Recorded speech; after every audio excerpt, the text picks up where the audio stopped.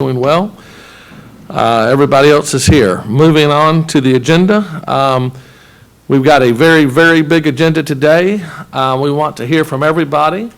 I'll give everyone a chance to speak. If you could keep your time to 3 minutes or less, please. And if other people have said what you've already said, you don't have to speak. And I tell you, on a few of these, we have heard quite a few comments already. Moving along, first item on the agenda is SD 2049. This is a public hearing to consider the request of George and Marie Jean Havranick for Havranick Place, a two-lot minor subdivision. Thank you, Chairman. We have heard this minor subdivision numerous times, so there's actually the first two items on the agenda I'm going to kind of go through pretty quick in the presentation because we've presented these before and has a relatively simple answer. And Carla, if you can kind of flip to the next page real quick, we're going to move through these slides. Get me to the site plan. This is a two-lot minor. This has come to us before and been on the agenda, and fire protection was the lingering issue. There has been an agreement to install a fire hydrant. The two lingering things were fire protection and sidewalks. There is an easement provided for a sidewalk should the city need that in the future, and the hydrant is going to be installed. So Carla, if you can just jump right to the conditions. Staff does recommend approval of SD 20.49 with 4 conditions: retention of the 15-foot sidewalk easement, a fire hydrant installed within 450 feet of each lot, and the applicant shall have 90 days to install that fire hydrant, and plat will not be signed by staff until the fire hydrant is installed to the satisfaction of the water superintendent.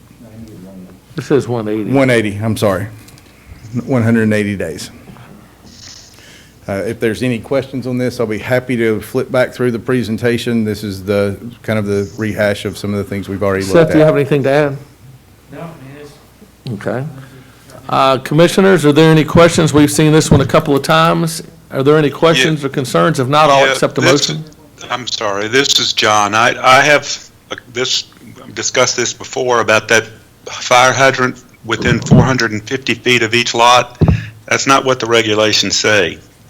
It's there has to be a distance of 450, no greater a distance of 450 feet between fire hydrants, and if you interpret that, that's within 225 feet of a lot. If you can interpret it. I think, with the size of these lots and where that first fire hydrant, the existing fire hydrant is, that should not be a problem, but if you move it out 450 feet from that, that'll put it within that 225 feet of lot 2. And what we've done, John, thank you for your comments. I appreciate that. We've met with Eric Cortinas about this a lot, and there are more triggers when building permit is required. The 450 feet is something we have discussed and have talked with the applicants and vetted through what is our authority having jurisdiction for fire, which is the building official. We do not have a fire department, so I think that solution is satisfactory to that authority. Okay. And John, if that is the case, that our ordinance says that, we might want to look at it, because I know that normally, like with the ISO, it's 600 feet or less for fire hydrants not lose your insurance service office's ratings. Mm-hmm. And I don't know of any code that requires a fire hydrant within 200 feet. Well, I'm just, that's if you interpret that 450 feet between fire hydrants, and I'm not really sure you can make that interpretation. I'm just, right. The regulations say every fire hydrant needs to be within 450 feet of the other one. And there is that 600 feet if you have a large distance, from street to street, that's in there, but the code says 450 feet. The city council can make changes to the code. Right. That's a good point. All right. Any other questions or concerns? If not, I'll entertain a motion. So moved. Did we not have the public hearing on this one last month? Oh, No. excuse me. I take that back. I'll go ahead at this time. I've asked if Seth wanted to add anything. He did not. At this time, I'll open the public hearing. This is for Havranic Place, a two-lot minor subdivision on the corner of County Road 13 and County Road 24. Does anybody wish to speak to this item? If not, I'll close the public hearing at this time, turn the meeting over to the commissioners. Commissioners, any more questions or concerns? If not, I'll entertain a motion. So moved. I have a motion to approve, subject to the staff recommendations. Do I have a second? Second. Was that John? Yes, it All right, was. second by John. Emily, any further discussion? All in favor say aye. Aye. Aye. Any opposed say nay. All right, the motion passes unanimously. I will not do roll call votes unless I have a dissenting vote. If I have a dissenting vote, then we'll do a roll call. Next item on the agenda, very similar, Walker Place. This is another two-lot minor subdivision. Carla, do you have that one ready to go? This is a very similar, it had the same lingering issues. Waiver for the sidewalk is warranted in our opinion. This is a distance from any of our existing sidewalks. The applicant is providing a 15-foot sidewalk easement and is installing a fire hydrant within 450 feet of each lot. So the conditions are exactly the same on this case as they were. Carla, which one do we have pulled up right now? Do we have Walker? I think we're still on right. There we go. So she's going to share that screen just so we can confirm that case, and if we have any questions, just flip to the site plan so we can refresh commissioners. This is on Morphe. There are two existing houses that had a rezoning that came before this, so this subdivision follows up that rezoning by making those conforming lots instead of having two houses on each lot. And they are now installing a hydrant, and an easement is all that's needed for the sidewalk. So same conditions of approval. Carla, if you can go ahead and flip to that last page with the conditions of approval, we can have that up for reference. Thank you. So exactly same language. I can read that again if you would like for me to, but in the sake of expediting, I will defer to the commissioners. That's all right. Seth, do you have anything to add on this one? No, sir. All right. In that case, I'll go ahead and I'll open the public hearing at this time. Does anybody wish to speak to Walker Place? This is a two-lot minor subdivision on 7.9 acres on the south side of Morphe Avenue between Bishop Road and County Road 13. Anybody wish to speak to this? If not, I'll go ahead and close the public hearing at this time, and I'll turn the meeting over to the commissioners. Commissioners, do you have anything to say at this time? Make a motion, we approve as presented. I've got a motion to approve as presented. Do I have a second? I'd like to amend that, subject to staff recommendations. Excuse me, yes. Yes. Subject to I'm staff sorry. recommendations. Do I have a second? Second. All right, that's second with John. Any further discussion? Well, the first further discussion, I'd say I kind of question whether we should do the sidewalk waiver or require the sidewalk. I know the Single Tax Corporation has built sidewalks to County Road 13 and then to Troy or Booth, so this section needs to be connected, but I think with the 15-foot, eventually maybe that could all be done together. The difficulty in this area was this is a prescriptive right-of-way, so the Single Tax Corporation could not get the rights-of-way. That's why it's so important that we asked for the rights-of-way in a lot of these properties. Some of the properties there did not want sidewalks because they felt like it would bring riffraff into their neighborhood. So hopefully at some point in the future, we can continue and get more of these right-of-ways and punch that sidewalk all the way from County Road 13 to Morphe Avenue. Any other further discussion? If not, all in favor say aye. Aye. Aye. Aye. Any opposed, say nay. All right, motion passes unanimously. Next item on the agenda, public hearing to consider the request of 68V Pay Dirt LLC for preliminary plat approval for Laurel Brook subdivision, a 100-lot subdivision on 59.72 acres that's located on the east side of Highway 181, a half mile north of County Road 24. Who will be presenting that for the city, Hunter? Okay, that is me. Good afternoon, everyone. This is Laurelbrook subdivision.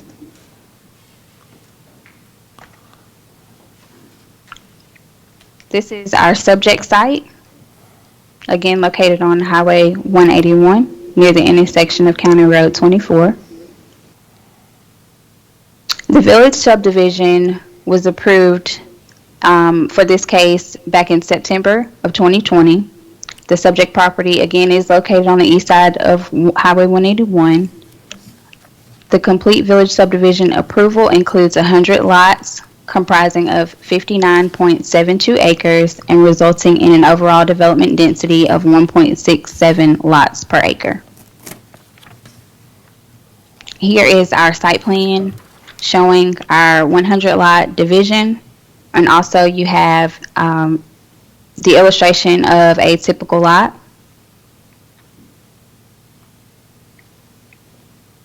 This is our overall water and sewer plan with a lift station indicated here near the bottom of the proposed pond.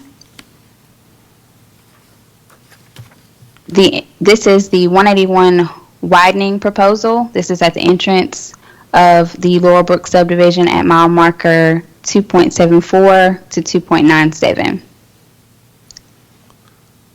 So, Samara, when you say that, is this drawing that we see in the back, is that drawing done after the widening of 181? This is just indicating their turn lane to the development. I'm sorry, I can barely hear you. Oh, okay. I was asking about, I'll ask my question later. Okay. Go ahead, excuse me. Here is our landscape plan. On the left is indicated the approved village subdivision overall landscape plan, and then you'll see on the right the landscape plan has been revised to minimize the size of the pond, and also the island has been removed. Staff recommendations. The staff recommends approval of SD 20.52. The recommendation of approval includes the following assumptions and conditions. These assumptions are directly derived from the village subdivision. I won't go through all of them in detail. There are 10 items. Again, all of these were conditions of approval, and they have been met by the applicant. And those that have not been met will be a condition of approval. Was the lake taken into account on the green space, and if so, does it still meet the green space requirements? The green space requirements have been met.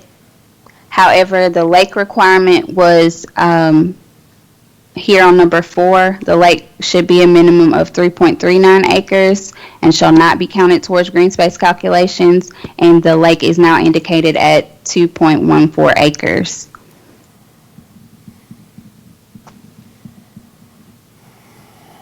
Okay.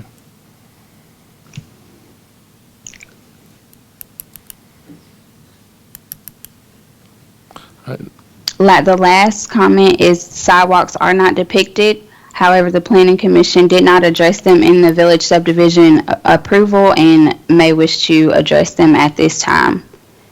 So again, the conditions are as follows. Per the Water and Sewer Department, the property in which the lift station is located shall be conveyed as a lot of record to the city. The lot shall be a minimum of 20 by 30, and the 20-foot wide road extending to the lift station to the road shall be provided. Number 2, the village subdivision approval depicts a water feature of 3.39 acres. However, the preliminary plat proposes a pond of 2.14 acres. Further, the revised tree preservation and removal plan drawing TP100 that was submitted in 2020 removes 3 heritage trees in the island, which were preserved on the drawing that was originally submitted. This deviation from the original approval from the village subdivision staff does not support the deviation from the original village subdivision, and this condition of approval is in place to allow the planning commission to rule on this department from the original village subdivision. And lastly, planning commission did not address sidewalks at the time of the village subdivision approval, and the planning commission may wish to require sidewalks within the pedestrian easement along the margin of the common area adjacent to Highway 181 right-of-way. And that is all that I have. I do see that there are, our engineer of record is Dewberry, and they are on the call, and I'm free to answer any questions as well. Thank you, Samara. Are there any questions for staff at this time? All right, if not, I'll go ahead, and if somebody from Dewberry would like to make a presentation at this time, this is your chance. Hey, this is Justin Britt with Dewberry. I'm here to answer any questions if you got any. All right, there are a couple. The staff recommendation is to approve, subject to the lift station being put on, land deeded to the city, which I'm sure y'all wouldn't have any problem. But also, they're requesting the lake be kept to the 3.39 acres with the island in it, and that sidewalks be included. Do you have any comments on that? The reason for the lake, at the beginning when it was first shown in the village subdivision, that was a schematic drawn by the landscape architect. When we got into more of the design and with grading it in, the landscape architect didn't show a proper setback off that large 75-inch tree. Excuse me. So we offset way off of it to try to not disturb the root system, because that's a central piece of that lake down there. They're building a tree house and everything real nice. With the island as he showed it, it was actually a 3.1 acre lake. So we bumped it down without cutting into that large hill and disturbing more trees. We're kind of keeping the natural topography and just using the natural grades there to dam up the channel as it is, more or less, to create the lake. Now we have a normal water surface of 2.14 acres, but in any storm event, it can get up to 4 acres as a lake.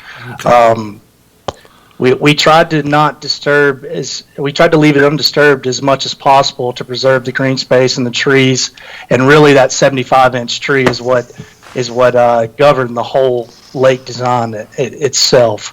So that's the reasoning behind that. It was more of a preliminary versus a engineered plan. Sure, that sounds fair enough. It's a little unclear from this before and after. So you're saying that there's a 75-inch diameter tree that y'all are cutting down? No, not cutting down. Not cutting. We're saving it. Okay, so the revised, instead of an island, those are preserved on the shore?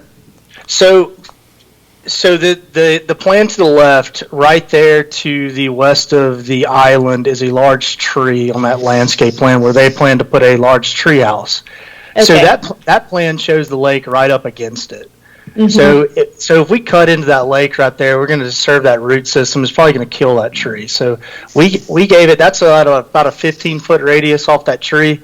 We came over here and put about a 50, 60-foot radius off the tree before we started cutting down for the lake.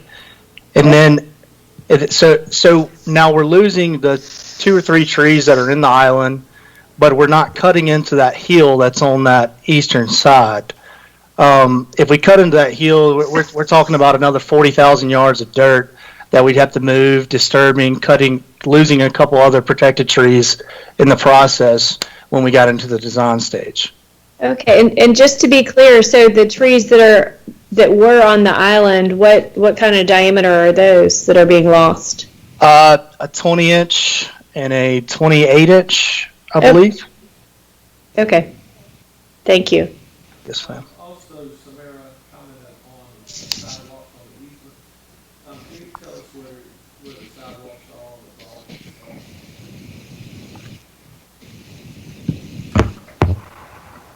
Lee, if that's you talking, we can't hear. Yeah, I can't hear.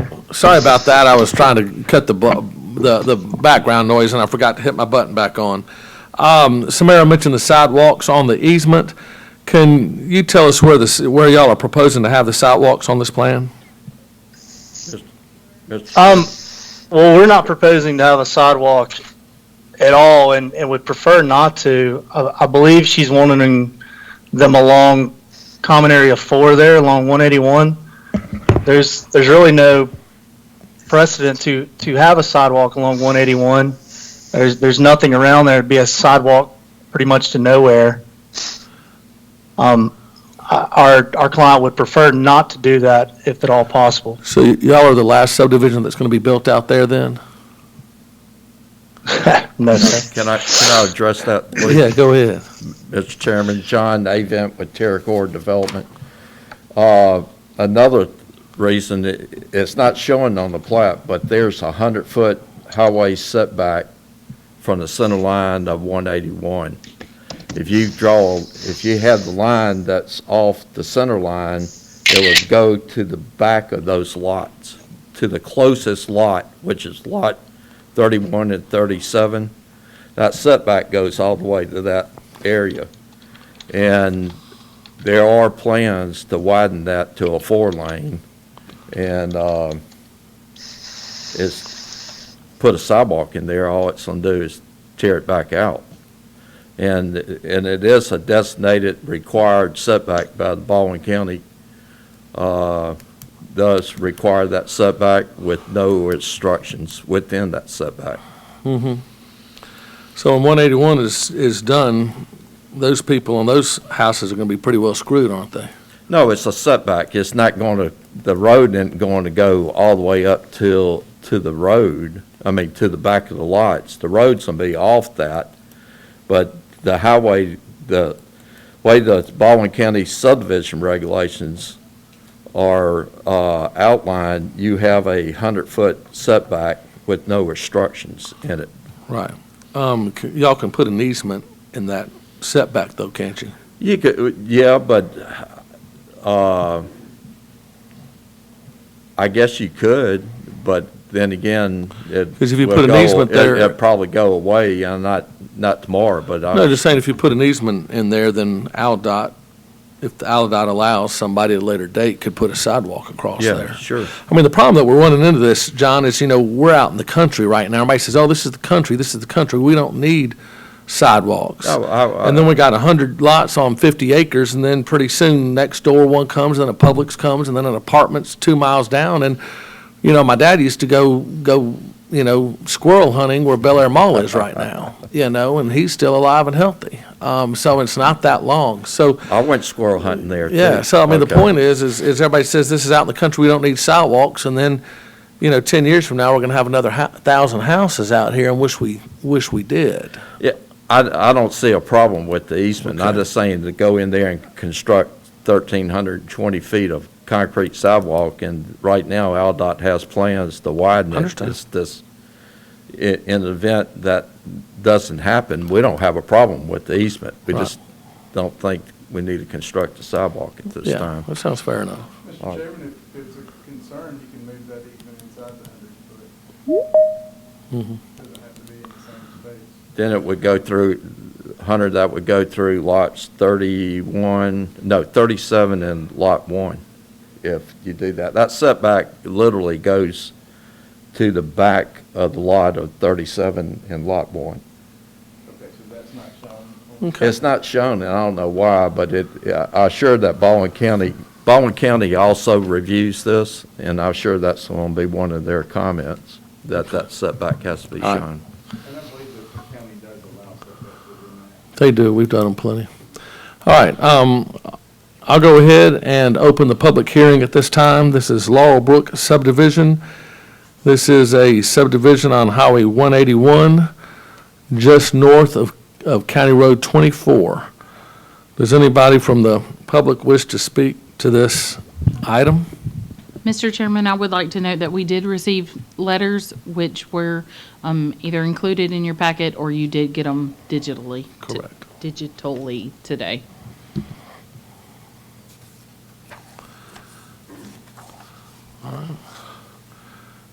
If If you wish to speak to this item, now is your chance. This is the Laurel Brook subdivision on Highway 181, just north of County Road 24.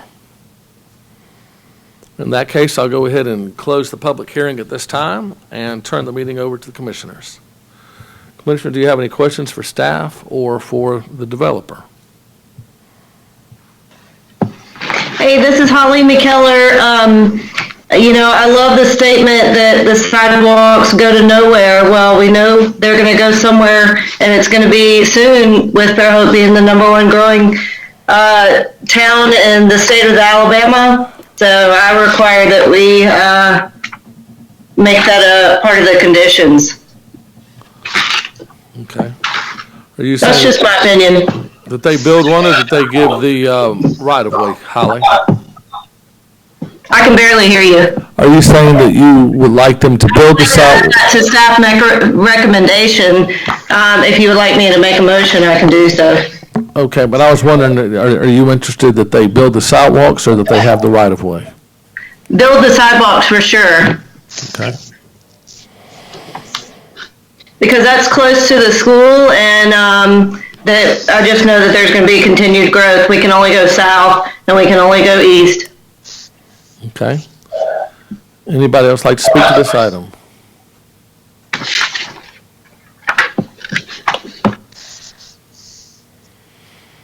All right, if there are no other questions for staff or for the developer, and no other comments, then I'll accept a motion.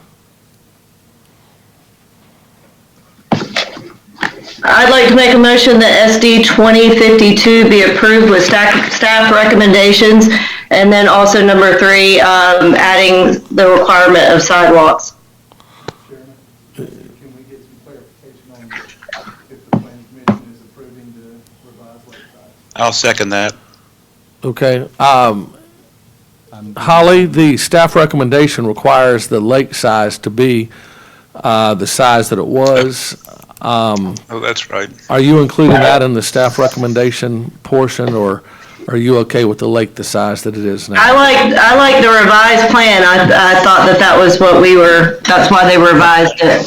Okay, so Yeah. staff recommendations, with the staff recommendations then, with the exception of the lake size and including the sidewalk on 181, do you second that, John?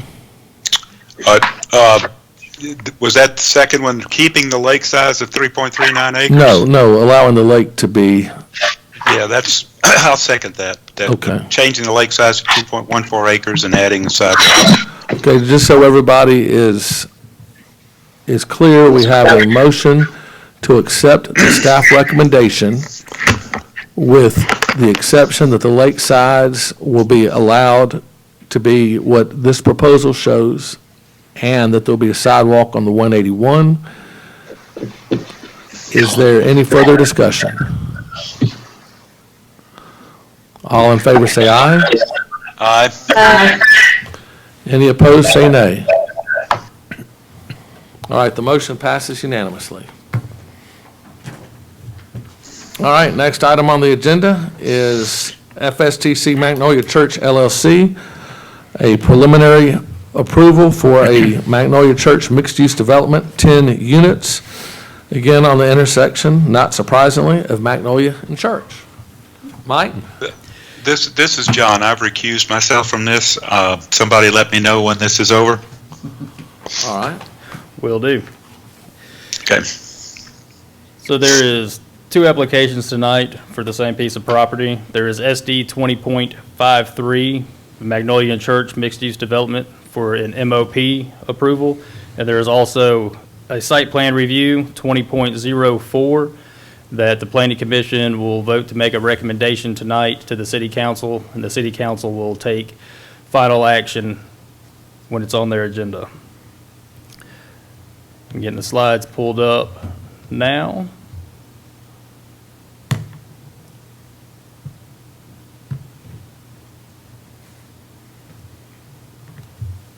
All right. Give me 1 second.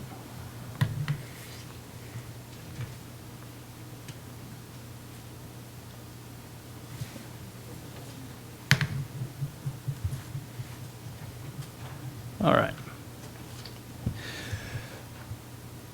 So as we see, this owner and applicant is Vance McCowan on behalf of Magnolia Church LLC. Larry Smith with SE Civil is the engineer of record for the proposed project. So it's a multiple occupancy and a site plan review. The proposal tonight is for a mixed-use development that contains a total of 10 units. 7 is residential units. 3 of them are commercial units located on the northeast corner of the intersection of Magnolia and Church Street. Total square footage is 32,447 square feet. The total residential is just over 19,000, which gives you a total of about 87%, which does not include any of the garage, balcony, or stairway square footage. The commercial area being proposed is almost 2,900 square feet, giving you a roughly 13%, again, not including the garage, balcony, and stairway. Mike, are we supposed to be seeing something on the screen? Yes, ma'am, you should. I can just see all the other people. All right, give me 1 second. Yeah, the slides are not synchronized with Teams. Bear with me just 1 second, I'll get this pulled up. Thank you. You're welcome. Thank you for letting me know.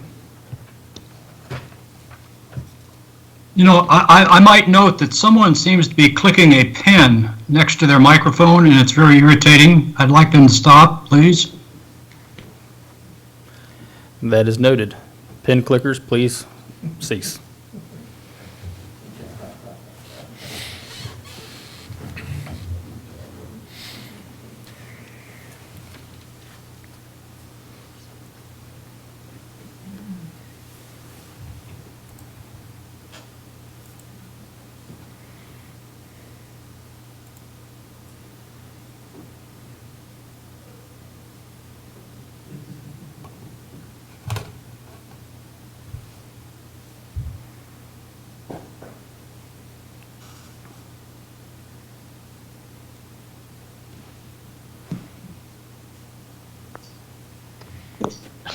Now that's all I can hear is the pen. All right, can everybody see the screen at this point in time? I don't hear any no's, so I'll take that for a yes. Real quick on the screen, the area is zoned B2 and is also located in the central business district overlay. On the right is the aerial of the property, again noted on the northeast corner of Magnolia and Church.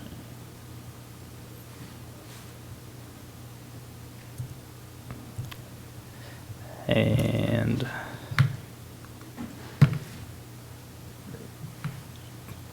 trying to get to the next slide, 1 second.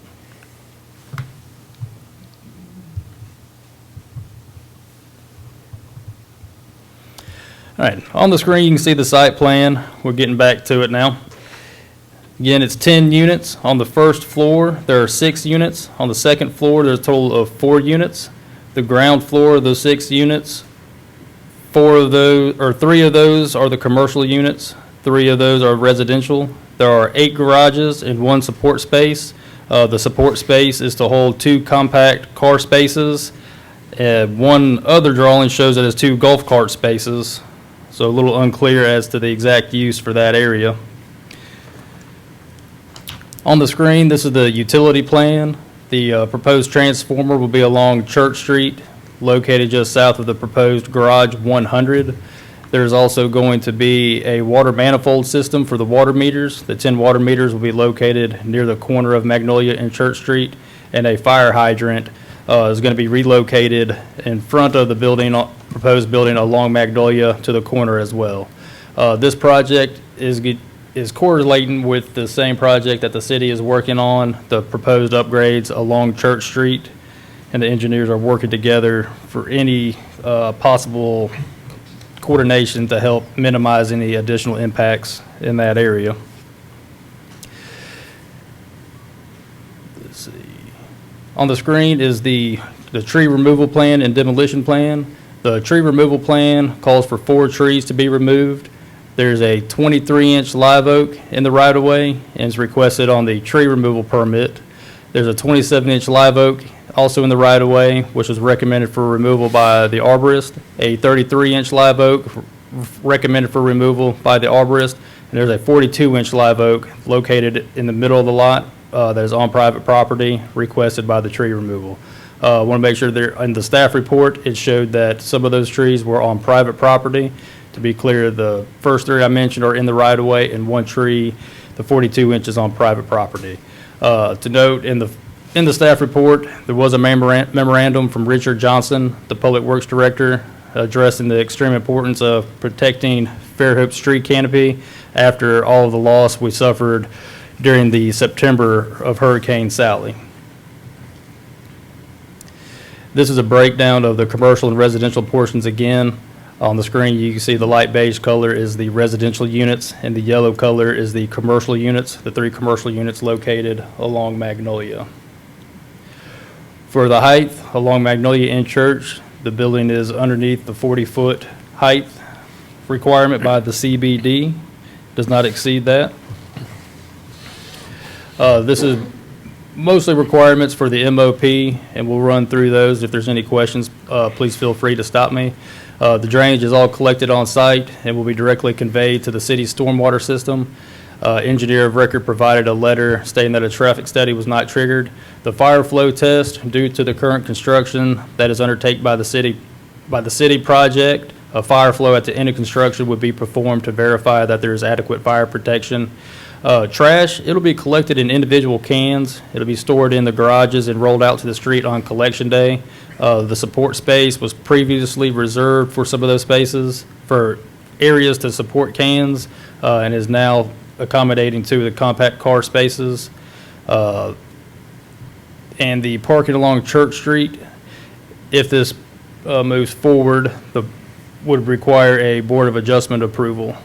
The previous approval the applicant had gotten from the Board of Adjustment in November of 2018 has expired and was a slightly different plan than what is being proposed today. On the parking, we have an image of a car possibly entering and exiting the driveway. It leaves a blind spot of getting in and out of the garage, backing in directly onto the sidewalk in the CBD area.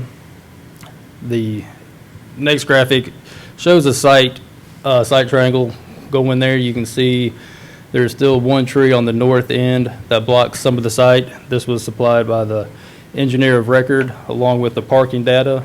As I said, there are 7 residential units, and in the central business district that requires 7 parking spaces.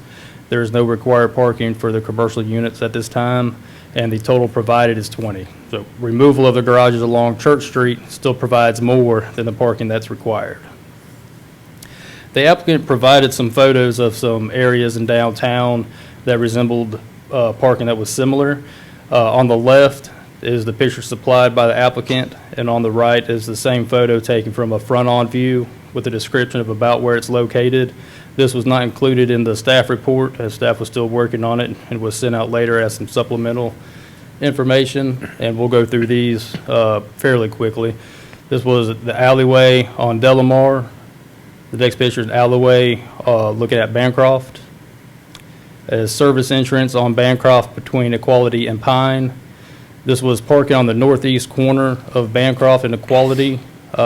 Drove by several times. The garage door remained closed. Not sure what the use is inside of that garage door. This was an open parking space at the southeast corner of Bancroft and Equality. This was actually a pull-through alley with a one-way directional arrows and angled parking on Equality. Note that the one car is parked illegally, not in an actual parking space. This image here was the entrance to a parking garage at Bancroft and Pine. This was another alleyway to actually rear parking for the building located on Fairhope Avenue. And this was an entrance off of Section Street close to where we are now, and it actually was an alleyway to get back to some other parking that is behind the rear building line at the rear of the lot into individual garages.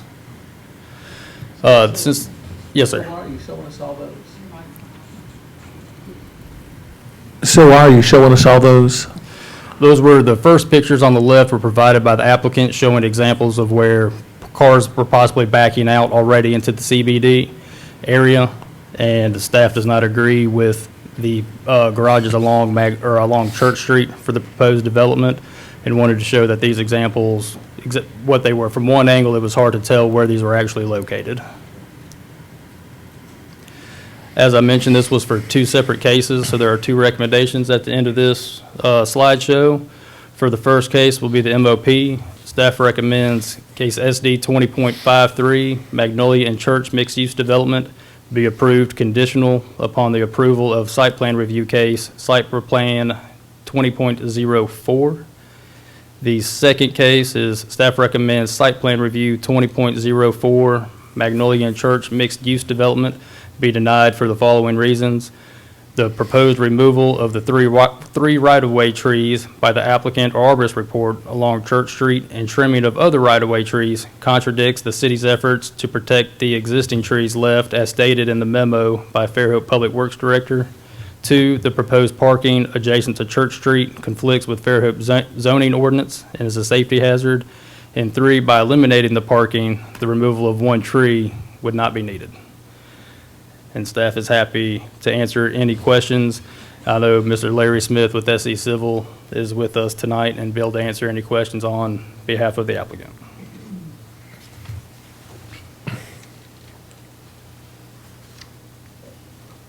Can you explain your recommendation one more time for? Yes, sir. For So which basically case? On the first item, which is, so basically, for the first item, which is SD 2053, which is the preliminary approval, you're saying that be approved conditional on the approval of the site plan review.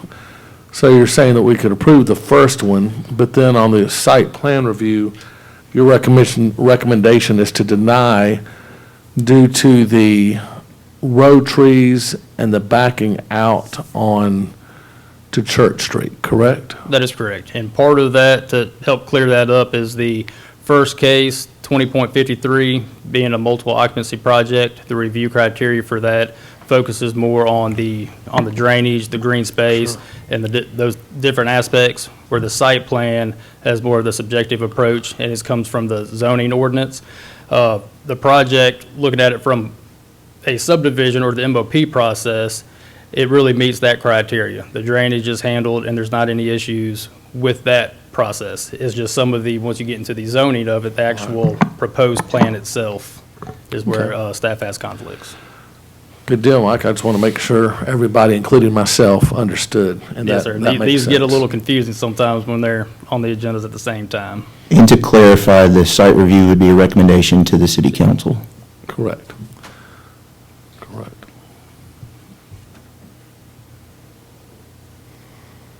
All right. Thank you very much, Mike. Would anybody, would the developer wish to speak to this item at this time?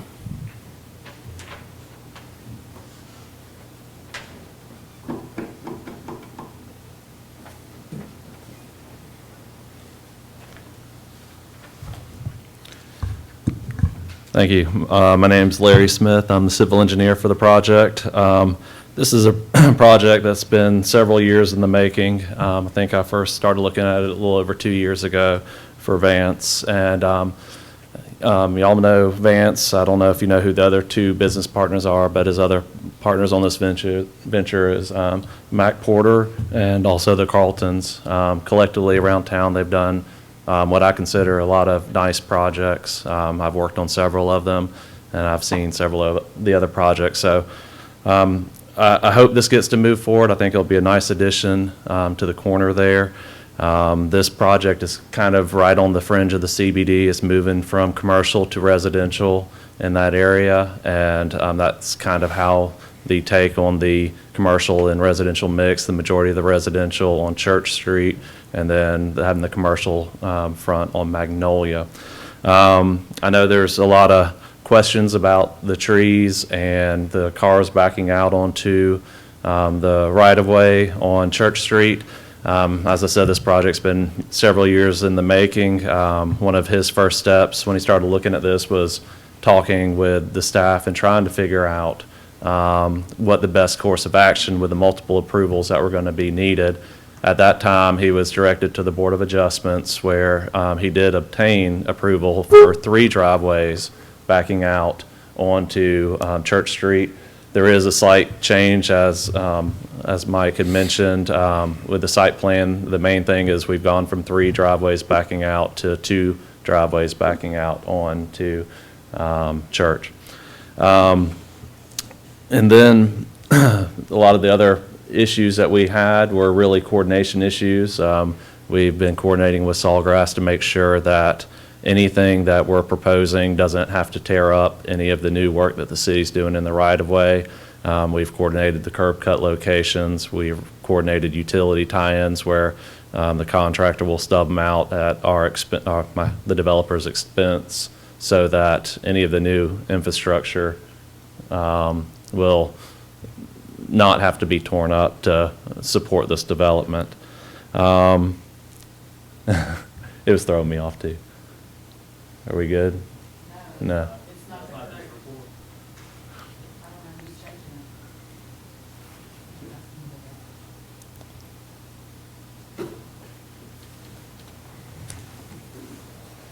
Go ahead.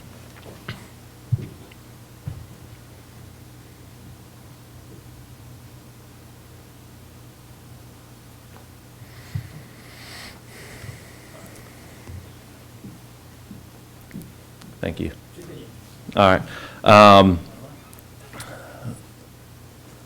The utility locations, we've coordinated those with Jason and also with Sawgrass, who's doing the design work. There was a question about the utility space that we had in the parking area. When the transformer moved out of that area, it gave us some additional room, and that's where the golf cart parking came from. There'll still be room for that and some additional support needed for any other services in that area. Other than that, I'm here for any questions that you may have. I guess on the trees, I did want to point out that, is our understanding that the initial conversations, and Vance can probably explain a lot more on his conversations with the arborist and the city's horticulturist. Some of those initial recommendations came from the city as far as removing which trees to remove and which trees to save. With the one driveway, that entire canopy was leaning onto the site. There wasn't anything actually over the street, so if we were to prune that particular tree, there wouldn't be anything left, and that's where that one came from. And then the final issue is trying to get the sidewalks into ADA compliance along that street. If you notice with the city's work that was going on along Church Street, they opted not to install sidewalks on that side of the street. The problem is the root mounds that are there would be an issue for ADA. We have it worked out, but it would require the removal of that last northern tree to get down to the existing sidewalk that's just north of us. It will also require some handrails, and we would also propose pervious concrete along that stretch for the trees that are to remain, so that we don't put any more impervious surface on top of those root zones. Are there sidewalks to the north? There is the one development to the north. There's some townhomes there. There's a stretch of sidewalks there, and then there's nothing all the way up to this facility after that. Are there any questions for the developer while he's here?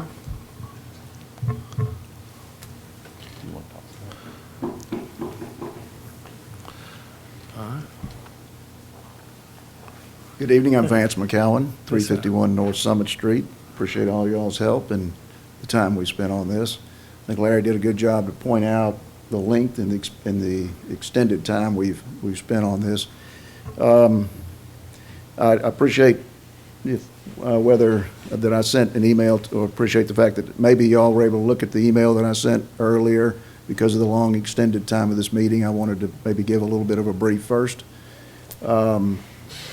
Don't know if there's any questions to what I said earlier to each one individually.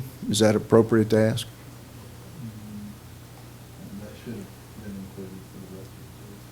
Well, I understand there is no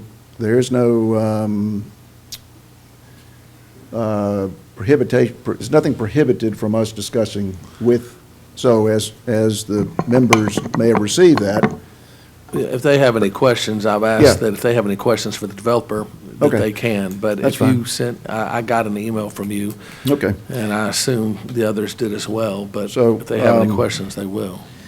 I guess if I may, if I could address this to the staff, have we met all the guidelines of the CBD, mixed-use development, setback, building heights, parking, and commercial occupancy?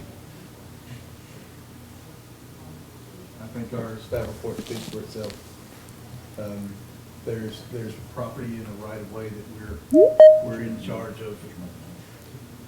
Sorry, I'll repeat that. I think our staff report speaks for itself. The properties within the right-of-way are something we're concerned with and meeting those, and I think that. Well, that's not, I'm that's sorry, clear. but, yeah, my question is, have we met the ordinances for? The answer to that would be no. I understand. Cutting trees in the row does not meet the ordinance. I thought they said that was zoning, not planning. Anyway, if we had been, can you give us some reason why we didn't have to have a traffic study? If we'd been on Section Street, would we have had a traffic study? I don't know. I mean, what do you want us to do, a traffic study? We can have one if you like. Your engineer represented that a traffic study wasn't necessary. Okay, I'll just If ask you you. want one, you can do one, but it wasn't indicated according to your engineer. Okay.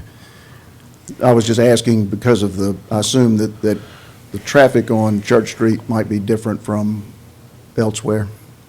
Did the commission see the tree removal permit that I received from Paul Merchant? Yes, 2017. Right. It was for a permit for private property. I believe that was in the package. Okay. And I just wanted to explain that upon meeting him, there was discussions, and he is if you read the ordinance, he is the person that we're supposed to go to for tree removal. And it was his advice and suggestion, because the trees are leaning over the property line, that they be removed rather than trimmed. Vince, what do you like about Fairhope? I mean, why do you come to Fairhope? Why do you like Fairhope? What makes Fairhope different? Because geographically, there's no east-west traffic.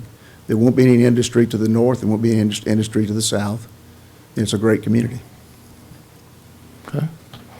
One of the things I like about it is that it has trees in the downtown area, and Fairhope was dying, and the downtown was dying, and when Howard Wolf came to the Rotary Club and asked for $1,000 to plant trees in downtown to meet a plan that Buddy Richmond drew up, and we started planting trees downtown, Fairhope started turning for the best, and we've taken trees and protecting trees seriously, especially trees that are on the public right-of-way. And I personally can't imagine anybody ever suggesting that trees of that size could be cut off the public right-of-way personally. And if they are, there's going to be a big backlash. But, this is a little bit out of, you're asking questions based upon the city recommendation without any Well, the reason- knowing of what we're going to do right now. Almost sounds like you're lawyering up. Well, that's because. But I told you when you sent me the email, what I don't like about your plan is cutting 3 very large live oaks on the right-of-way. I don't like that. And I also don't like about your plan 2 cars backing out onto Magnolia with the garage right here across the sidewalk. Now, I could probably give up on the sidewalk on that part of Church Street, because I don't think sidewalks are necessarily needed right there on Church Street, since they don't connect all the way to the city hall anyway. But backing out in that narrow of an area, I don't know why the Board of Adjustments allowed that. That doesn't look to me like it really makes a lot of sense, and is very safe right there on a curve, that if somebody's, twirling on Magnolia Avenue and makes a right on Church Street, and somebody's backing out with their tail, and they're at the point they still can barely even see because the building's right up to the right-of-way. That doesn't seem safe. A lot of those items that you showed, people pull into a parking garage and pull out going forward, which to me is a different aspect versus backing right out across a right-of-way, having to cut city trees down because that's the way the thing was drawn. But I think one of the things that makes Fairhope special is the canopy, is the trees. If you just saw, look at all the ruckus because the city cut a few trees down in downtown Fairhope and was going to plant smaller trees back rather than large trees. And people were raising heck on that. And people care about the trees in Fairhope. And it's just hard to, see that somebody couldn't put together a plan to preserve those. I mean, you don't necessarily have to always use every single square foot of every single lot necessarily. But that's what I personally don't like, and I responded when you sent me the email. I responded very honestly and straightforward what I didn't like about the plan. Thank you, appreciate that. But other than that, it looks great. It seems to me like some tweaks could be done so that people don't have to back out on that road. That seems dangerous. Somebody gets T-boned right there. If I could, I've been in that location for 4 years. Yeah, my great-grandparents lived there. I used to Right. visit my great-uncle there for years and years. So And it's that, at the end of the road is the sewer treatment plant, and there's not going to be a difference in traffic on that road. I'm not talking about the difference in traffic. My concern is somebody making a right off of Magnolia onto Church when somebody's backing out and getting T-boned. I wouldn't, is there zoning ordinance that doesn't allow us to back into the street? Parking is required in the rear of the building. Yeah, there's a zoning ordinance that you can't even have parking there. That's, This would have to go to the Board of Adjustments even if it made it through the planning commission. well, and I appreciate that, Hunter. We went to Board of Adjustment with the directive of your staff, so that's why I went there first. That's why I went to the tree removal process first. On Fairhope Avenue, all the parking where you back directly into the street is, to me, far more of a hazard than somebody 22 feet. We have 20, this is an unusual right-of-way, I think y'all recognize that. There's 22 feet from the property line to the curb, not 8. Central Business District is 8 feet. If there's 22 feet for somebody to see and back to where they back out. If you're on Fairhope Avenue and you park along Fairhope Avenue in the diagonal parking, you have 0 distance to back out. One of our partners just ran into Rita Scott because her car was coming down Fairhope Avenue and he backed out. There's a large difference between the two, which is the reason I went through that process with them first.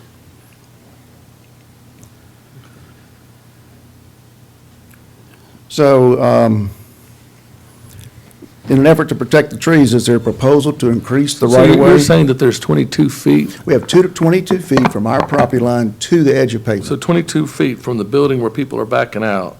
to the edge of pavement. Okay. Whereas anywhere else in the Central Business District is 8 feet. Okay. Your entire car could be out visual to the street before you hit the driveway apron. Okay. Huge difference. So in an effort to protect the trees, and I don't disagree, I want the tree on the northern part, I don't see any reason, the reason that tree was recommended to come out because of the sidewalk. So if you're proposing that we don't have a sidewalk, those trees can stay. The one tree that's the smallest of the trees that leans over the property line is the one that Paul Merchant, from my very first meeting with him, that tree is over the property line. He suggested that one tree come out.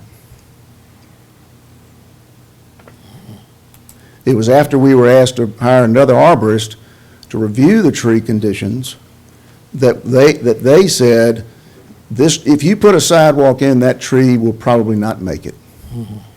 It wasn't my recommendation to take those 2 trees out. All of the trees on Magnolia, we have intentionally moved the foundations 25 feet back. We'll air drill for the root systems, and we'll put in a raised system, floor system, to where the air and water can go underneath that. And we've moved the building back 5 feet for those 2 trees on Magnolia, the most important trees. We have not neglected the importance of those trees. So you mentioned the trees and the pushback for what was happened on Fairhope Avenue. If Richard were here, I'd ask him, was there a reason that the mature trees on Section Street were replaced?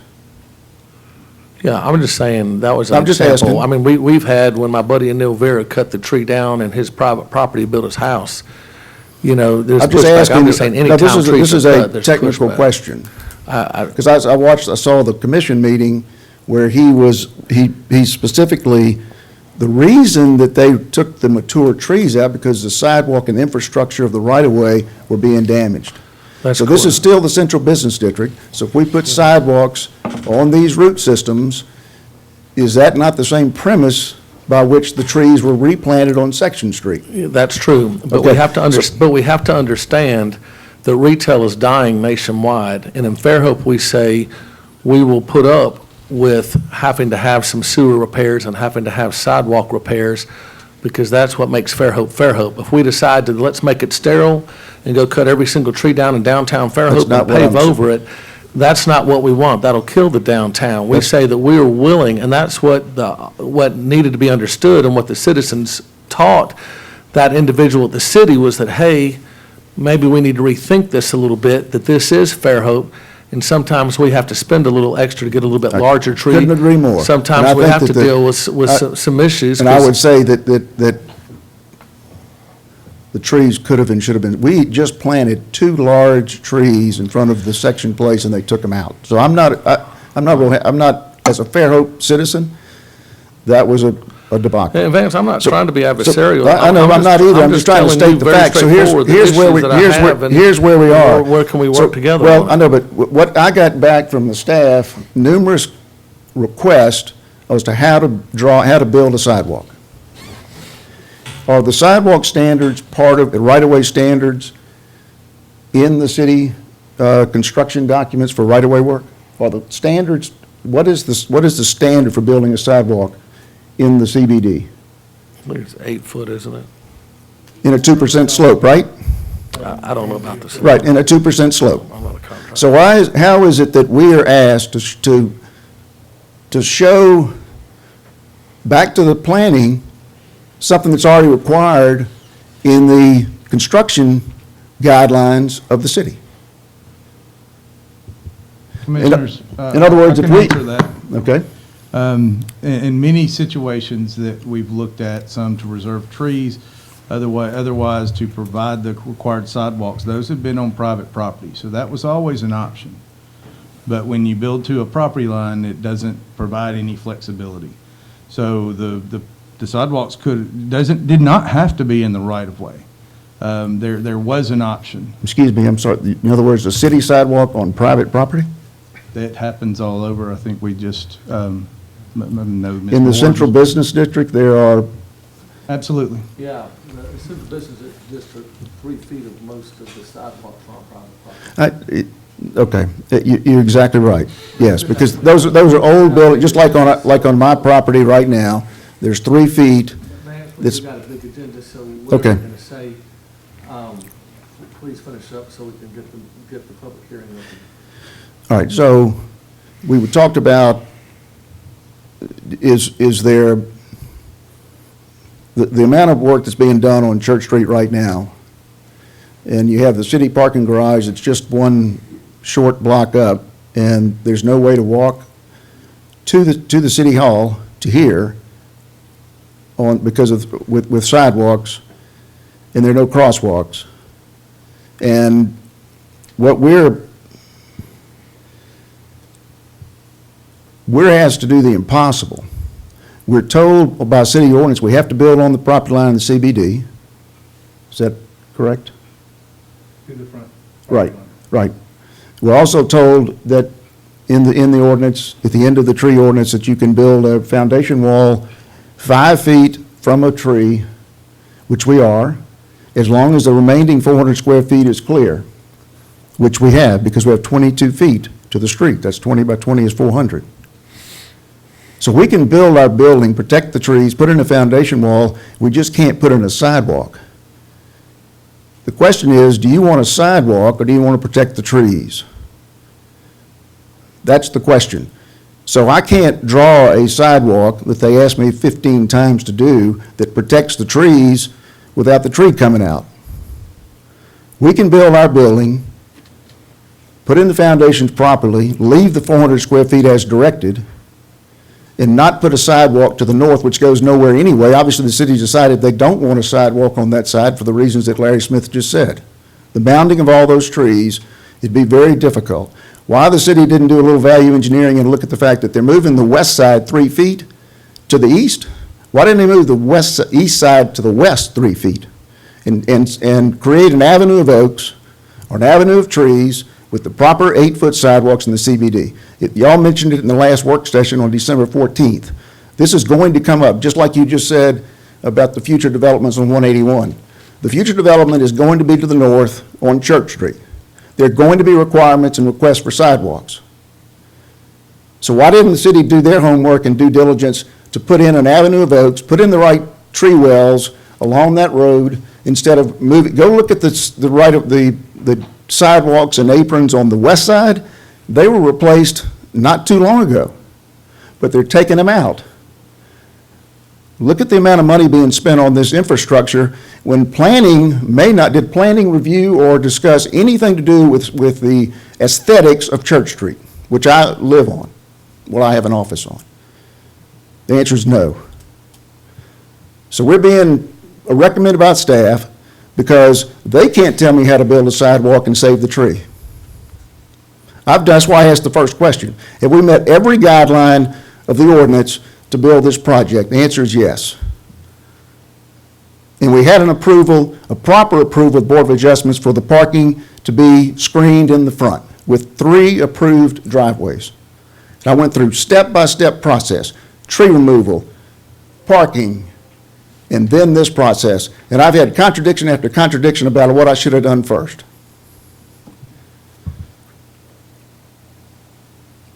Other than that, I do enjoy living in Fairhope. Thank you. I'll go ahead and, go ahead, Larry. And I'll be really quick. If this proceeds with a motion, if the Planning Commission so desires, I would appreciate a consideration on the sidewalks. If I know it eventually would have to probably go to the Board of Adjustments because it falls within the zoning ordinance, but if y'all stated your preference on there, because I believe we can save these trees if we do away with the sidewalk, but the city council has the ability to reduce it to 6 feet, I believe. So I'm assuming Board of Adjustments would be the appropriate place to go to no sidewalks on Church Street. And so if y'all could consider that in your motion, I'd also ask that y'all look at each case on their own merits and vote for each of those versus lumping them both together. Okay. One more. There is an alternative. The city could purchase enough property to save the trees if they'd like. Yeah, there are a lot of alternatives. There are also alternatives. You could put the sidewalk on private property, make the building smaller. And I'm not trying to get, I feel like come in very, very negative, and I like to come up with a plan and make everybody happy and work this out. I think Vance has come up with it. Right. All right, I'll go ahead and open the public hearing at this time. Would anybody from the public wish to speak to this item?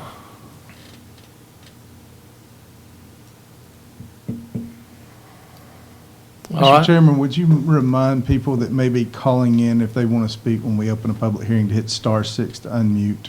Yeah, if you do hit *6 to unmute, if you would like to speak in the public hearing. I'm sorry, I just want, for the record, you can't follow the ordinance and build on the property line and put a sidewalk at the same location. Excuse me, just for proper. Anybody in the public wish to speak to this item? This is a mixed use at the intersection of Church Street and Magnolia Avenue.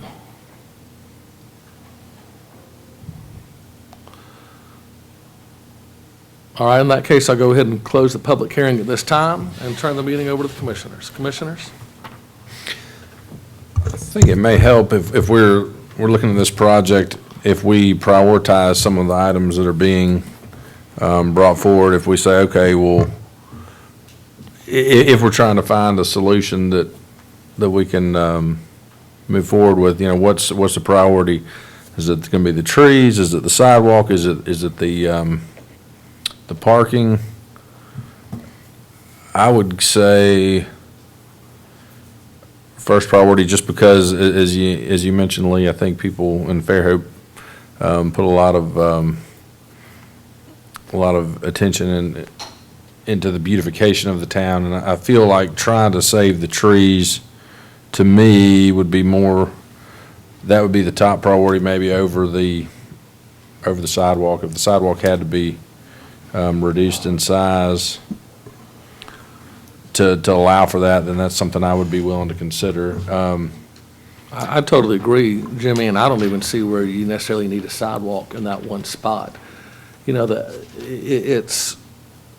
a sidewalk right next door to it, but then you don't have a sidewalk in front of the apartments, and then beyond that, you've got some real unusual elevations where the property drops straight down to Church Street, where it'd be extremely problematic to do sidewalks without retaining walls.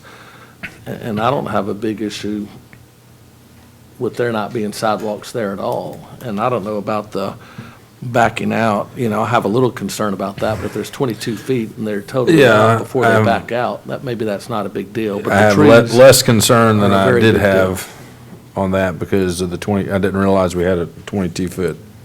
That was a big concern buffer. of mine prior, but with 22 feet, the Suburban is 22 feet long, so, your head would be out, so that may not be a real big issue. Other than the ordinance does call for the parking in the rear. And would there be any kind of a fix on that parking, Larry? Could it be moved anywhere reasonably? Lee, I appreciate that. I can't tell you how many hours and nights I've worked on this 15-foot grade differential from the front to the back. And for us to be able to have residential units where parking is available, that's why I wanted to ask, that's why I sent the Board of Adjustment recommendation from the staff, because of the hardship of the topography. We would be parking on the second floor level, which isn't practical in any respect. So I wish there was, if I had not been given this directive through the Board of Adjustments and where I am now, if you saw the drawings we've done, everything is a little piece of puzzle that fits that 15-foot grade differential in this property. It has been an incredible gymnastics move to make it work. And those two garages are critical to those two fronting on Church Street as residential properties, which the people across the street are going to want. They have garages that do the exact same thing. I met with them. I spoke to them for the Board of Adjustments. That's what they wanted. They said, much rather have that than a shrimp basket and a dumpster there. So that's the reason that the staff highly recommended, because of the hardship, 3 garages, and we only have 2 now. Okay. And the response was, I wanted to illustrate, we got 20-something parking spaces, and we're required to have now 7. If that's not a plus to our development, I don't know what is in Central Business District. And unfortunately, the staff said, well, that means you don't need those 2 on the first floor. That is probably not an appreciated statement, frankly. Well, the staff has to do what the ordinance says. It doesn't speak to anything to do with the design. Thanks, Vance. All right, Jimmy, I'm sorry I interrupted you. No. Go ahead. If anyone else has any questions, I'm sure I'll think of. Can you guys hear me? Yes, we can. Hey, this is Rebecca. I think I wanted to second the concern of the trees as a driving priority. I have to say, this is a good-looking project, and I do appreciate the architectural detail and the massing and the scale. There's lots of things I like about it, and I've tried to find a way to support it because I like so much about it, but the trees, that corner, in particular is, a cluster of these mature live oaks that sort of, you appreciate them all together. So I would also, be not lose sleep over losing a stretch of sidewalk in that area due to the mature trees. If I have to choose between them, I would choose the trees if there are other sidewalks available, and there are. That said, I do have one thing that I think we need to start considering, or just needs to be thought through for the CBD in general. We've got two projects right next to each other on this street that we're contemplating, and both of them are proposing, just single trash cans on the street, and maybe that's fine, but I think, so we're going to have 20 trash cans on a quarter of a block on Magnolia, possibly. So I'm not entirely clear on how exactly it would work, but it sounds a little problematic. And I realize the ordinance just requires dumpster screening. It doesn't say individual trash can screening, and so there's not that much direction on it. But that many individual trash cans is a little different than the other blocks of the CBD, where there might be, one store and one residence above it. It's going to be a lot of trash cans cluttering up that portion of street. And if we want to encourage an alternative, it looks like this project might have room to do something different, maybe not the other project. Thank you, Rebecca. Let me ask a question to our attorney, Chris, here. Can we make a motion to approve this, subject to no sidewalks, to save the trees? Let me read a direct excerpt from the zoning ordinance, which, as you know, an ordinance, the planning commission doesn't have the ability to waive or to depart from. The excerpt from CBD says, sidewalks shall be a minimum of 8 feet in width for all new construction. This may be reduced through the site plan approval process upon satisfactorily demonstrating to the city council that streetscape improvements constrain the site to the extent that 8 feet is not feasible. Then it follows up and says, in no case shall the sidewalk width be less than 6 feet in width. And so my recommendation would be, it would, as Mr. Smith pointed out, have to get Board of Adjustment approval. So you could certainly condition your approval subject to approval by the Board of Adjustment on that issue as a hardship in light of the topography, the trees, and the other issues that have been discussed. So we could do an approval subject to the Board of Adjustments allowing there not to be a sidewalk, and allowing would the Board of Adjustments need to allow the 2 units to back out on? Since the Board of Adjustment approval expired, and it's my understanding it occurred back in 2018, so since it expired, that would also have to be a approval of the Board of Adjustment, because it expressly seems to contradict with the zoning ordinance for the CBD.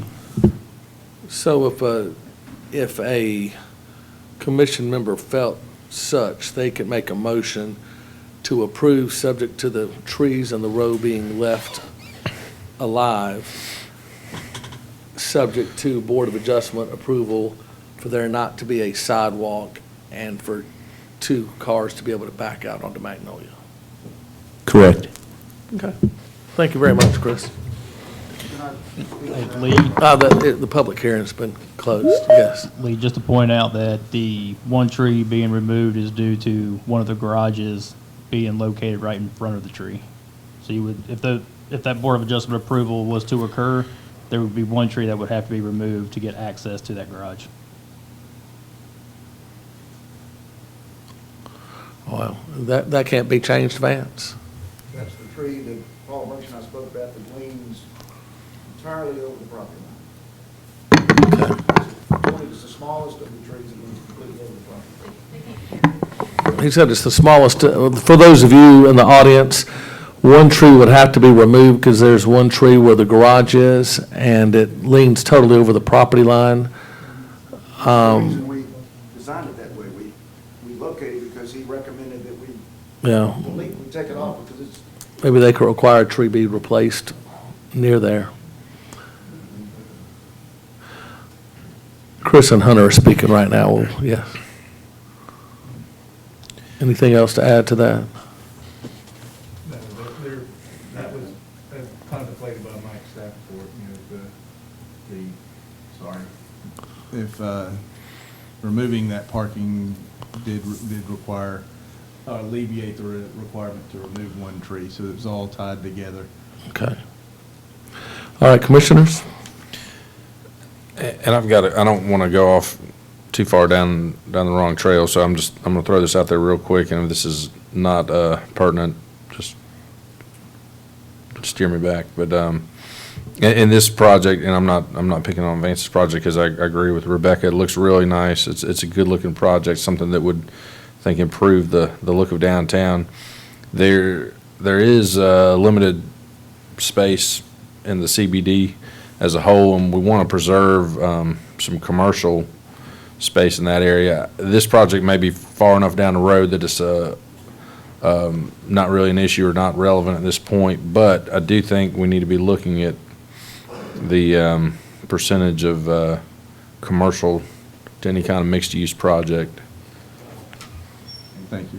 Councilman, we'll give you a little background information because this application was received well before our discussion on 50%. But I will also give Vance some credit when we had this discussion because there was only 2 commercial units, so we did share that concern, and he did convert one of those units on Magnolia to commercial to help with our goals of the CBD. He did, and it is a very nice looking, and he, is correct that some of the people across the street, that's just a very odd area of the CBD, that Church Street, because you've got one side that's basically residential in usage, even though it's not in zoning. Any other questions or concerns, commissioners? If not, I'll entertain a motion.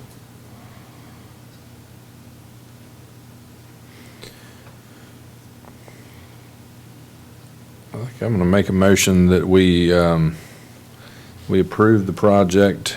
Well, let's do them individually since All right. we've got 2 items. The first will be on SD 2053, which the staff recommendation is to approve. Yep. I make a motion, we approve SD 2053. Wait, is that 2053 or, yeah, as recommended by staff. All right, I've got a motion to approve 2053 as recommended by the staff. Do I have a second? Just clarify that it's contingent on X, Y, and Z? Yes. Okay. I second. And was that Rebecca or Holly? Rebecca. Rebecca? Okay, I've got a motion by Jimmy and a second by Rebecca. Any further discussion? All in favor say aye. Aye. Aye. Any opposed say nay. All right, the motion passes unanimously. Next item we'll vote on is SR 20.04. Jimmy? Let me get back to that one. Hang on just a sec.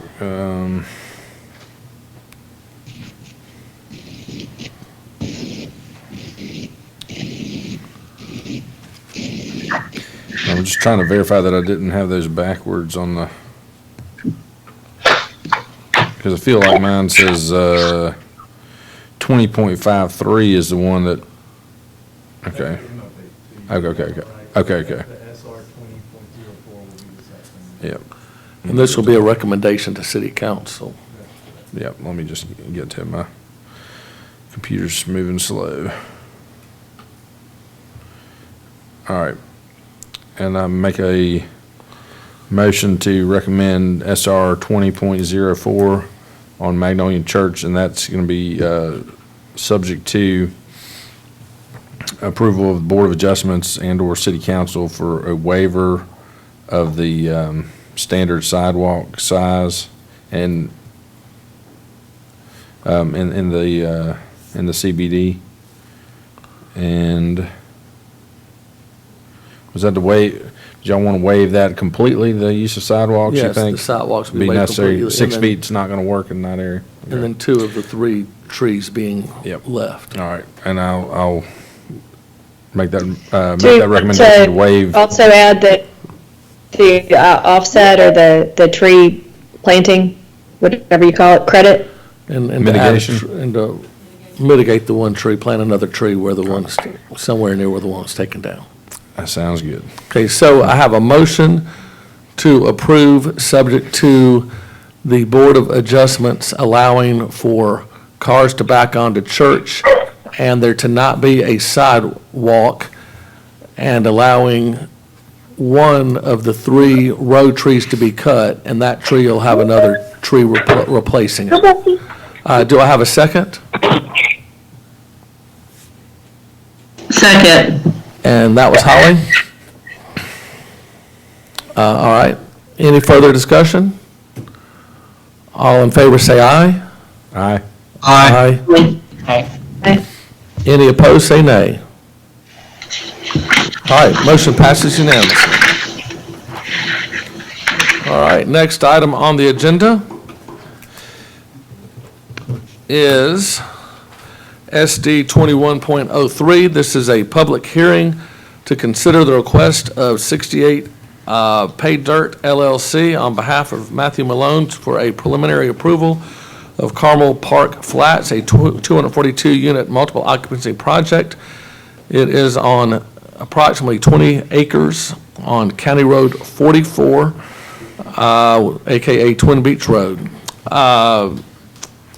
Chairman, can we make sure Mr. Warsham is back in? Oh, yes, yes. John, if you're listening, you can come back in. If not, if somebody has his number, can call him and give him a heads up while Mike is thumbing through the program. Ready to go? If it takes a few minutes to get John, we start talking Auburn basketball again, and We can do that. That's not a problem. might clear the crowd out, so.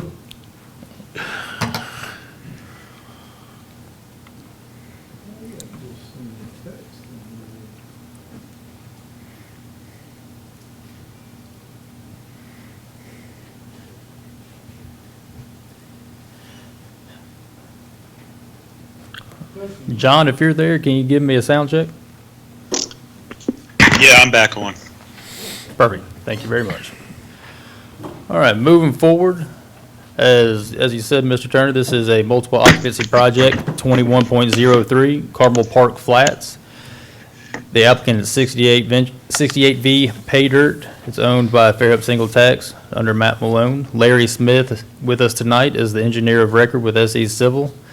The application is for a 242-unit multiple occupancy project containing approximately 20.24 acres and located on the southwest corner of the intersection of County Road 44 and Thompson Hall Road. The property is currently unzoned by Baldwin County, but lies within the planning jurisdiction of Fairhope, therefore is being reviewed as a multiple occupancy project under the City of Fairhope's subdivision regulations. This subdivision is for preliminary approval, and if approved, an application for final MOP must be submitted to close out the project and record any necessary documents.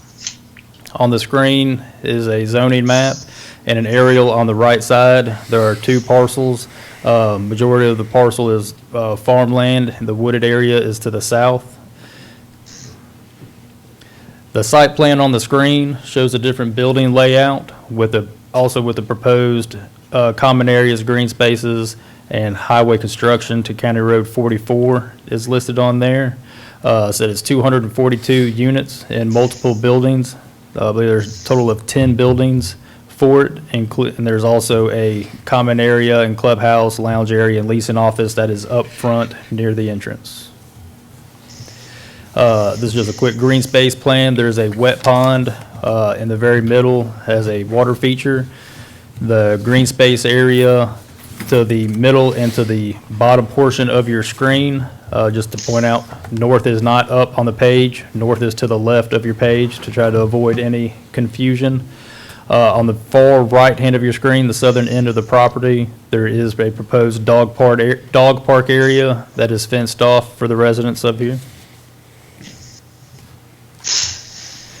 Again, another landscaping plan showing, this one shows that there's a small retention area located on the southeast side of the property. The drainage will be collected into the main pond in the center and discharge into the pond located, retention pond located on the southeast corner, and then will eventually, if overflown, discharge to the south to where the small portion of wetlands is located. Building height per the subdivision regulations for the MOP is a maximum height of 35 feet, which is met. We kind of went over drainage. It's collected in one wet retention pond, discharges into a second pond, which is a dry detention pond, which discharges into the existed wooded wetland channel on the southwest corner of the property. Traffic study was conducted. Staff requested a revised study to confirm the traffic reports. The results of that study recommended that a left turn lane and a four-way stop at the intersection of County Road 44 and Booth Road.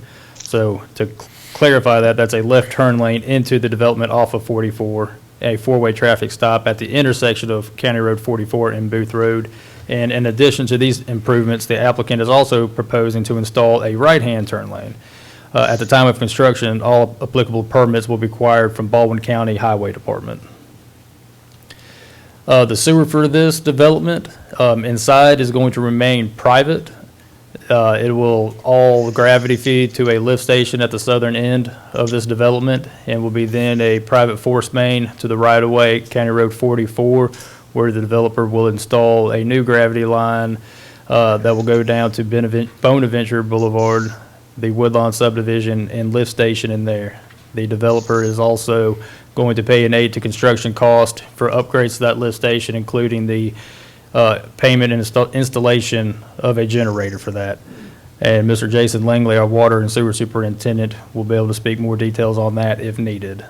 The green space requirement is 25%, which would result in 5 acres, and 7.85 is being provided, which was shown on the site data table. The entrance off of County Road 44 is a split entry and exit, and the entrance and internal road widths meet the International Fire Code. Staff's recommendation is to approve with the following conditions. A letter confirming all on-site sewer is to remain privately maintained and is not the responsibility of the City of Fairhope or Baldwin County, that is signed by the developer or owner. A note added on the recorded site plan noting the same, all sewer infrastructure within the property boundary is to remain private and is not the responsibility of the City of Fairhope nor Baldwin County. All traffic improvements shall be installed before application for final MOP approval. Simple housekeeping, it is 2 lots, and a replat combining the 2 lots will need to be done, and adding sidewalks along the property along County Road 44. And staff is happy to answer any questions that you may have. Again, Larry Smith is with us for on behalf of the applicant.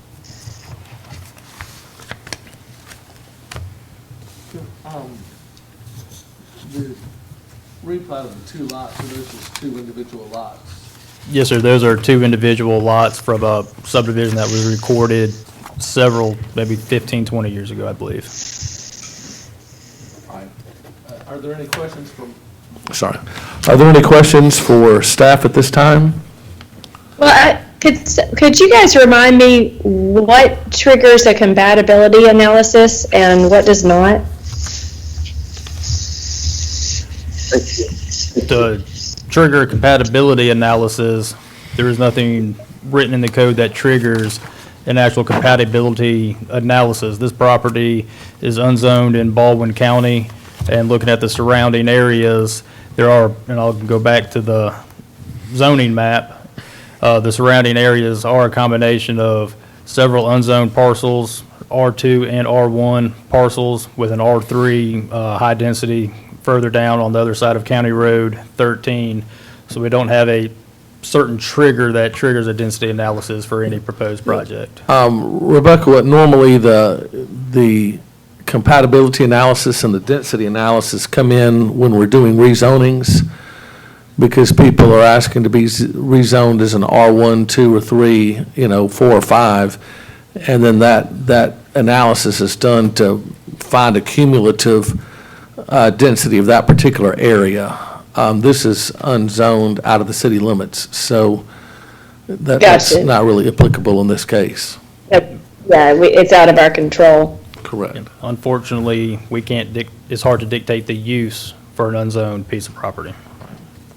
Thank you. I mean, I wanted to clarify that for the public as well as myself, because I know the density is a large public concern. That's correct. All right, thank you very much. I'll go ahead at this time and see. Larry, are you going to make the presentation on behalf of Pay Dirt?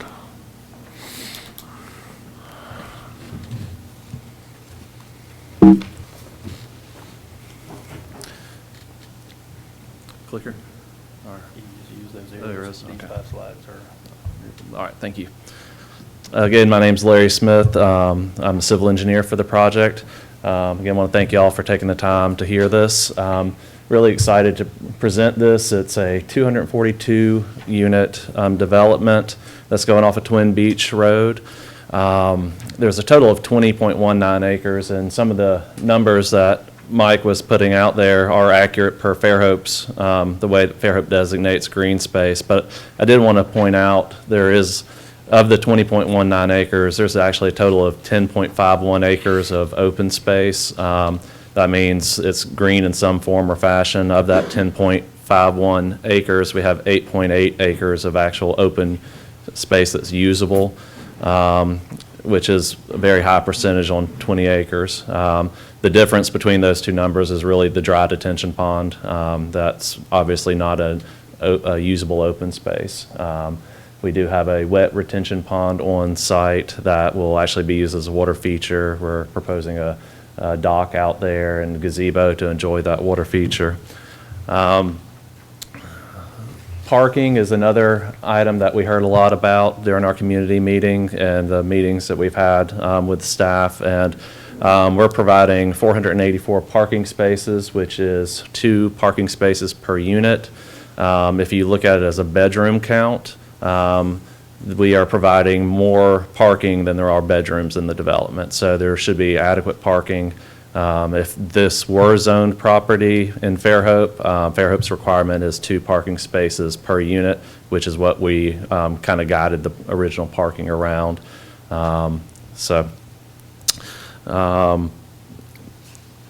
We also, back up one slide, but thank you, whoever advanced it for me. Well, I'll just say, the other thing that we did when you're looking at the overall site plan is before we did anything on this project, the first thing we did is a boundary and a tree survey before we did any topo, before we did any layouts, because we knew portions of the site were heavily wooded. A lot of it's an open field, but the property to the west, which is south on the screen that you're looking at, but there were a lot of nice trees, so we wanted to make sure that we took those into account, and that's why you see the large green space with the playground in there. That is so that we can preserve a lot of the larger mature oak trees in that area. We also wanted to maintain a natural buffer. There's a lot of natural existing trees along the perimeter of the site, so even though we didn't have a buffer requirement on us, we tried to stay off of that. Along the property to the east and to the south and to also our west. All right, you can go to the next slide now. The development's going to have several amenities. First, we have a resort-style pool. There's a clubhouse that will have a fitness room, a meeting space. The kitchen seems a little odd, but it's actually a public our community kitchen to where if you want to have, once this COVID thing gets restricted and you want to have a get together, there's a kitchen available that you can reserve and use. Also a cyber coffee cafe. I mentioned the gazebo. You can see it in this rendering here, and the dock going out over the water. Playground we talked about, and you can see it on the last site plan. I think you'll see it in a future slide. But it's playground for the kids. We have several walking paths throughout the development. Physical activity was one of the other guiding points we had. We wanted a lot of connected trails, a lot of connected walkways going through the development. And so when we get onto one of the future slides, you'll see the amount of sidewalks and the amount of open space we put in between the buildings to allow places for kids to play, we have playgrounds, we have greens open for that. Finally, we have a dog park. Here you can see in this slide is the playground that we're referencing, and another picture of the dock over the water. And go ahead and advance to that's it. So the last item I wanted to mention was parking. You know, we have your typical surface parking, but we also have options for garage parking if a tenant would prefer to have their car parked in a garage, and we do have other covered parking that, you know, is just a roof over within the parking lot. So we have several parking options for the tenants of the buildings. And other than that, I'm here to answer any questions that y'all have. And if there's anybody in the public that wants to speak, I can help answer those questions as well. Commissioners, we don't have any urgent questions for Larry at this time. What I'll do is open the public hearing, and then close the public hearing. Sorry, excuse me. Commissioners, if you don't have any urgent questions for Larry at this time, what I'll do is go ahead and open the public hearing. I know we've had a lot of interest in this, and I know there are letters in the packet, et cetera. And then after the public hearing, when I close the public hearing, then we'll call Larry back up. I'll make a list of questions for him, and we'll ask him all those questions at that time. All right, so without further ado, I'll go ahead and open the public hearing at this time. Yes, sir. Richard, your mic's muted, by the way. And I won't tap my pen. If you Thanks. just, if you Sorry don't about mind. that. Can you hear me now? Hey, Richard, we've got one person here in the office. I'll let speak first, and I'll get you next on the list. Is that cool? All right, if you'll please state your name and address for Emily, please. Yeah, Morgan Ashurst with Ashurst and Niemeyer, and I'm here to speak on behalf of the sellers. And once again, thanks everybody for your time tonight. It's been a long time since I've seen this many developments on the agenda, so y'all are busy. You know, as you can imagine, in the last several months, the comments that the sellers have received, they wanted me to speak for this to kind of tell everybody a little bit about the history of the property with them owning it, as well as kind of the demand and how we are here today.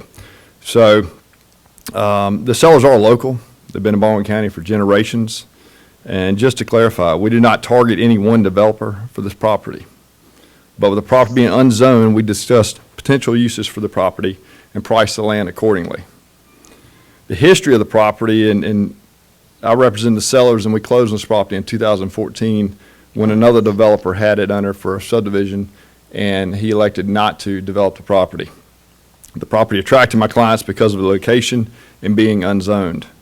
They did not have any immediate plans, but thought it could potentially be a good place for a home site or a good investment. You know, the landscape has definitely changed on Twin Beach over the last 5 years. The multi-floor medical complex, the huge mini warehouse developer, Dollar General, and also the multi-unit complex that's been approved diagonal from this property, as well as several residential subdivisions. Not to mention all the activity on Highway 181 and the thorough roads around it. Over the years, the plans have changed with my sellers, and multiple letters and personal visits from potential buyers triggered them to call me, and they decided to put the property on in November of 2019. We had interest from many warehouse developers, assisted living, residential, and apartment developers. With the surrounding developments on Highway 181, Twin Beach, County Road 13, and all developments that would complement this unzoned property. Selling a property is never easy, especially when you're tied to it personally. When 68V presented the offer to us, my clients and I were excited to have not only a local developer in the project, but also one that has a proven track record to develop an incredible product and leave a positive impact on every community they develop in. We live in an incredible area, and we should all be thankful for it. As you can see from the agenda tonight, Fairhope is growing in all directions. Prices are not coming down, and not everyone can purchase a house. Ashurst Niemeyer manages over 260 units along the Eastern Shore, and at the end of 2020, we had 100% occupancy.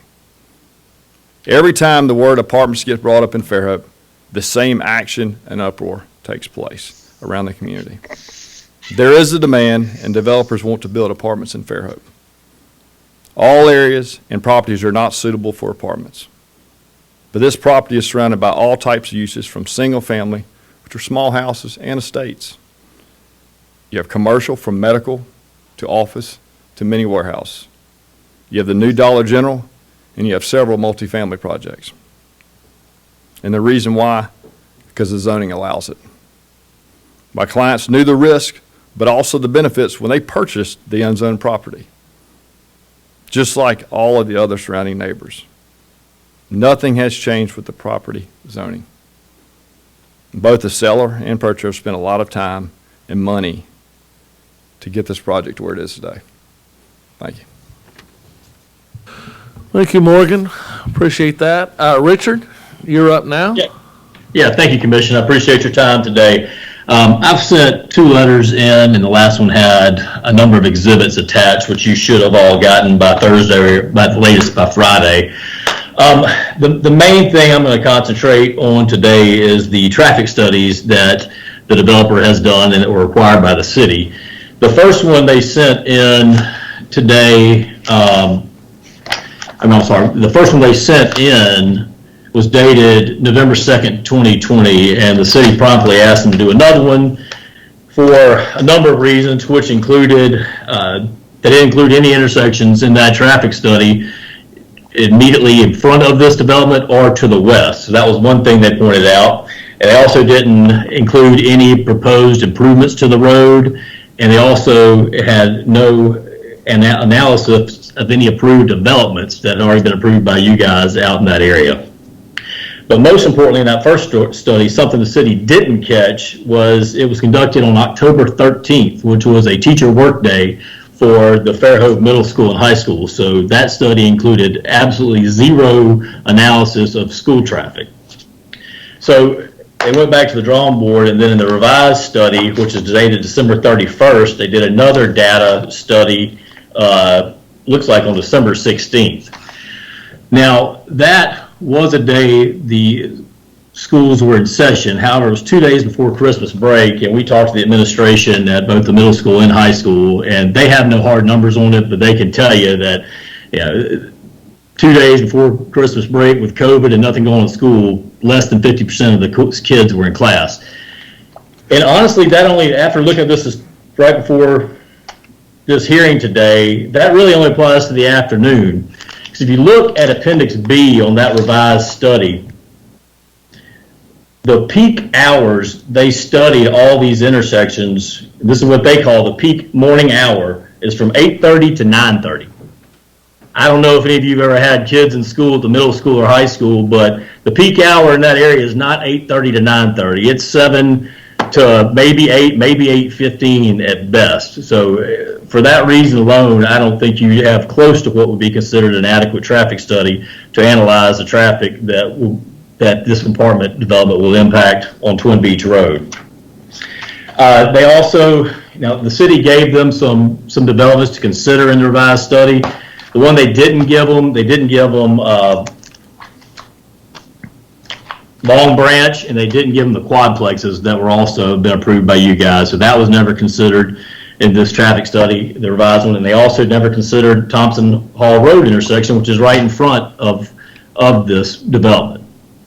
So for that reason alone, either you deny this thing or you need to table it until we get some realistic study.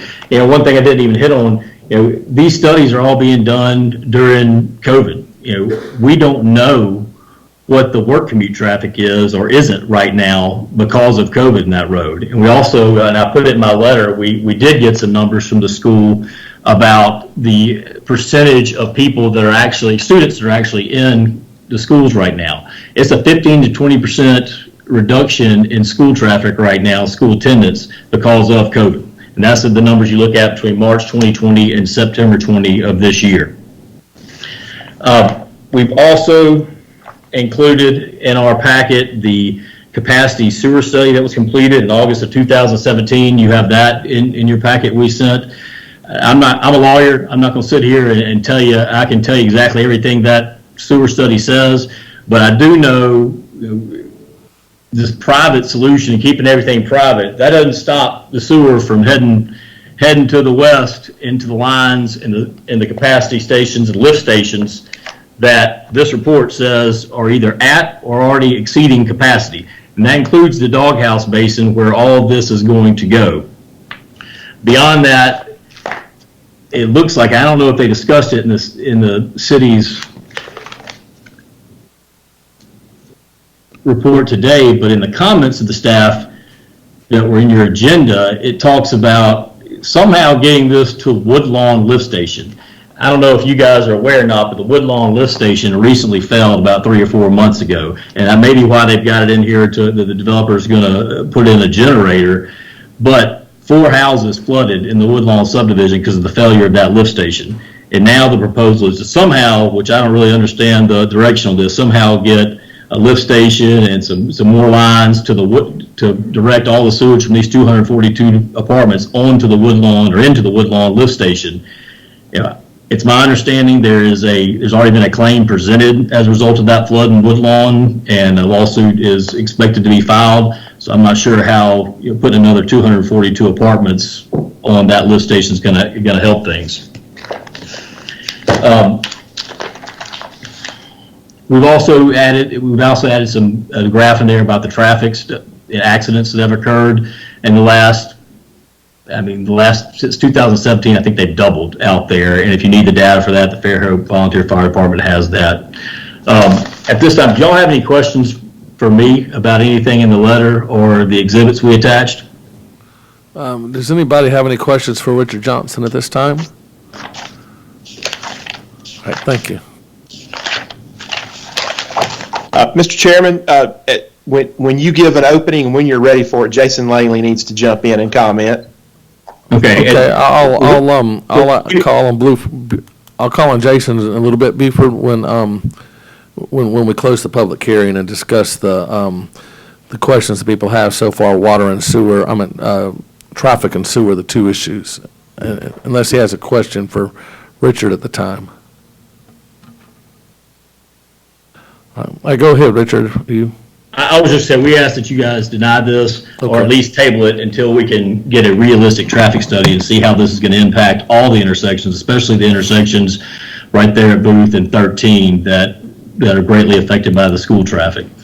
And honestly, I don't know that you can even do a realistic one until maybe August or September of 2021, until we know we get people back commuting to and from work in a full attendance at the school. All right. Thank you very much, Richard.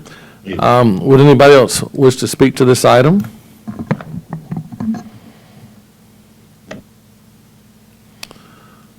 You'll just remind people to unmute or hit star 6. To unmute, you can hit star 6 to unmute. All right. Anybody else at all wish to speak to this item? Yes, sir.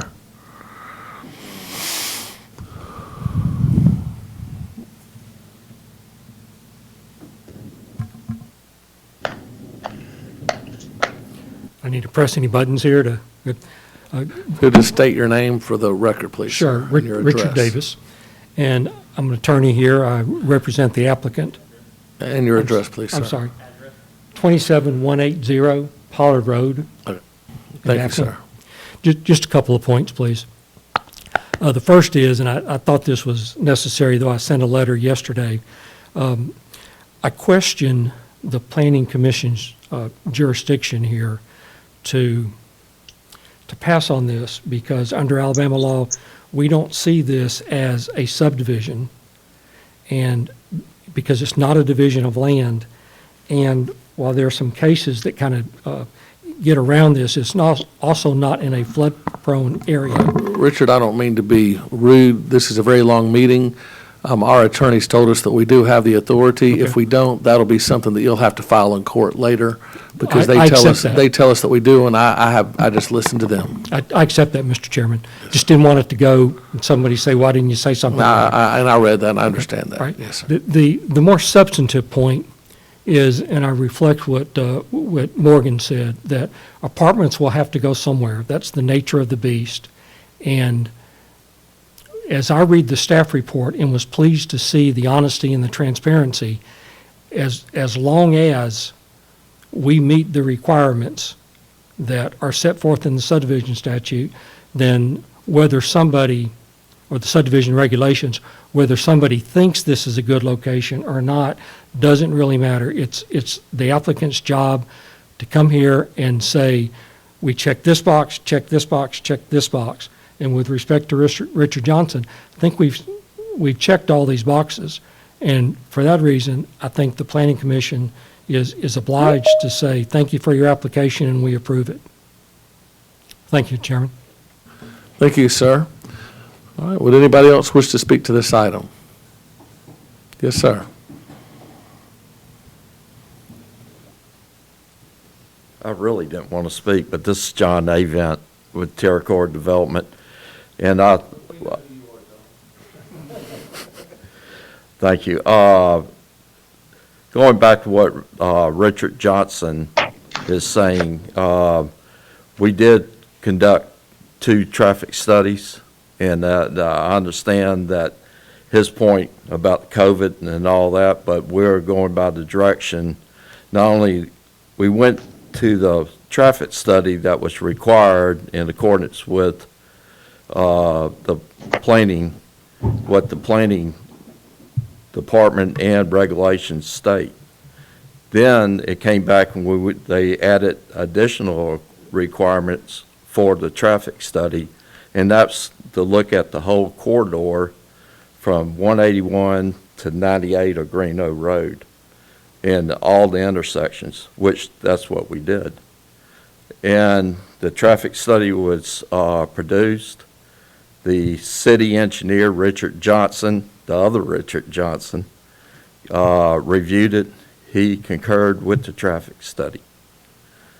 And then when it comes to the sewer part, I know that Larry Smith with SC Civil and the department head of the city had a lot of discussion how to handle the sewer.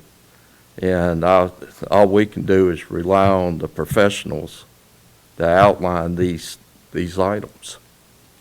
With that, that's all I can say. Thank you, John. Anybody else wish to speak to this item? We're discussing the apartments on County Road 44 right now. This is Bob Visser. I live at the Summer Oak subdivision. Yes, sir. And going out onto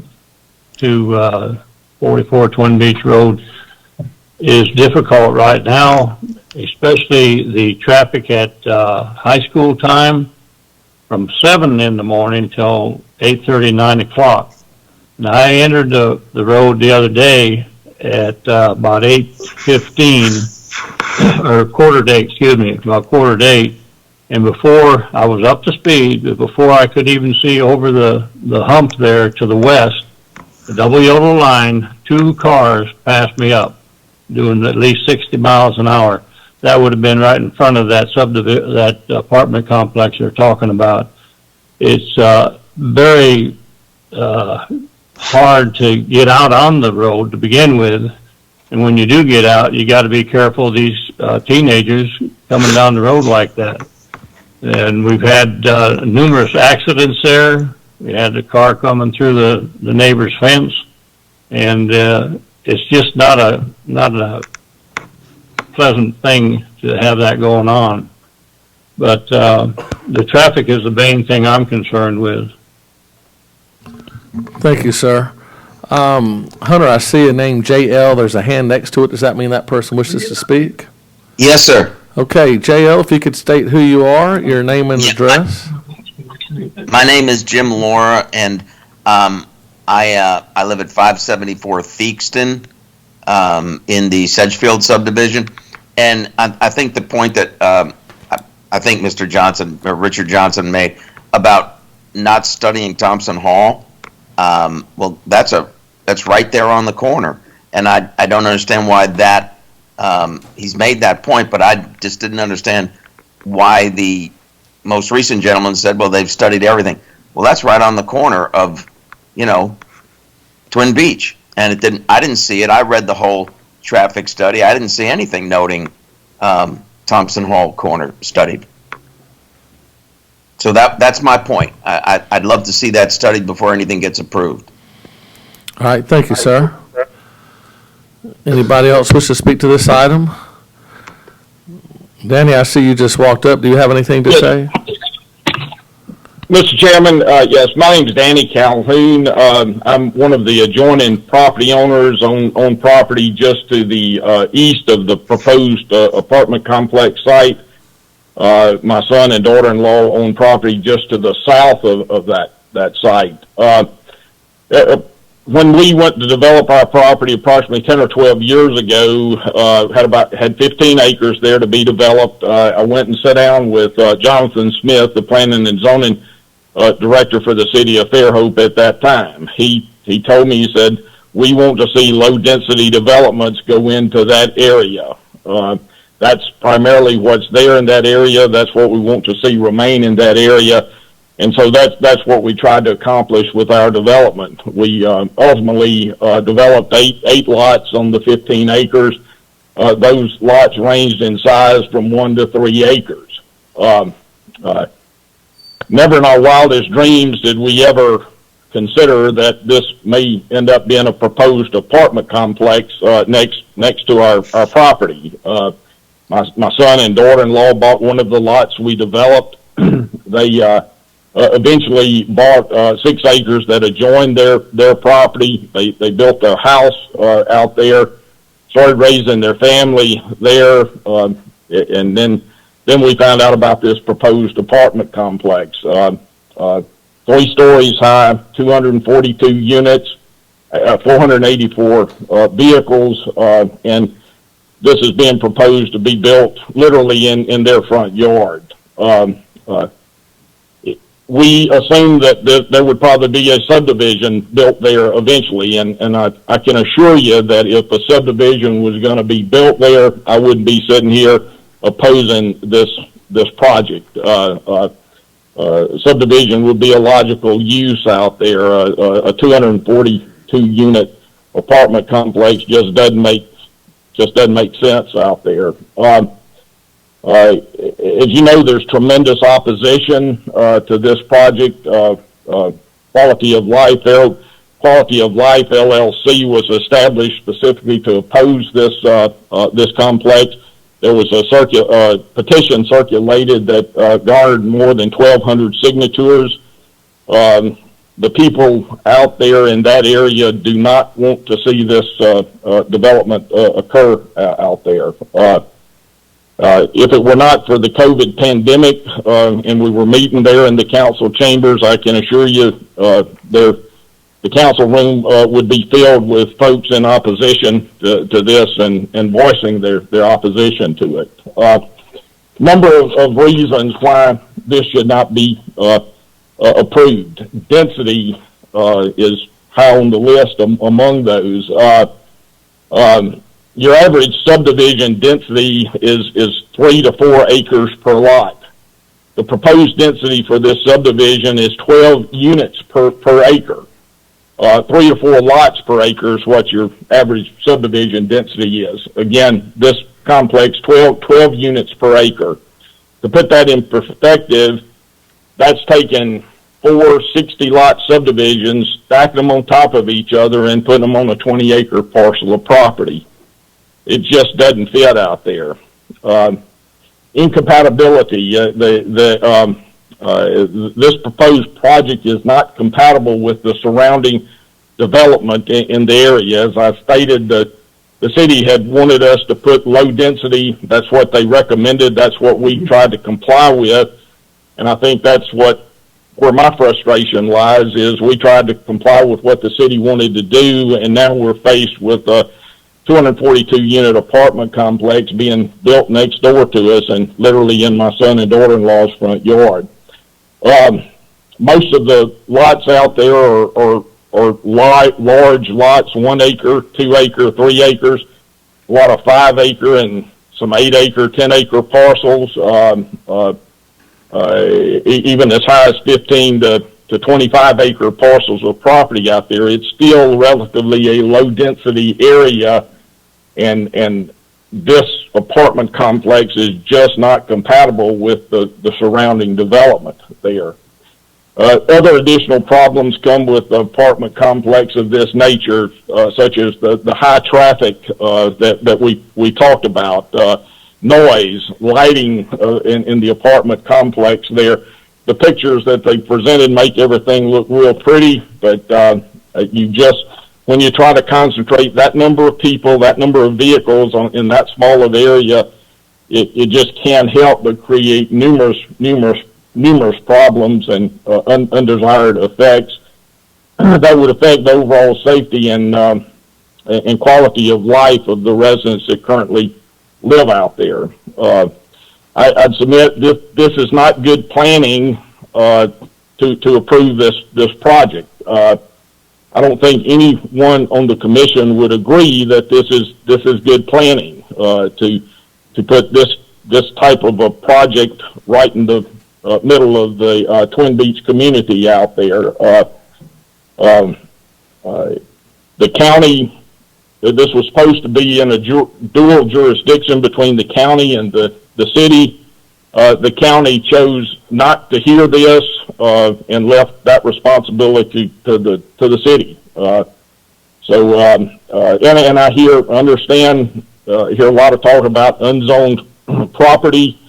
It is unzoned, and I've been a property owner out there for almost 25 years. I've never been given the opportunity that I'm aware of to zone the property, so I don't agree that it's fair to say, well, there's nothing that we can do because this is unzoned property. The city of Fairhope,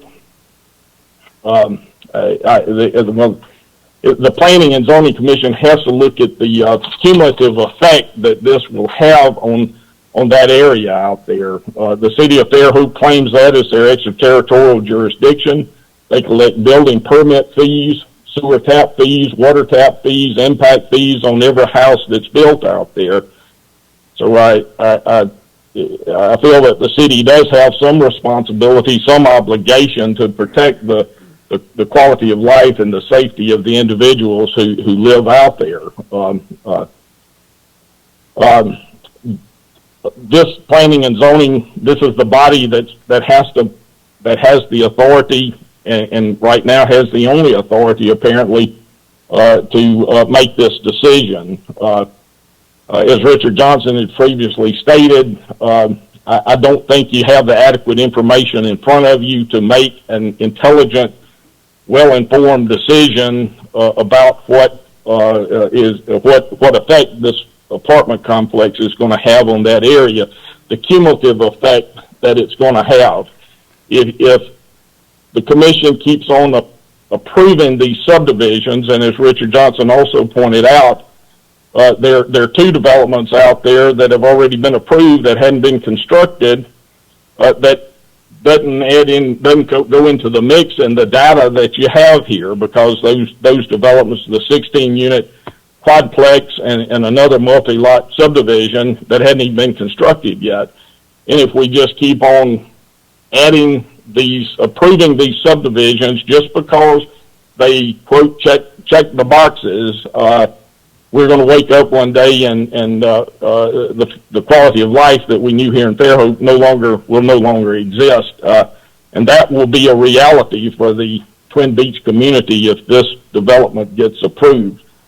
I urge you to, it's a very important decision. It's not something the commission can afford not to get right. You need to take into consideration all the information that you could possibly get to make this decision. And again, I would say you do not have adequate information, particularly when it comes to traffic study and infrastructure and the sewer issues to make an informed decision on this project. So I would urge you to table it until you can get that information. I appreciate the opportunity to speak, and thank you for your time. Thank you, Danny. Would anybody else wish to speak to this item at this time? Hey, Lee.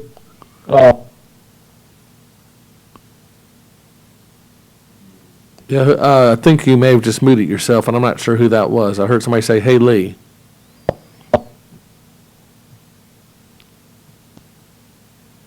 It muted me automatically. We've got a few others that are going to be talking from this computer. Okay. Can you hear me? Yes, we can. Hey, Lee. Clay Calhoun here. I'm in 18850 Summer Oaks Place in Fairhope. Just adding to this discussion, I wanted to show you a couple items that, they don't necessarily fit inside a black and white box. I'm going to open this share tray and see if I can get those pulled up. Can you still hear me? We can't hear you, Clay, and I see what you share now. Clay, I'm not hearing you speak now. If you're speaking, I see a picture of of the entrance of Summer Oaks Stables. Lee, can you hear me? Yes, I can. Okay. Somebody keeps muting me for some reason. All right. So just adding to this discussion, there's a couple things I'd like to show that they aren't necessarily inside a black and white checkbox. Can y'all see my screen here? Yes, we can. We see the entrance of Summer Oaks Stables, yes. Yes, thank you. So the first thing I'd like to show you is the aerial view that was taken in afternoon traffic at the intersection of County Road 44 and 13 there. This traffic is backed up 23 cars if you look closely. And it's all the way back to the tree line there right before the Boy Scout land there. So when you're taking that into consideration for afternoon traffic and you look at the same morning traffic on the other side,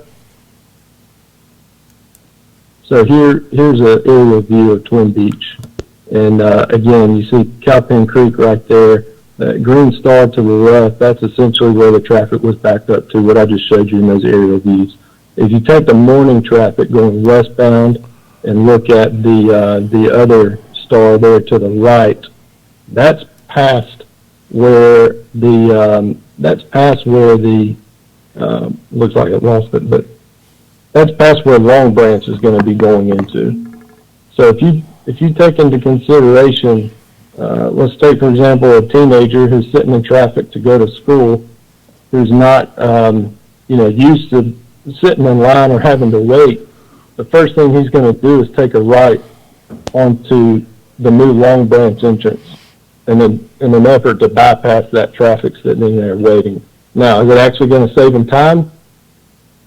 Probably not, but that's just the point I'm trying to make. He's going to be going through Sedgefield, and then you take into account if it gets past that point, they could be taking, right on Thompson Hall and going through Sedgefield. So on behalf of the Sedgefield residents, they couldn't have a speaker here tonight. The ones that wanted to speak are on the board, and they've got a board meeting. So I know that Sedgefield, and I assume y'all are aware of also, is completely fed up with people traveling through their neighborhood. Now, is that a city planning issue? You could argue that, but possibly not. But if not, then they still have issues people going through the neighborhood. That's 111 residents right there. That's a big problem for them. And I know that they don't want to see that problem increase. Again, not inside one of the black or white check boxes that the developer is, quote unquote, checking off. But again, just a visual here so that people who don't travel or live on Twin Beach see the cumulative effect of all of these neighborhoods and now 242 unit apartment complex are going to have on this area.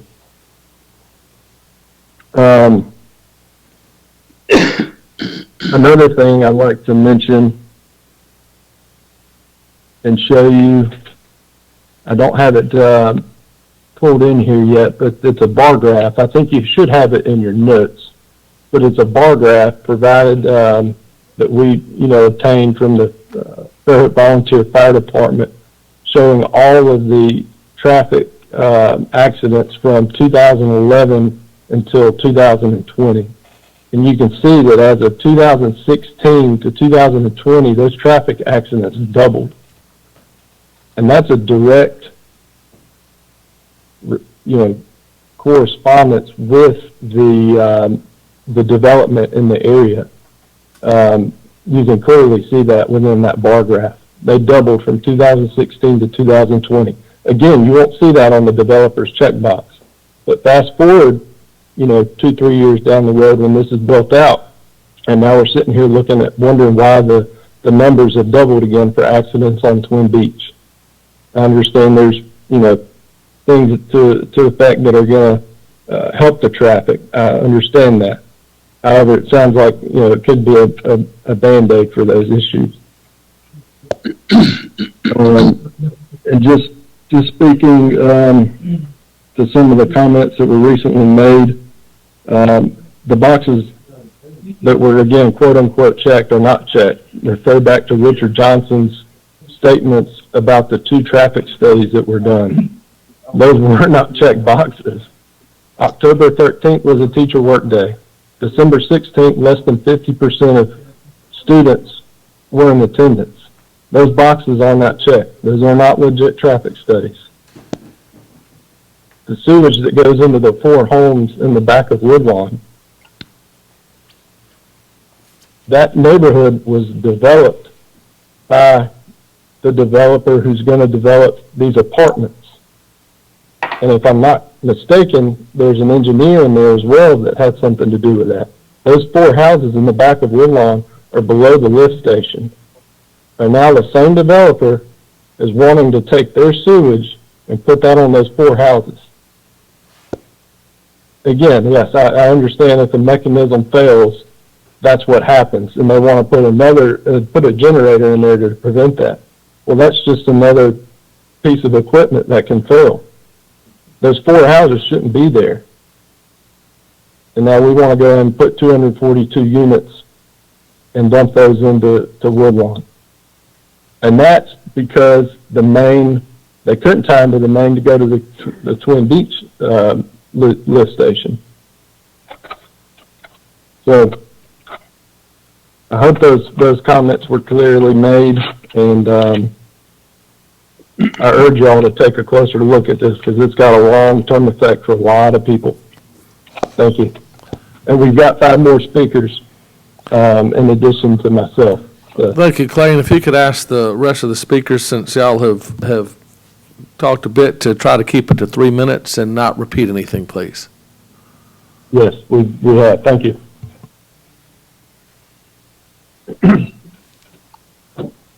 You probably need to take that off of the, hey, Clay, you probably need to take that off the screen also. Unless you want that picture on there for the speakers, and the speakers need to state their names and addresses as they speak, please. All right, Lee, this is Chad Yarborough. Can you hear me? Yes, sir. All right, my name is Chad Yarborough, and I represent 160 plus homeowners and residents of Fairfield Place. HOA is their HOA president. As a resident of Fairfield Place on Fairfield Drive, which is approximately 60 yards from 44 and 13 to the east. Chad. Hey, can we get your address just real quick for the record, and then you can continue on? Yeah. Okay, my address is 19117 Fairfield Drive. Perfect. Thank you. Go ahead now. Sorry, sir. All right. Yeah. So, and like I said, that Fairfield is one way in and one way out, and there's approximately 30 some odd homes in that area with one undeveloped lot, and then we've got the other side of the pond there. The main issue that I'm getting, and my phone's been blowing up, and with people that I represent, commenting on the safety and traffic being a huge concern in the mornings between the hours of 6:45 and 8:30 a.m., especially during school hours of arrival and departure times. Currently, there's a four-way stop at 44 and 13, and it takes me several minutes to negotiate out on the 44 just in the mornings during school. That's been a little bit easier now that we're under COVID, because a lot of people are working from home and the students and the high school is not at full capacity. But currently, that four-way stop there, the cars should stop and then come to a complete stop. However, there's also that proposed roundabout that's coming in there by the county, and that's going to just make matters worse because people are going to, come through there, and it's going to keep traffic flowing. It's going to really impact the homeowners and the people there in Fairfield Place. And again, COVID has made it easier to maneuver on the 44, but I'm afraid that we're not taking all the information into consideration. The Dollar General has also increased traffic, and there's projects that y'all have approved that have not been constructed that need to be taken into account. I hear screeching tires all the time at that intersection, and to try to keep it to your 3 minutes, Lee, and be considerate of others, I urge y'all to table this as well. Thank you very much, Chad. Appreciate that. Anybody else? All right. Or next, I should say. Yes, sir. One other. Yeah, he's right here. And sir, please state your name and your address when you sit down. Thank you so much. Yes, sir. Thank you, sir. James Jewell. I live at 822 Summer Lake Street, subdivision within the city limits. Basically, the most important thing I want to echo tonight is the fact that my daughter, who's a junior in high school at Fairhope High School, last week when she learned of this project, she said, that's a bad idea. She's very concerned about the traffic. She's a first-year driver, and as a family, we're very concerned about the traffic on Twin Beach Road into the high school. It is progressively worse now than it has been, even with the COVID situation. The second piece I want to talk about is the sewage, the basin, the issues there. It's been a constant issue. We know we've had issues on Twin Beach with the sewage, and we really think the city and the county should work at that together. As a government employee myself, I understand the government will end up taking responsibility for the sewage issues in Fairhope and off Twin Beach. So that's it. Thanks, sir. Thank you.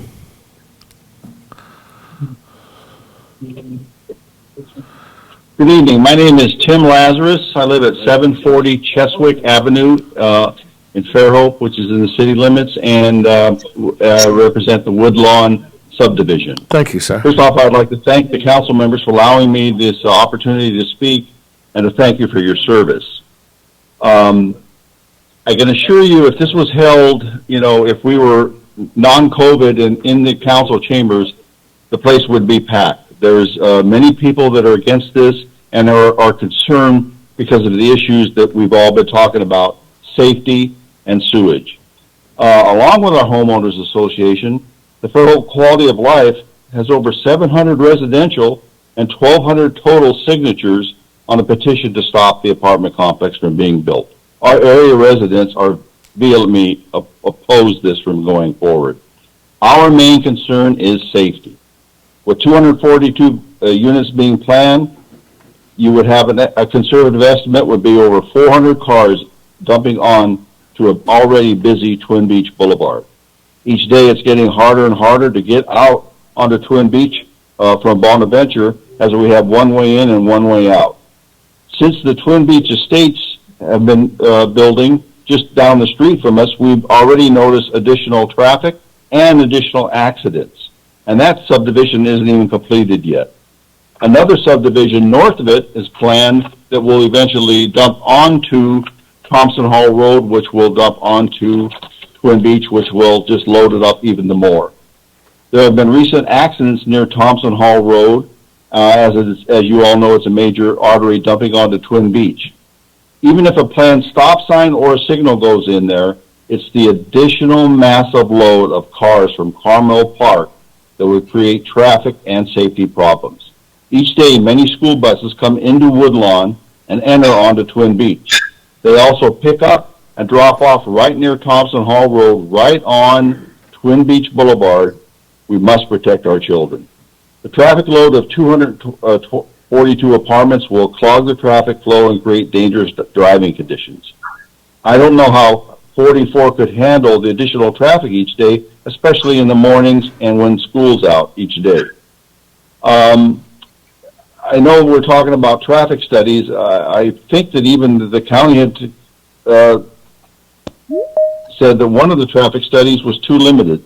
So I urge us to take our time and let's get some more studies and analyze this properly.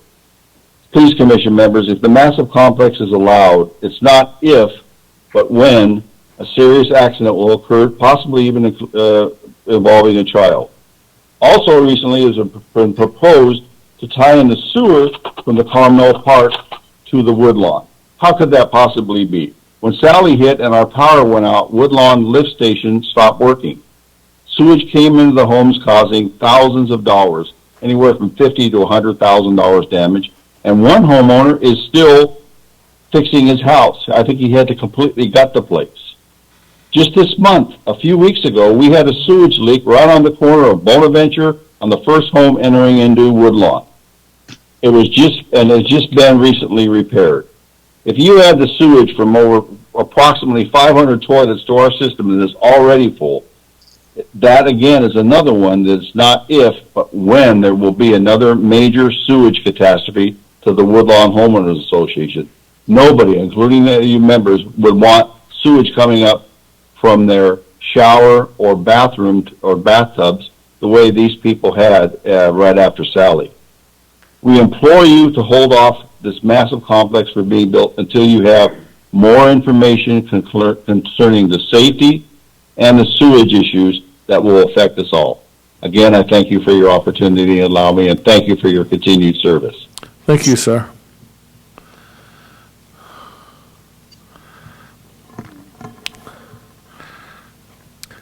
Good evening. My name is Richard Moore. Can you hear me okay? Yes, sir, and if you'll please state your address also, sir. Yes, 9150 Twin Beach Road, and I too want to thank you for your service, Commissioners. I know it's a thankless task that you have. You're doing it as a matter of public service. These meetings go long. You hear the same thing over and over. That's got to be tedious. We all know that. I'd be looking at my watch too if I were you. So let me just say this. I'm speaking on behalf of the LLC, Fairhope Quality of Life. Richard Johnson represents us, but I'm speaking as part of that LLC. So here's something that I think you should care about, and I think you do. You do have discretion. I heard the discussion earlier about, well, this is unzoned property. That's a little bit of a cop-out. Let me tell you why. You have been presented with a traffic study that is misleading. I can't tell you why it was presented to you in the fashion that it was, but it's not just inaccurate. Richard Johnson has explained to some extent why it is misleading, but in order to approve this project, you're going to have to overlook the fact that you've been presented with a traffic study that is misleading. I would suggest that it's worth pausing this, just pausing this, tabling this, to see if in fact that traffic study is inaccurate, misleading, however you want to characterize it. But the times that were used, as Richard Johnson stated, to check traffic, to measure traffic, were cherry-picked. Now, I don't know whether that was intentional or not, but I would suggest to you that it becomes suspicious when the traffic study by the same developer that was presented to the county, that was rejected by the county, was also misleading. It was a document that inured to the benefit of the developer to include certain things and not include other things. And now you have another traffic study presented by the same developer where it's also misleading, And you have to rely on that because that's the only traffic study that is before you. Your staff asked that a traffic study be done, an additional one. It has been done, and the assumption is that you will rely on it. And what I'm suggesting to you is if you do that, you will make a decision based in part on a document that is misleading. I would urge you on behalf of the community to not do that, to just hit the pause button for however long it takes for you to take a second look at this. Get your own traffic study. Have an independent one done. We'll live or die by that, but not this one submitted by the developer. Thank you. Thank you, sir. If I can, real quick, just forgot to say something earlier. The mayor also has a task force studying these intersections as well, and it's my understanding that she may have made some initial recommendations, but the complete study is not done. So I don't know if y'all can coordinate that with the mayor's office and just wait until that study's done and get your own study before y'all make a decision on this. I think that the last council meeting she said that they were going to be making some recommendations to the Baldwin County MOP and see what they could do about traffic in that area as well. So I don't know if she's commissioning on her own study or not, but I would urge you to coordinate with the mayor's office as well and do your own study.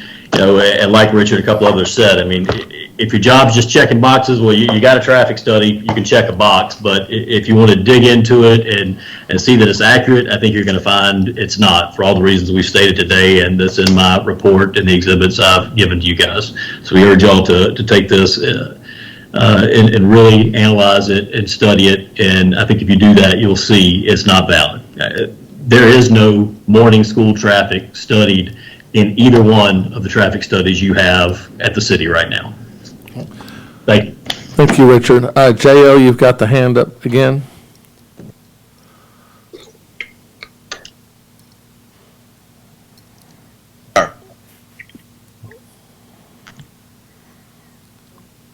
You have it down. If you're trying to speak, you're muted. I'll give you just a second longer, just in case you would like to speak again. No, sir. No, thank you. Okay. All right. Thank you. Anybody else wish to speak to this item? Mr. Chairman, could I just ask for a point of clarification about how these proceedings were conducted tonight? I don't understand the question, sir. Okay. So my question is, could we have attended this hearing in person tonight? There have been some people who requested to attend in person. And I can answer that question. This is Hunter Simmons. We send out the notification of all meetings and encourage, because we are limited seating, that anybody that can, please attend virtually. If there are special circumstances, we will do anything we can. And for those that did make that request, we tried to accommodate, including people standing in the lobby at the moment. So I don't think we excluded anyone, but we did address anyone that made that request. So this is Richard Moore again, 9150 Twin Beach Road. I appreciate that clarification. Let me just say that if we had known that representatives of the developer were going to be present and be before you, I recognize that some of you are remote. It's definitely, in my view, an advantage to be in person in the hearing room. All of us who have opposed this, and as far as this particular LLC, were under the impression that we did not have an option to appear before you in person. And all I'm saying is that's an appearance problem. It may not be a legal problem. You have good legal counsel. They can advise you about that. But that's a concern. And again, I don't want to beat a dead horse here, but there's a perception that you may be going to rely on a misleading document, and there's going to be a perception that you did not allow the folks in opposition. There's a bunch of us out here who you saw who represented a lot of folks to appear in person before you. That was probably just miscommunication. Okay. It resulted in us. Only 2 commissioners present, actually. Most of us are remote as well, just to point that out. Thomas Hospital right now has 52 people, and the intensive care is full, and we might have saved a few of y'all's lives. I don't feel comfortable being here as long as I've been with as many people as are in here. Again, we followed our legal counsel, and I don't necessarily disagree or agree with what you say. I wish, frankly, nobody was here, and I wish everybody was remote, because I'd sleep a little better tonight every time I hack and wonder if I'm going to be number 53. But I'm here, and I'm trying to keep as many people safe as I possibly can, and we might have saved a few of y'all's folks' lives, and frankly, I wish everybody was remote.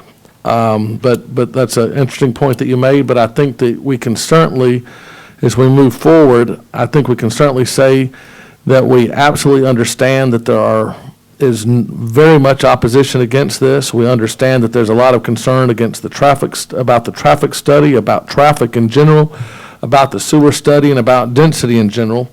And we have heard that loud and clear through emails, through letters, through you all speaking, and through people sharing the screen, such as Clay. And don't think that there's a single person on the Planning and Zoning Commission that does not feel like that there is opposition to this from the general public. I assure you that everybody has heard that loud and clear.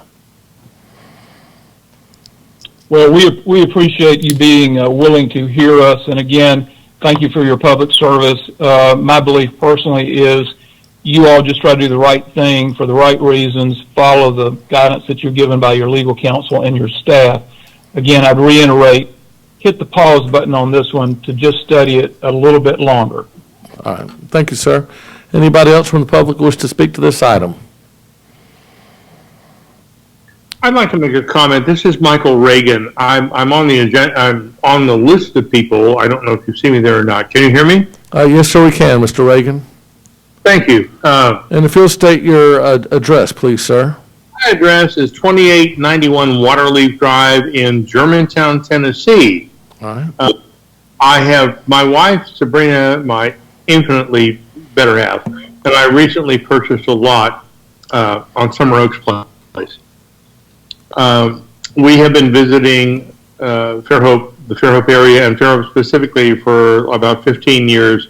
Fell in love with it from the very beginning and decided that one day we were going to live there. And we have now taken the first step to doing that. I want to say that I'm in full agreement with those who have commented on the traffic study.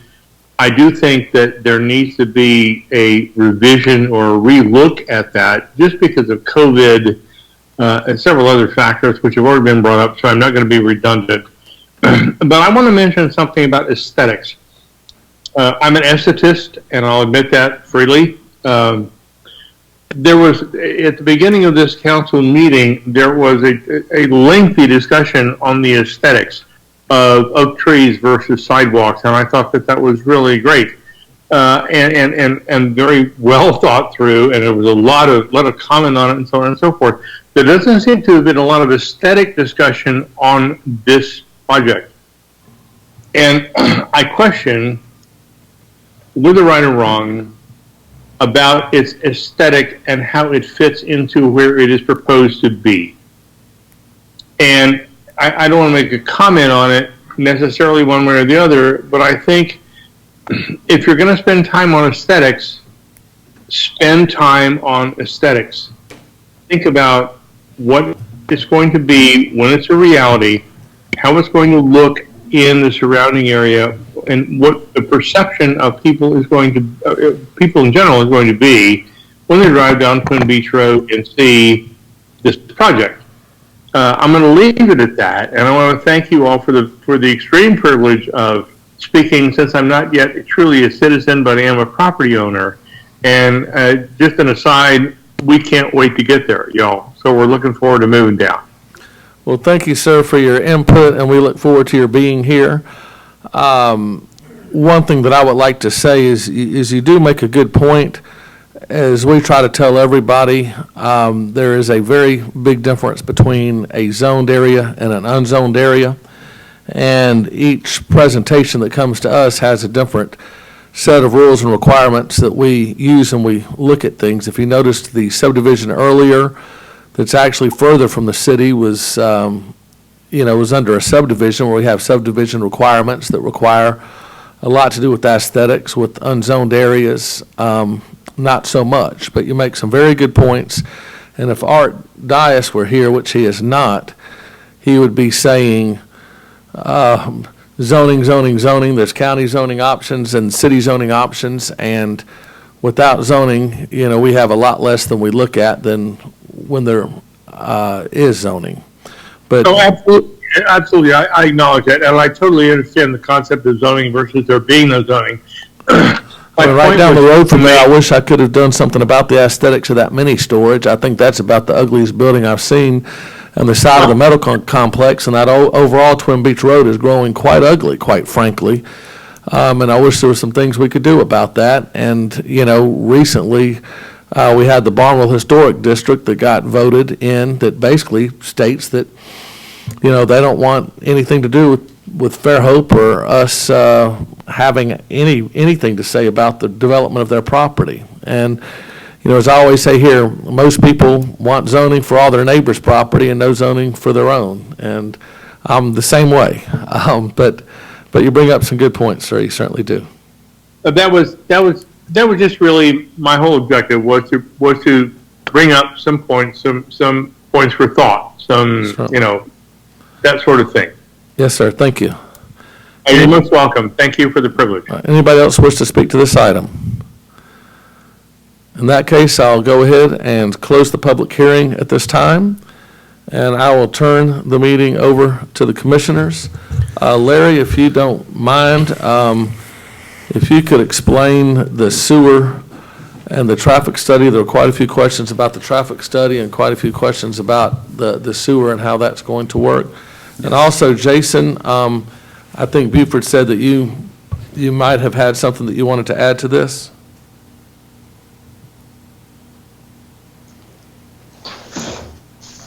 Mr. Chairman, can you hear me? Yes, sir. Well, I'll take my planning commission hat off and put my water and sewer hat on. Since the only thing I would add at this point was just a clarification of the word the lift station failed. This was during Sally, which we all know that lived here was devastating to the area. We lost power to all 80 lift stations. So I won't go into long detail. This is not the time or place, but I think our guys responded as quick as we could. We were shorthanded, the roads were blocked. We had a lot of issues to overcome, and that is truly where the lift station failure came in. We lost power, like I said, to all 80 lift stations. So we had issues like this in multiple locations. So I just wanted to be clear to the commissioners that I think our department's doing a great job, and the city is very much behind us on the upgrades that we are doing. So I just want to clarify that for that Woodlawn lift station, okay? Thank you very much, Jason. Appreciate that. And if you go. Yeah. Go ahead. All right. Again, my name's Larry Smith. Thank you all again. I'll try to summarize everything briefly because I know we still have a lot of stuff on the agenda. As far as the traffic goes, our traffic consultant, Samantha Islam, she's a PhD. She's a professor at the University of South Alabama. Her initial traffic study, it encompassed the area that is required by the county, which this is a county access permit that we're going for, and that's also recommended by ALDOT. So she went out a quarter of a mile in each direction. The traffic study does, and it starts on page 11, talk about Thompson Hall Road. That intersection is in the study. The city came back and the city requested us to extend the traffic study to look at all the major intersections along Twin Beach Road. We didn't object. We got right to it. We got her cut loose. The traffic counts were conducted during school traffic peak hours. If you look at the report, it states it there. I've been texting Samantha Islam during this meeting, and she said, yes, they're out there. I can actually vouch for them because I travel Twin Beach Road every single day to and from work. I live off of Booth. I work off of 181. I travel it every day. I saw the poor kids out there shivering, the young people that were doing the counts at the intersections. They were there whenever I was heading to work, which is normally around 7:30, 7:15 in that time frame. They were there throughout the traffic. Well, I can't vouch for them, but the professional engineer said that they were there throughout the entire peak. So to say that they didn't take that into account is misleading. The development took into account all the proposed improvements that the county and the state are talking about on timing of intersections, about roundabouts. I'll be the first to admit, when roundabouts came up and down 13, I was a skeptic of them. I just had something against them, but they actually work. They do. I mean, I travel up and down, back and forth to Daphne and hit all those roundabouts, and it is a lot better when you hit that 64 and 13 roundabout than it used to be. So the county proposed roundabout, I think, will help traffic in this area tremendously. There was a question about the date, December the 16th. I have 2 high schoolers. That was exam week. They were all at school doing exams. I talked to my kids, found out if they were able to get to school, and yes, the Booth and Twin Beach Road, they have to pull out on that when they drive to school every day. I'm looking forward to it becoming a 4-way stop, and I believe the mayor has actually already presented that to the city council during their last work session, along with some other improvements, including crosswalks and sidewalks, which have actually already been poured. So there are improvements coming to that intersection, and I'm looking forward to it for my kids' sake. Then there was question about COVID and how has that impacted traffic. Speaking with Samantha Islam, she really doesn't think in this area it has impacted it, but to negate any concern about that, she put into a higher future growth rate than is recommended by ALDOT and all the traffic study requirements to compensate for any less traffic trips that might be a result of COVID right now. So all these concerns have been addressed within the traffic study. It's a very thorough traffic study. I spoke with Richard Johnson after he had a chance to review it. He said he was good with it. He said, ultimately y'all are getting a county access permit. We've spoken with the county. They wanted a left and a right decel lane. A left is what is warranted, but we're going to go ahead and put in the right turn lane because we're trying to do what's best for the area along that stretch of roadway. As far as the sign-ups that they're talking about on the 1,200 petition people, as of the printing for the January 7th Baldwin County Commission meeting, I believe when you get to line item or person number 540, 541 is the last Fairhopian. After you get to sign up, 552 is the last person in Baldwin County. After that, we start, take it back, there's a few Spanish Forts later on. But then we start jumping over to California, Colorado, Georgia, Kentucky, North Carolina, Oregon. We all know how the petitions can go. They get viral and people start signing up. I'm sure a few of these people, like the gentleman that wants to move here, might own land, but I don't think 700 people in this area are living in these remote areas and signing this petition. I believe it's gone viral. Is there any other comments? The sewer. We've worked with Jason to come up with a solution for the sewage for this site that both help us and also helps Fairhope with some of the issues that they're having on the sewage. First is we're going to be putting in a gravity line along Twin Beach Road. That will help some other developments in the area, potential developments in the area. We've also agreed to put in a generator that would have prevented what happened, when the hurricane hit. So I believe, the concerns that are out there have been addressed, one in the report, and then 2 with the proposed solutions that we've come up with the Utilities Department. Larry's a single tax member. I've got to say it's a Fairhoper, not a Fairhopian. Thank you. We have a fair hope of the success of our I grew up town. in We're I grew up in Fairhopers. Daphne, so you're going to have to forgive me. We're My wife's Fairhopers. a Fairhoper. Got to hope this experiment works. Are there any questions for the developer? I just want, and this is Richard, I'm sorry, but Did he point out when he's talking about the peak hour on that second study? Because all I see that the traffic engineer put in there was 8:30 to 9:30. That's all that's in the report at Appendix B. And on the first one, it was October 13th. There was no school traffic in that one because school wasn't in session on that date. So I'm not really, if there's another report out there, we don't have it.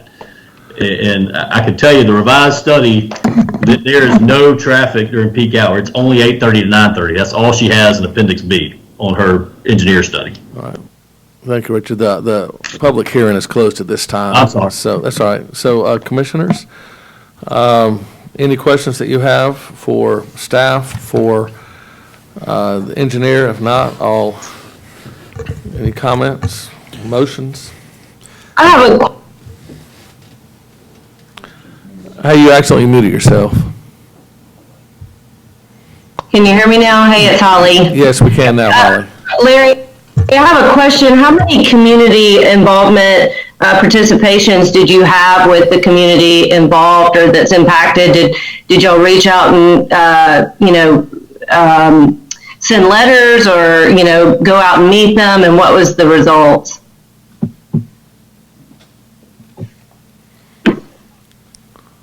Yes, we had an initial community meeting. We held it across the street outdoors, trying to make it as safe as we could. We had a decent turnout. The minutes from that were included in our staff submittal. A lot of the items that are being brought up here tonight were concerns that were brought up at that meeting. The main things were traffic and whether or not this was something that would fit in the area. At that meeting, we provided them with my contact information. I believe I've only heard from one of the people that were in attendance directly, and that was Mr. Calhoun. And I think that's the only contact I've had that I can recall after the meeting that's reached out to me to address any concerns. Great, thank you. Hi, this is Clarice. I wanted to say something. Yes, go ahead, Clarice. I do feel like we should do another traffic study that is more accurate for the time, because I actually live on Twin Beach Road. I just live on the opposite end of Twin Beach Road, and I do have to leave my house at 7 o'clock in order for me to beat all the traffic. So that part of it I do understand. So if we could do that, that would be awesome, just to kind of clear that part of it up. And I remember we had a situation before where with the Publix situation where Holly and I didn't ask for an additional traffic study or something happened. And there was a situation on, I think it's Parker Road, where that was a one-way in type situation. And I think just to appease everyone, that's something we should look into, because they do have a traffic situation that wasn't supposed to be an issue, but today it's an issue for the people who try to get in to go to Publix and the people that are coming out. So I do think we should meet them halfway, if not all the way on that part of it. I understand the guy from Tennessee about the aesthetics and all of that, because I look at 64 and 13 and there's that eyesore of a place in Daphne, and it doesn't really gel with the area of the single family home. It's their property, and that's something we have to understand. Like Lee said before, we want rules for other people but not for us. So just like these communities came here and people before you didn't want them to build your subdivisions, I mean, it's kind of the same situation. Do I like it? No. But am I willing to at least try to hear you guys out? Yes. And hopefully the traffic study, shows something different if it is actually done at the right time. And I think that's all I have to say. All right. Thank you, Clarice. Clarice, are you suggesting that we hold this over to request another traffic study would have to be done by the city, that we would then hold this over to the next month? Yes, I feel like that's definitely what we need to do, so that we can get a clearer understanding of what the true traffic study is in order to press forward with this situation. Chris, do we have the ability to hold this over for a month? This is the February 1st. Yes, so it's within your discretion to table it. Next meeting is March the 1st, so it'd be within 30 days. All right. If anybody else has anything else to add, you can. If not, Clarice, you could make a motion. I got a question for Jason. Yes, And Mr. Chairman, this is Richard, the other Richard Johnson, if I could speak too, please. Yes, sir. Go ahead, Richard Johnson. And again, I'm supportive of pursuing whatever the Planning Commission wants, but understand as soon as you say for us to conduct another traffic study, we have to follow our legal procurement that's required by the city professional services. And that means, that, and I'm going to tell you, the traffic study that you're describing is going to be a very costly thing, probably in excess of $15,000.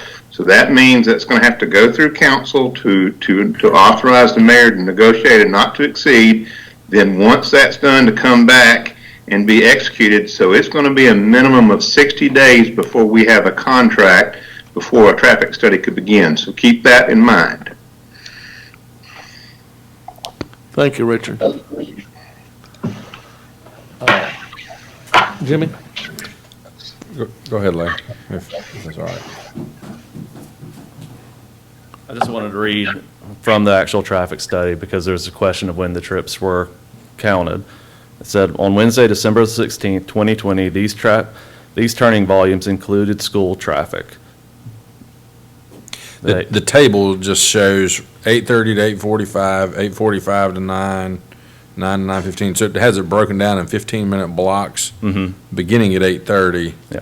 And then in the afternoon, it covers 2:30 to 3:30, again in 15-minute blocks. So I would say most of the morning school traffic would be probably from 7:15 to 8:15, I would think. So it may have covered it, but it's not in the it's not in the report, at least not the part I read. I'd also like to say that, yes, that was exam week, and all the seniors, a lot of the seniors didn't have to go. I know that if you had really good grades, you only had to go Monday and Tuesday. So, you know, I think I think that we may need to change a different week, try a different one. I had a question for Jason, real quick. Jason, if you're still on the line, I appreciate you clarifying about the issues in Woodlawn subdivision that were related to the lift station failure, which of course was during Hurricane Sally. What is your position currently? I mean, I feel like, you know, we're working obviously on a lot of sewer infrastructure. The capacity of the sewer system is pretty strong. How does this tie into that in your opinion? Do we have a capacity issue, or are we okay on capacity? That's a long answer to your question because of the upgrades that's been in place that you've already done before I came, after 2017 when the study was done, and also what we're fixing to let loose on within the coming months on the upgrades. It's going to get a tremendous amount of flow off Doghouse. So to say capacity, I would say that all of this involved, that we are okay on capacity-wise in that area. Okay, thank you.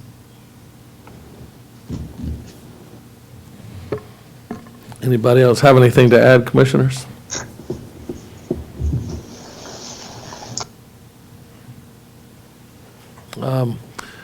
Hunter, I've got a question. Clarice discussed another traffic study. You know, there's certainly been some questions about the traffic study and, you know, nothing in the turn lanes, et cetera. What is the bid law for the city as far as prices that have to be bid as far as the time? Is there a way to get a review of the current traffic study that's done, or request that they in the next 30 days pick a Monday and expand the hours and present again. I'm trying to figure out how we procedurally. The mayor has the authority to, and then I hope I'm stating this correctly because there's a lot of eyes on this. I believe the mayor has the opportunity to approve anything up to 15,000. And we'd have to check that. So I believe that the mayor has the opportunity to approve anything up to 15,000 without having to put on the council agenda. Bid law, I think that is below the threshold, but. That would be a professional service, would it not? Yes, yes. So, I hope I'm not speaking out of turn. Well, I think we'd have to confirm. Yeah, with I would city definitely council wanna- on that. The other thing, in terms of options, in terms of the regulations, obviously the staff, can y'all hear me okay? The staff had made some suggestions, but the regulations do permit the planning commission to come back and request expansion and additional consideration for a traffic study. Given that that's already happened once, there may be some ability for the planning commission to ask the developer to do that with particular parameters and then work out an understanding of cost and time frame. Alternatively, the developer could certainly consent to delaying and allowing, an additional traffic study to be done in light of the discussion this evening. And finally, there may be some flexibility in terms of getting an expedited approval process in the event developers is not willing to coordinate with an additional traffic study that may be allowed the city to proceed in a more expedient fashion. Okay. Thank you, Chris. So Clarice was interested in a traffic study.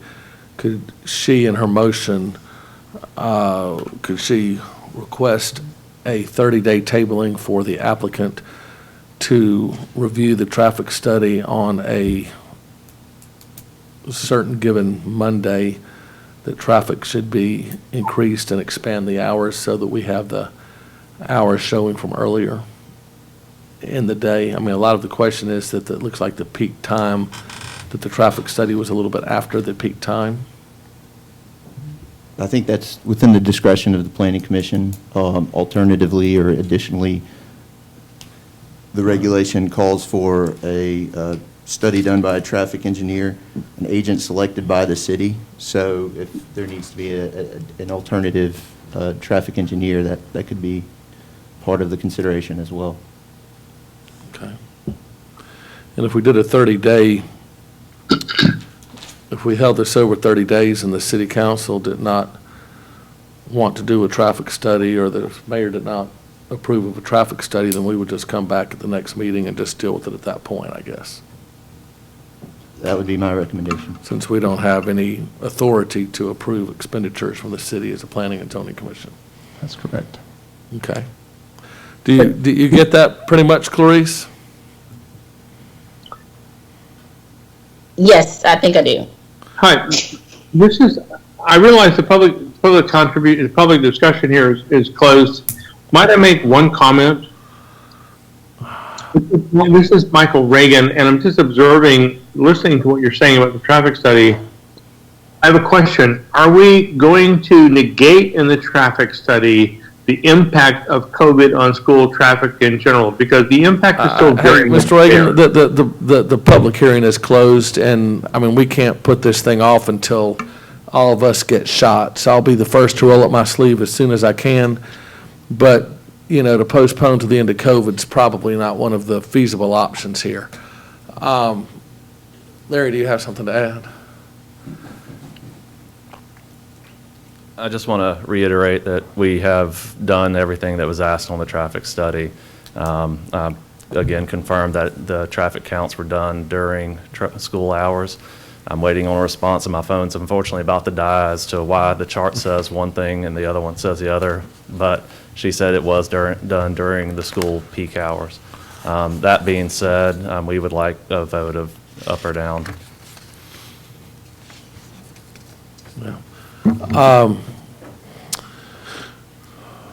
All right, well, look, we've got a lot of people about the traffic study and a lot of heat on this, and be pushed to vote up or down based on not sure why the numbers don't say what the numbers are supposed to say, puts us in a pretty tight position. I think we're well within our means to hold this over for 30 days if one of our commissioners, such as Clarice, doesn't feel comfortable with what she's got in front of her and drives on that. Clarice, do you want to make a motion?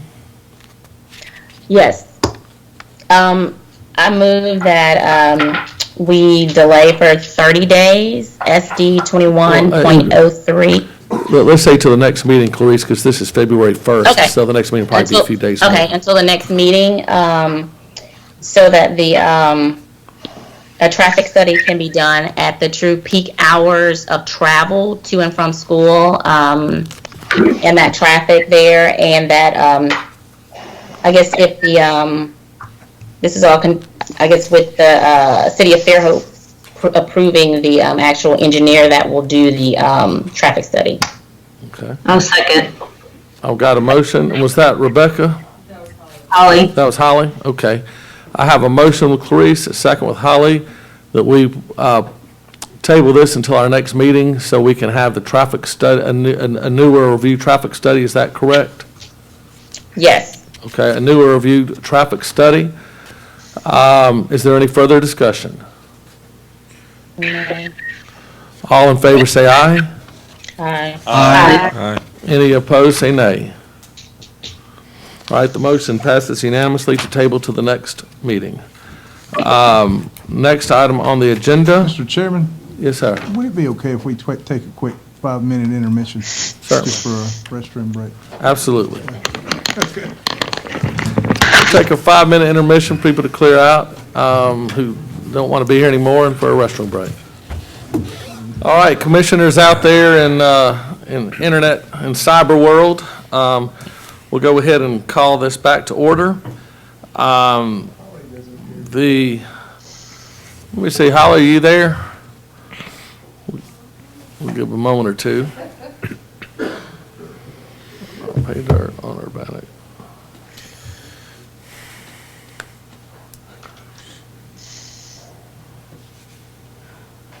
All right, Holly, welcome.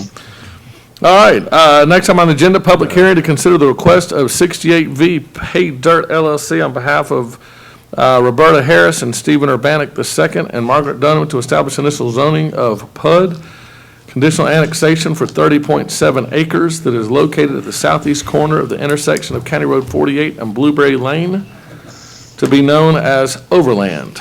And that's going to be presented by Carla Davis. All right, Carla? Carla, you're muted. Can you hear me? Yes. I can hear you now, Carla. Okay. Good evening or good night. This is Carla Davis, and I'm presenting case ZC 21.01, Overland, a conditional annexation to PUD. Here we have the zoning map to the left and the aerial map to your right, depicting the site that's located at the southeast corner of the intersection of County Road 48 and Blueberry Lane, to be known as Overland. A summary: the applicant is requesting an initial zoning to PUD. The property is approximately 30.7 acres. The project consists of 61 single-family lots and 16 townhome apartments. The applicant is proposing 7 different housing layouts with maximum lot coverage of the principal structure not to exceed 45%.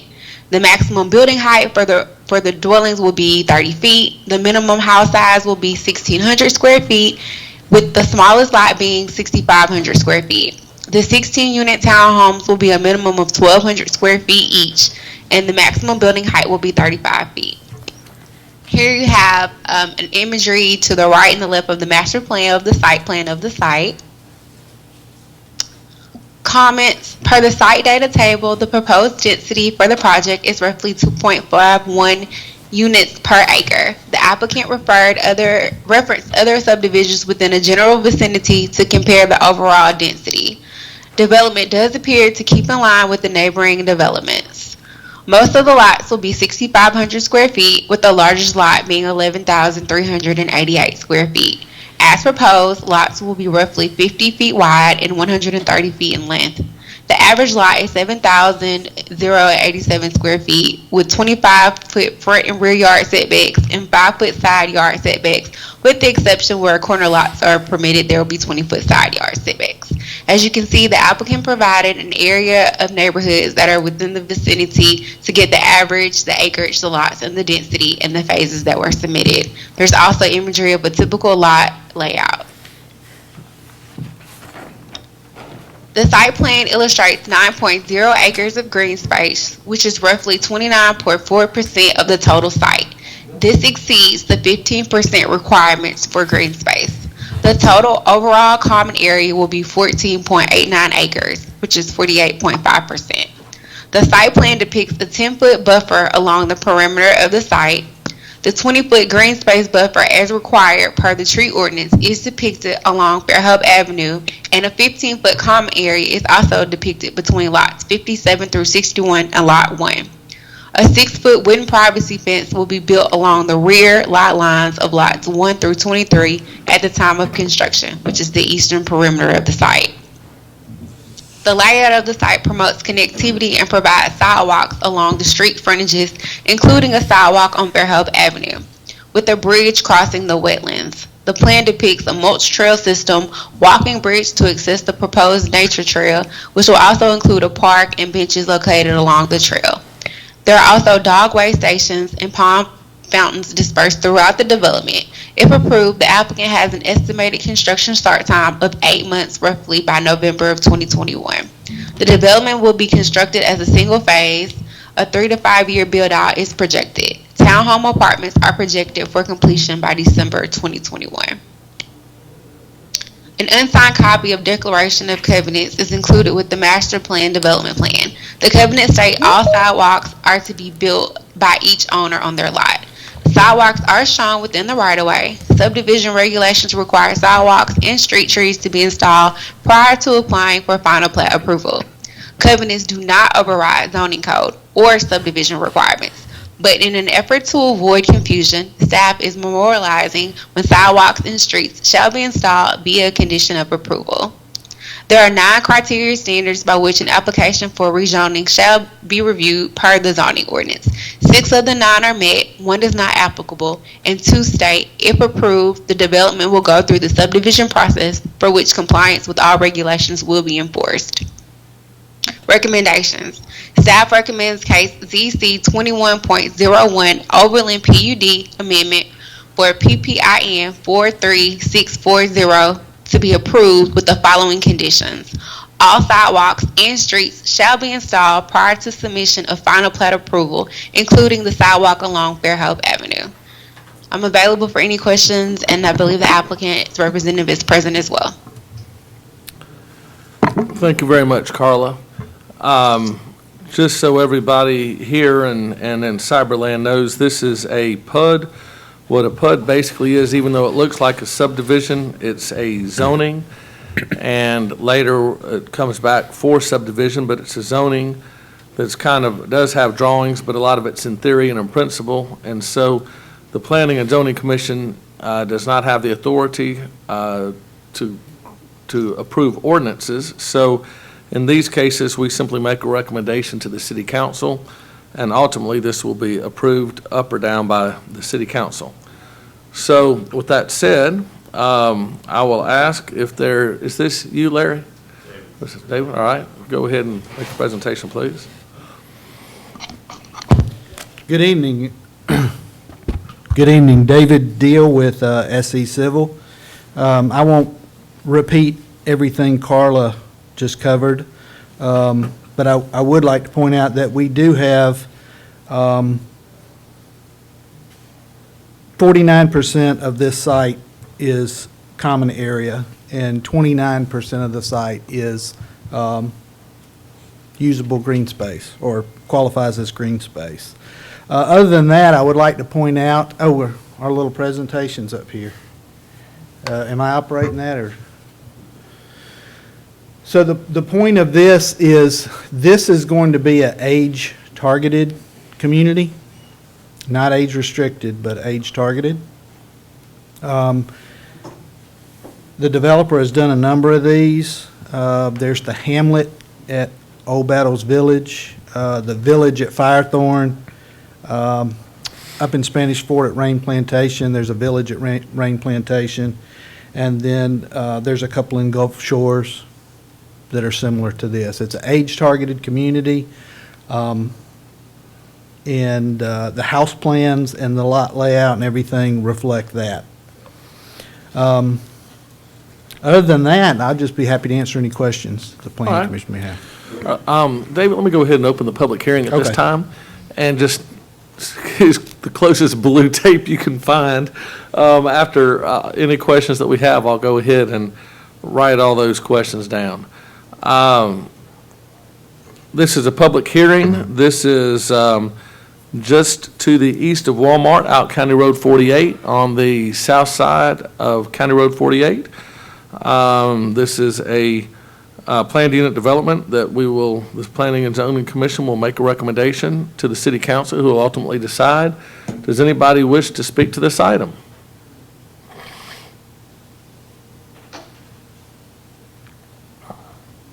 All right, in that case, I'll go ahead and close the public hearing at this time and turn this over to commissioners. Commissioners?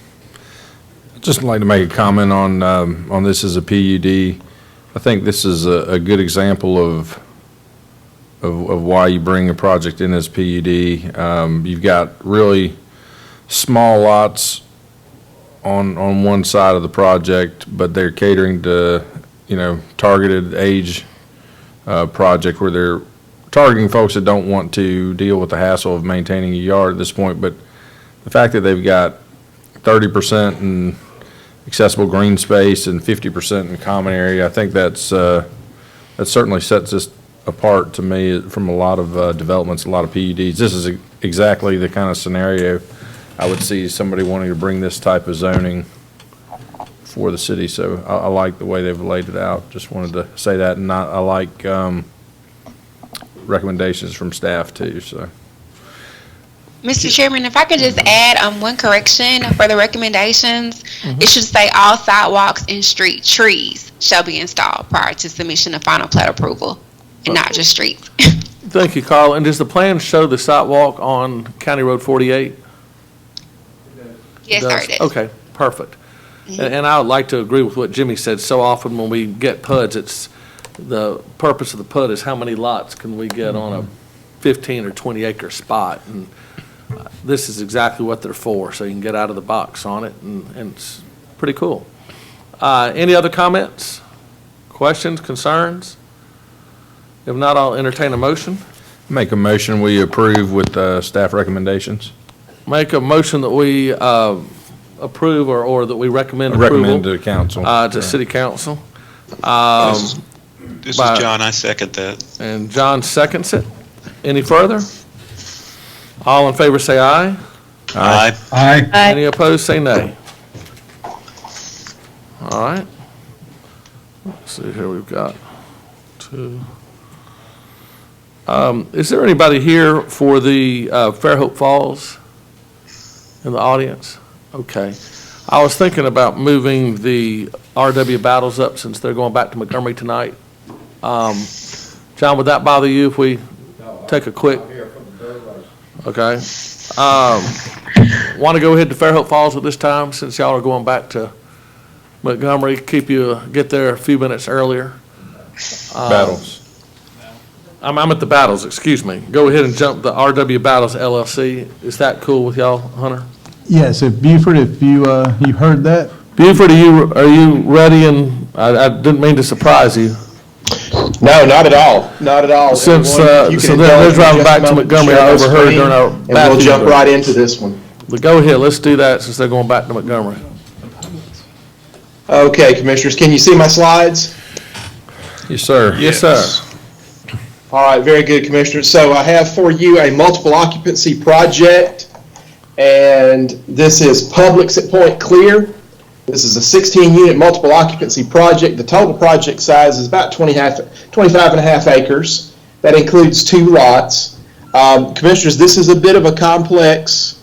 It's a bit of a complex development, so bear with me. I want to make certain that everyone understands what is going on here. Mr. Jenwright is the engineer of record, and you see the development You see the developers at the bottom of your screen right there. Just a quick explanation. So we have several pieces of property that are involved that will be replatted through this process. And of course, you see our zoning map. This particular piece of property is unzoned right here at the intersection of Greeno and Old Battles Road.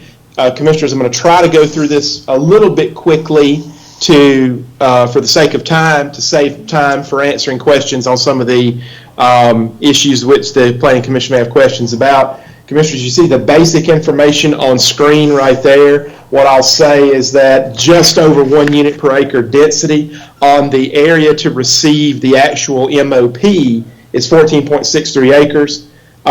It is in compliance with the green space requirements for commercial MOPs. You see the unzoned county district. Otherwise, it's in all of the other Fairhope districts. We talked about Mr. Jenwright being the engineer of record. And we're going to go through several graphics here very quickly, Commissioners. We can come back to any of these, and then Trey may want to revisit some of them as well when he comes to the podium. But just to give you an overall layout of the site, what's on screen here is the replat of those lots we saw previously. Here's the unit count breakdown. Now, all the units of the MOP are on Lot 5. So you have the anchor store, 11 units in a north wing. You're going to see a rendering here in a moment. 4 units in a building on the east side of the property, again on Lot 5, 16 units total. So this is what the arrangement of the site will be after the replat occurs. So you have one lot that's receiving an MOP. The other lots support the development. Lot 6 and Lot 8, once they're reconfigured, are not part of the development, but they are a consequence of the development. We can come back to this if we need to, Commissioners, but just to underscore here, all of the easements that the city needs, that my friend Jason Langley needs for water and sewer, are already contemplated, are already reflected in the replat. The easements for sidewalks where they're needed are also in this replat. We can get to that later if there's any questions about sidewalks, because we have a little bit of variety here. This is the green space instrument prepared by both the engineer and the landscape architect. They're satisfying green space, and to explain it here, to your right is the north, so upward is west. So we have 3 areas of green space that meet the requirements. This is part of Lot 5, but this is a preserve area. Then we also have 2 green space areas on the northwest side of the property. Also, Commissioners, this is the anchor store. This is the public store itself. 11 units in this wing, 4 units in this wing right here. Also, Commissioners, notice the improvements to Greeno Road, Highway 98, required by the traffic impact study, are reflected on the drawings. And then another, a little bit easier to read drawing of the site. We have a few renderings of the store. Here's the public store itself. And then the 11 units on the northern wing, and then 4 units in this structure on the site. This is the portion of Lot 5 that has the green space and shows some of the features on that area. This is the dog park on the north side of the property and some of the features that are included with the dog park. Generally, what you'll see, Commissioners, is all of the new plantings are in color. All the trees for preservation just show their outlines in light gray. Zooming out a bit where you can see the parking area a bit more, and zooming out some more where you can see the actual wet pond and all of the screening vegetation to be planted around the wet pond. Also notice, Commissioners, they have added a head wall, an energy dissipating head wall for when it does have to outfall to slow down the flow of water when it does have to outfall out of the drainage structure. And this is zoomed out entirely so you can see the entire landscape plan, which has been reviewed and approved by the city horticulturalist. So, Commissioners, as you've seen what I've done on some really complicated developments, we put assumptions and also conditions of approval in the staff recommendation. Commissioners, you started out with 4 conditions of approval. Those have all been cured, except for one, which we're going to memorialize. So we've had to update the assumptions to also show those conditions of approval have been satisfied and basically the replat will accomplish most of that. So this mirrors what's in your packet in the staff report, except for what is in red, and that's cleaning that up. I won't go through all of the standard conditions and assumptions we put in these types of projects. I will say here that we talk about sidewalks a lot, so look at item number 3. All sidewalks on lots 5, 7, and 9, as well as interior sidewalks on or within lots 2, 3, and 4, will be installed prior to the CO, certificate of occupancy, of the anchor store. The pending replat of the various lots within the development also includes a 10-foot wide sidewalk easement along the margin of the right-of-way for lots 1 through 4, 6, and 8 for future sidewalk installation. Those lots are not receiving any MOP. They're only receiving a replat. So it's not within our authority to force sidewalks to be constructed. However, they are reserving on the replat process an easement for those to be added at a future time, because we don't know the future development pattern on those lots. And then, Commissioners, we didn't talk a lot about the drainage system, but it meets all the city standards. We talked about the energy-reducing head wall, the requirements of the police jurisdiction. That's pretty standard. MPDS, pretty standard. As is common with an MOP, the streets are not going to be dedicated to the city or the county.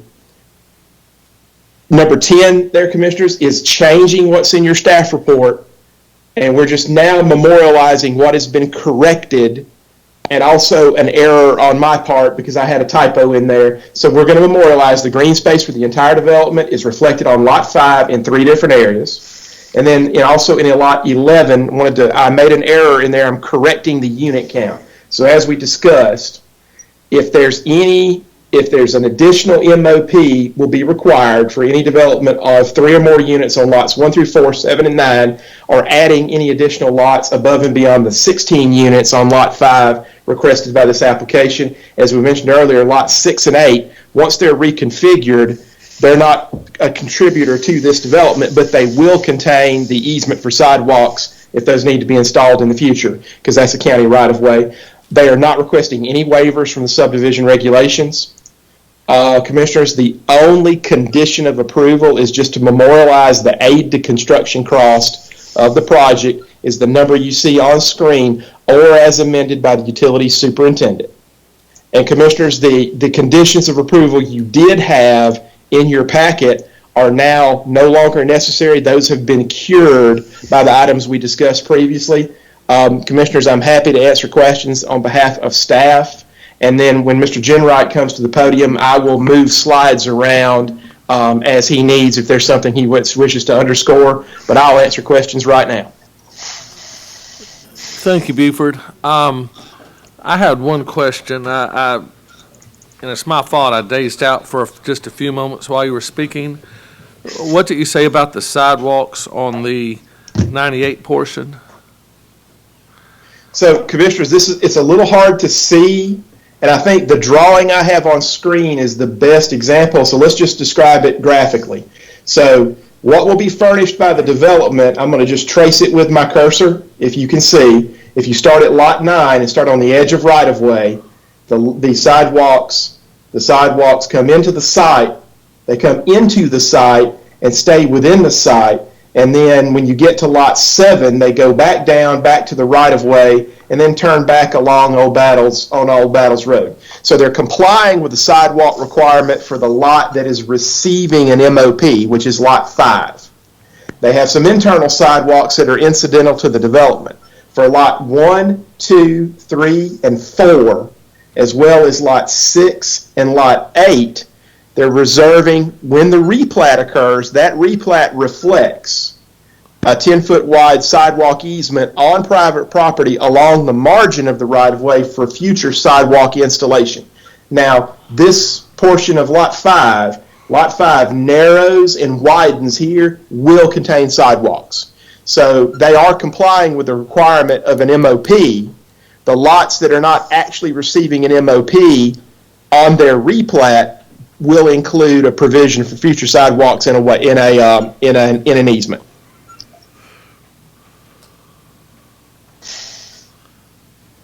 Okay. Did anybody, I guess well, I'll ask Trey. I guess what my question is when are there going to be sidewalks on Greeno and Old Battles? So, Commissioner, I'll answer that right here. This stretch of sidewalk will be built by the development. This stretch of sidewalk will be built by the development. This is private property, this is private property. We don't know the future development intent of those lots because they contain residences. But they are receiving a replat as a consequence of this development, which will have the easement we talked about. And like I said, Commissioners and Chairman, this is a very complicated development. Okay. All right. You have multiple actions that are going to occur. You're going to have a replat of 10 lots. You're going to have an MOP on Lot 5, and then the reconfiguration of some of these lots will support the development, but don't receive an MOP. As you're calling the lots, my eyes, the drawing's big, but I can't read which lot is which. Going along So, the bottom, I'll run through it one more time. Is that 1, 2, 3, 4, start over 5, again, please. 6, 7, 8, and 9. Buford, can you zoom in on that? Or Trey's here, might be able to point that out in person a little better. I don't know how to do that shared in Teams. I'm sorry. Okay. When you're shared in Teams, you have limited functionality with your document. Okay. Buford, can I ask a question? Sure, go ahead. On lots 1, 2, 3, and 4, are those just going to be empty, or are those going to have buildings on the front? I can't remember. Those and our engineer can talk about it in greater detail. Okay. Those are a function of the development. The development future of those items is not known at this time. Okay, I see 11, 7. Buford, will they come back to us for a site plan review or not if they're just individual lots? Okay, this is unzoned outside the city limits, so That's there right. is no provision for site plan review. Right. If any of those lots is requested to receive 3 or more units, we will see a whole new multiple occupancy project. Gotcha. But we could also just see the backs of 4 stores with dumpsters in a worst case scenario. And there's not anything we can do about it. I'm just saying that. And this is unzoned property in Baldwin County Planning District 17. Got it. All right. Thank you, Buford. Go ahead. Trey? Good evening. Trey Genwright, J Consulting, 208 Greeno Road. Thank you, Mr. Chairman, for allowing me to speak on the project. I think Buford went very thoroughly in looking at this development. He's correct in stating that there is currently 10 parcels in place. We're going to replat those, basically moving interior lot lines around to the configuration that he showed on the screen now. The Publix facility and all of the stores that are being permitted to be constructed today reside on Lot 5. Lots 1 through 4 are the ones at the bottom of the page going from, left from right to left. And then there's a Lot 7 in the southeast corner right there at the corner of Battles and 98. This project includes, excess green space. And so when we were setting this up, we were looking at it with the thought of maybe having another out parcel on Battles Road, but we were pinching our green space, and the developers worked along with the city, decided to dedicate and create a true park element over there on the frontage of Lot 5 that actually fronts Battles Road. And so in your development plan, you'll see design elements that create a true park feature there with the connection point back to the master center. I'm happy to talk about any details you need. I think maybe you mentioned the sidewalks. On lots 3 in the middle, there's there's some utility infrastructure there. It's probably less desirable to bring attention to it. If you ride down 98, you'll notice it there. Since we don't know how those lots are going to develop out, they are focused towards the internal private roadway network there, so the structures will be set up so that the parking will be in there with the intent that it would be kind of follow under the Greeno Road Overlay District that's been talked about in the city, for the recently. So when we set this up with that idea in mind, so the buildings would have it architectural facing the road, parking in the back or parking to the side. Dumpsters, as I was mentioned, those will be behind the building. That's echoed on the little 4-unit building that's on the site plan there. There's a dumpsters behind that, so we can hide those facilities there as well.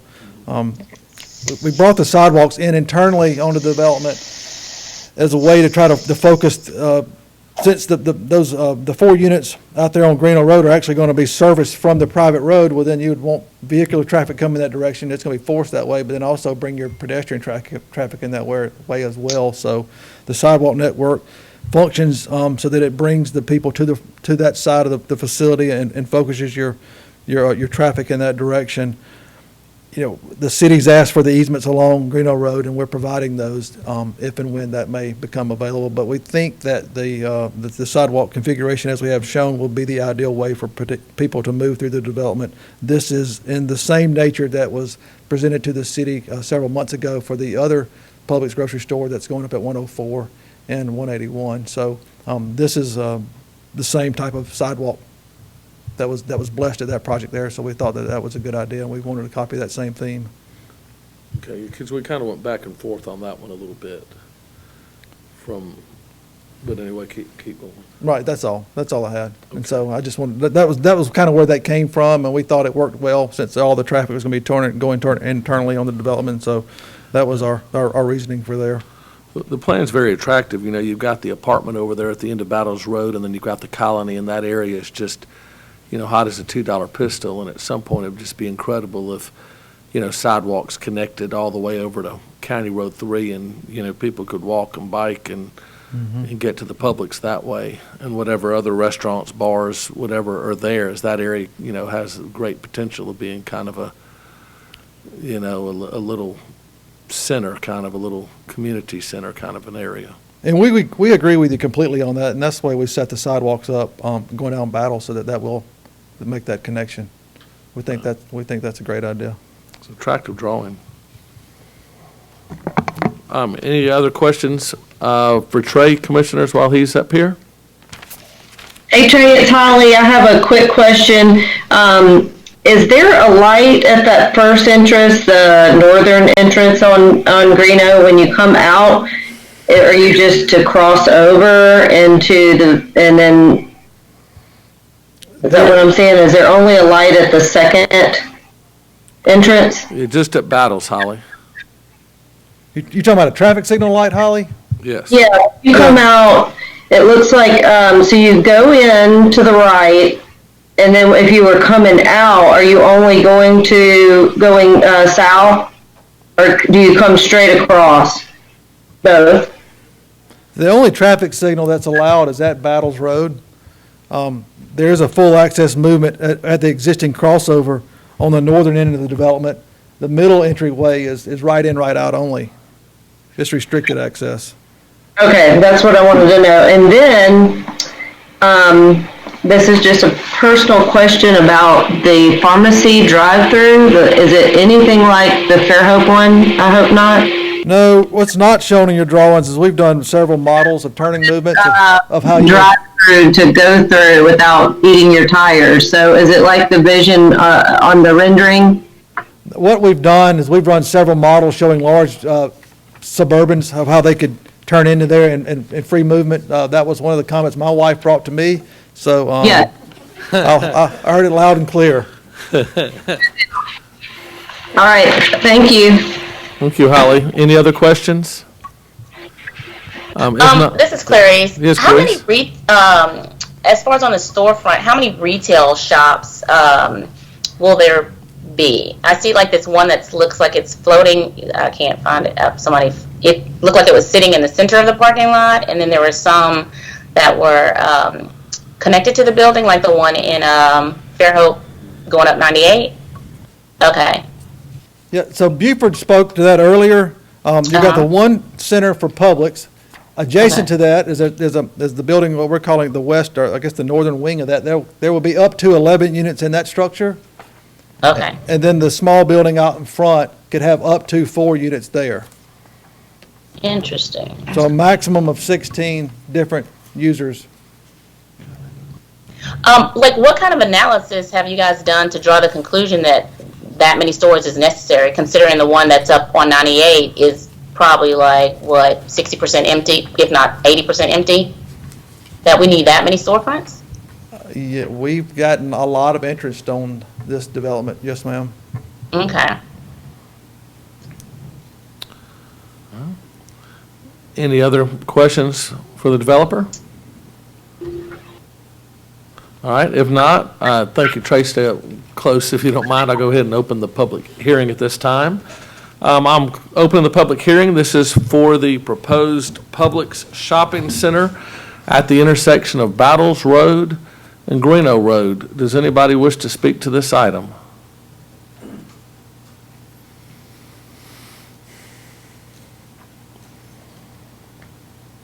All right, in that case, I'll go ahead and close the public hearing. Again, if you need to speak, you hit star 6 or unmute. Anybody want to speak to this item? All right, I'll go ahead and close the public hearing at this time. Turn the meeting back over to the commissioners. I guess just to reiterate for anyone that may still be watching at home, everything being proposed currently is going to be on Lot 5. This is a replat of 10 lots. The other lots, we're not sure what will be on those in the future, but if it were greater than 3 units, it comes back for multiple occupancy. And if not, it's unzoned county, so whatever is permissible, they can build. Any questions, more questions? If not, I'll entertain a motion. I have a question, one more, real quick. Those lots in the front, when those are developed, are we still going with the regulations of the parking in the rear, et cetera? Or is that no? Well, we don't have that- that regulation, Holly, but didn't that's apply. what Trey said they were looking at doing. If you'll highlight that, please. Holly, unfortunately in unzoned, there's nothing that we can force on this, but I will say as the engineer for the developer, we laid it out with that intent. And so if it was to come through my office, then that would be the way I would suggest it. I guess I'm just looking to see if it's going to be aesthetically similar to what we have in Fairhope, where you see the green space, the, really nice landscape and buffer, where you're not just staring at a bunch of, commercial space and parking lot. Yes, ma'am, and if you look at the landscape plan that's up there in front of you now, we're installing landscaping now along that strip. So we're preemptively putting some plant material in there to create that. Okay, thank you. Yes, ma'am. Trey. I make a motion, we approve as presented. Motion to recommend approval as presented. A second. Oh, wait, this is a mop. I thought this was excuse me. I might should recuse myself right now and go home. Please. I'll rerun. Go ahead. Okay, I have a motion. Well, that needs to be, subject to staff recommendations. Yeah, I have a motion to approve, Yes. subject to staff recommendations. Do I have a second? I'll second. I've got a second from Holly. Any further discussion? It was Rebecca. Oh, that was Rebecca. Excuse me. I'm sorry. That's Holly was moving. I All can right, see it's Holly. Holly I can't first see time. Rebecca on here. I've got a motion and a second from Rebecca. Any further discussion? All in favor say aye. Aye. Any opposed say nay. All right, motion passes unanimously. Thank you. All right, we'll back up to SD 2107. Public hearing to consider the request of Leonard and Sharon Smart for TH Fairhope Falls 2018 LLC and Fairhope Falls Owners Association for preliminary plat approval of Fairhope Falls West for a Phase 4, a 37-lot subdivision.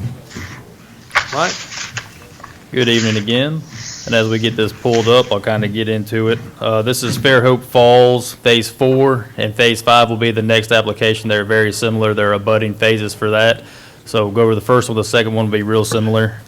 This is located near the intersection of Langford Road and State Road 104.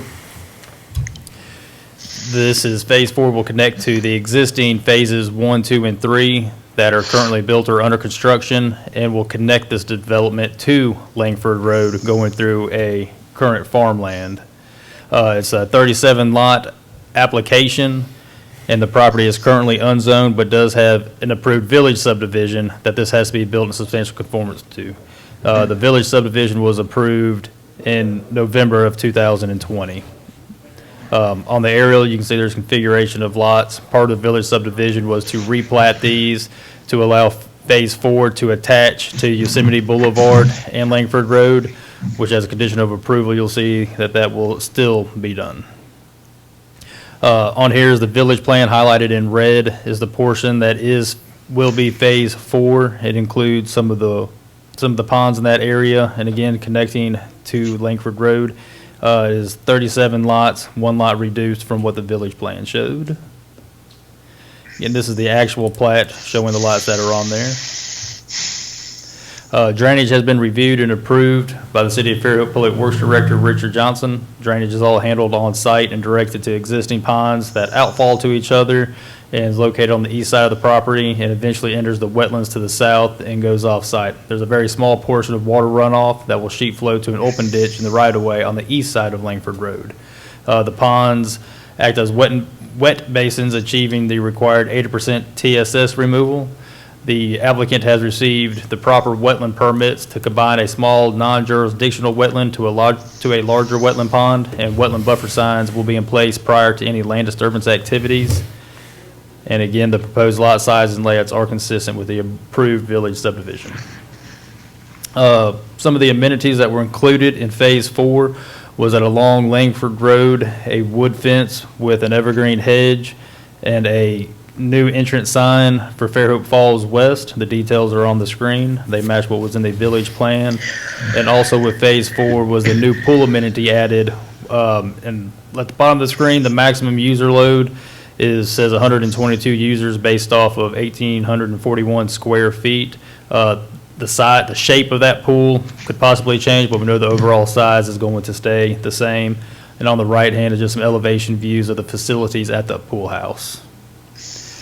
Traffic study was provided and proposes the widening and installation of 3 turn lanes. You can see on the screen there is a left and right hand turn lane off of 104 onto Langford Road, and also proposes a right hand turn lane on Langford Road to get onto Highway 104. Note that the installation of sidewalks and street trees will be required before final plat, and that approved preliminary plat will expire after 2 years, and that if approved, a pre-construction meeting is required before land disturbance. And staff's recommendation is approval with the following conditions: a replat satisfying condition 1 of approval for SD 20.47, the Fairhope Falls West Village subdivision. Condition 2 is recommended traffic improvements as stated in staff report are installed prior to acceptance of application for final plat. That any deviation will require reapproval from the Planning Commission. That last sentence there is important. Has been commented that another traffic study has been applied for, is under current status with the developer. They wanted to get a second opinion on the traffic study to confirm the results of the first study.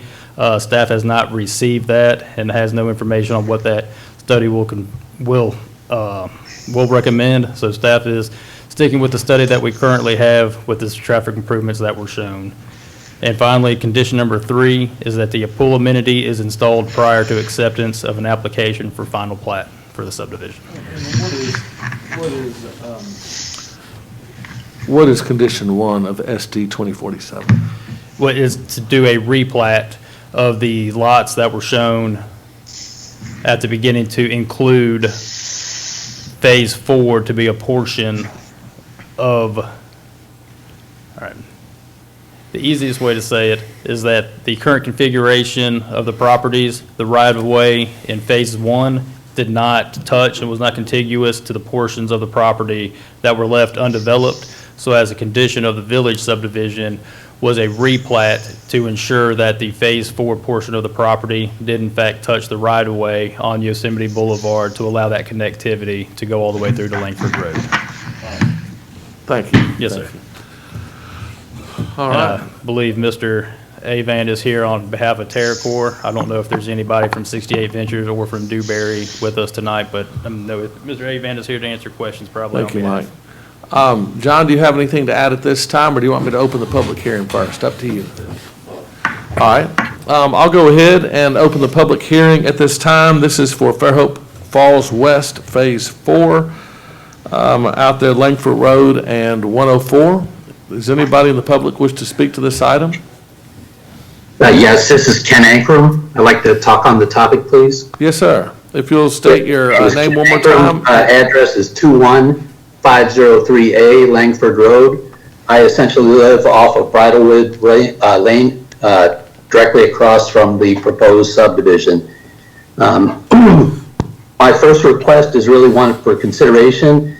I received certified mail last week to look at case SD 2108. I did not get a letter on SD 2107. I request consideration that the comments I provided for 2108 also be applied to 21.07. So that comes in the form of a request. Okay. Second comment I'd like to make is I'm not really sure why Phase 4 would use a very old Google map to illustrate the aerial view of the lot in paint in dressage way, and then eliminate the homes that have been built across the street from the proposed subdivision. I just think that's done in poor taste and doesn't properly reflect the area that we actually have out on the land here. I'd also like to bring up the fact that there is quite a bit of information in here on the aquatic resources, the wetland, studies done by the U.S. Corps of Engineers, and it does address the Clean Water Act. So we talked earlier about the pristine trees and sidewalks of Fairhope, but it's really the water that brings us to the south into this area of the country. And I think this has been glossed over very quickly by the developer and should receive some due consideration. The other thing I'd like to bring up, and I'm just going to repeat the words I just heard, is there's going to be sheet flow from the subdivision onto the east side of Langford Road. The developer probably knows this given their studies, but that storm ditch on that east side of the road already flows over the road itself, floods out, causing traffic to go down the center of the road. So my question to the developer is that storm drain going to be fixed? All right. When the developer comes up, I'll ask him that question. Right.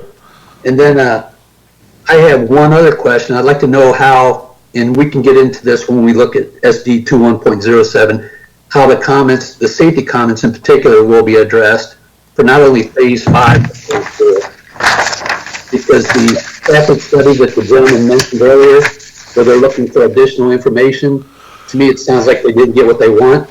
But that traffic study needs to address more than just the subdivision, the intersection of Langford Road and 104. It needs to address a turn lane into that subdivision. When you're talking over 300 homes and you look at the way traffic moves up and down Langford Road, you better have a turn lane there, and don't plan on coming to the west side to put your turn lane in when you have the opportunity to put it in right now. Do it right. With that, I'll reserve my time for a 2108. Thank you, sir. Appreciate that.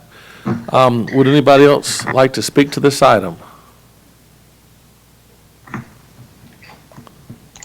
If you would, just hit unmute or *6. Hello? Yes, Yes, ma'am. I would like to speak. Okay, if you could state your name and your address, please. Yes, my name is Melanie Johnson. I live at 11743 Alabaster Drive, Daphne, Alabama. But my husband and I, Louis, we are actually building the house that runs alongside Bridlewood Lane. We're neighbors with Mr. Ankrum, who just spoke. So we are in the middle of building our house. and just to find about this development that's directly going across the street. And, you know, one of the biggest issues is the traffic and how the water run off, because Briarwood Lane is an undeveloped road, and we have a youth who is learning how to drive. Now, once the traffic starts to flowing and we come out of this, you know, COVID-19 situation, how actually really is traffic going to be? We know that certain times of the day that traffic is horrific, trying to exit going north to 104. And how would this really look? And again, I must reiterate what Mr. Ken Ackram said about don't look to the west side. The west side of Langford Road to put in a turn lane, because we know that building this many houses, when there's only one exit on 104, that other exit will be used. And we also want to make sure that the aesthetics are really there and put in place, because again, we're right across the street from that subdivision, and it's very important for us, you know, that we want to keep the beautification of the area. You know, we don't want a headache, we don't want an eyesore. All right. Thank you very much, Ms. Johnson. I appreciate your input. Okay. Would anybody else like to speak to this item?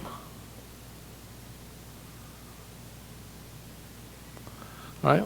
Thank you. In that case, I'll go ahead and close the public hearing at this time. John, if you could, we had two questions. One about the stormwater that apparently is backs up on the east side of Langford Road, and they were asking about if a drain will be cleared out on that. And then there's some concerns about traffic, and then the view from Langford Road of the subdivision. It's my understanding that the drainage along the east side of Langford Road, it will be improved with a drainage ditch and accommodate any kind of sheet flow or sheet flow off of Langford. The second item, as far as the traffic, we had a detailed traffic study. We are, by staff recommendation, had to adhere to that traffic study.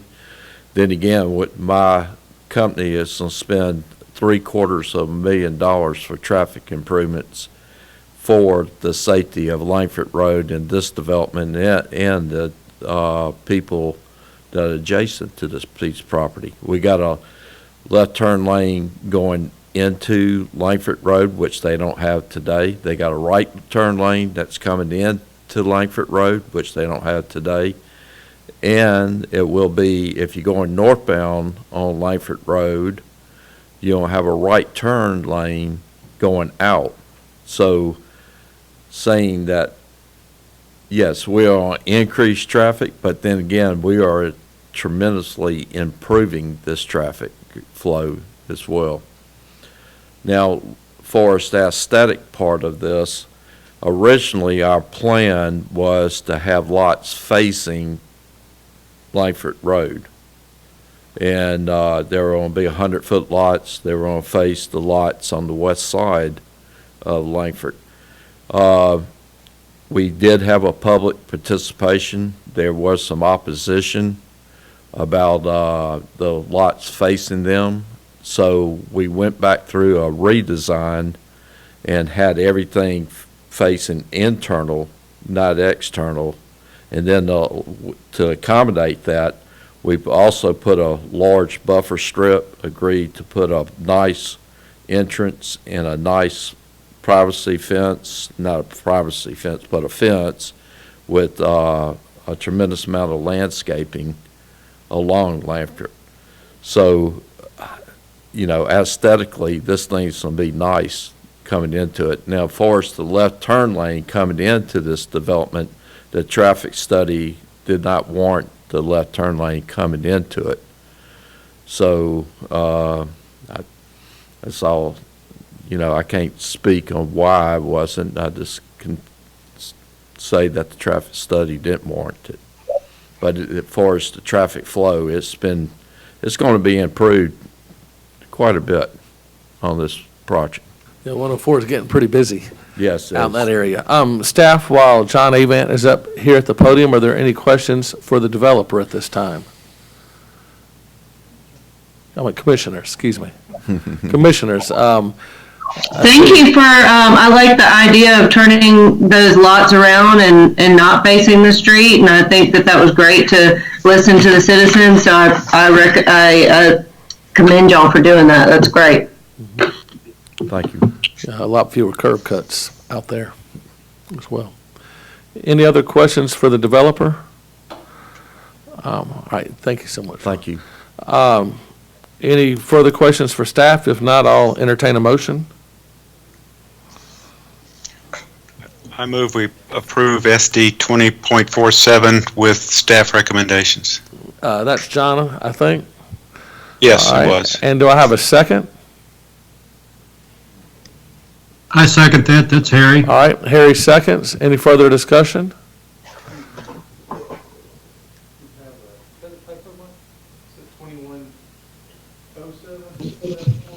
$21.07 is what I.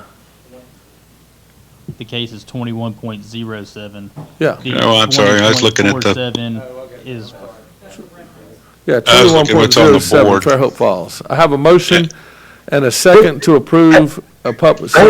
I'm sorry to interject. I have one question. I had asked for consideration for my comments from 2108 to be applied to 21.07. Sir, there are a number of safety considerations there, and I know the staff received those comments on 2108. So how can we go through a recommendation to accept without due consideration for my comments on 08 to 7? She's got them in the file, sir. I've got a motion and a second to approve 21.07 Fairhope Falls West. Is there any further discussion? All in favor say aye. Aye. Aye. Any opposed say nay. And I'm sorry, I know we're getting late, but just to clarify, the motion was to approve 21.07 subject Subject to to staff Yes, recommendation. it was. Yes, correct. Yeah, I was just reading the wrong thing that's up on the screen right now. Okay, next item on the agenda is SD 2108. Mike?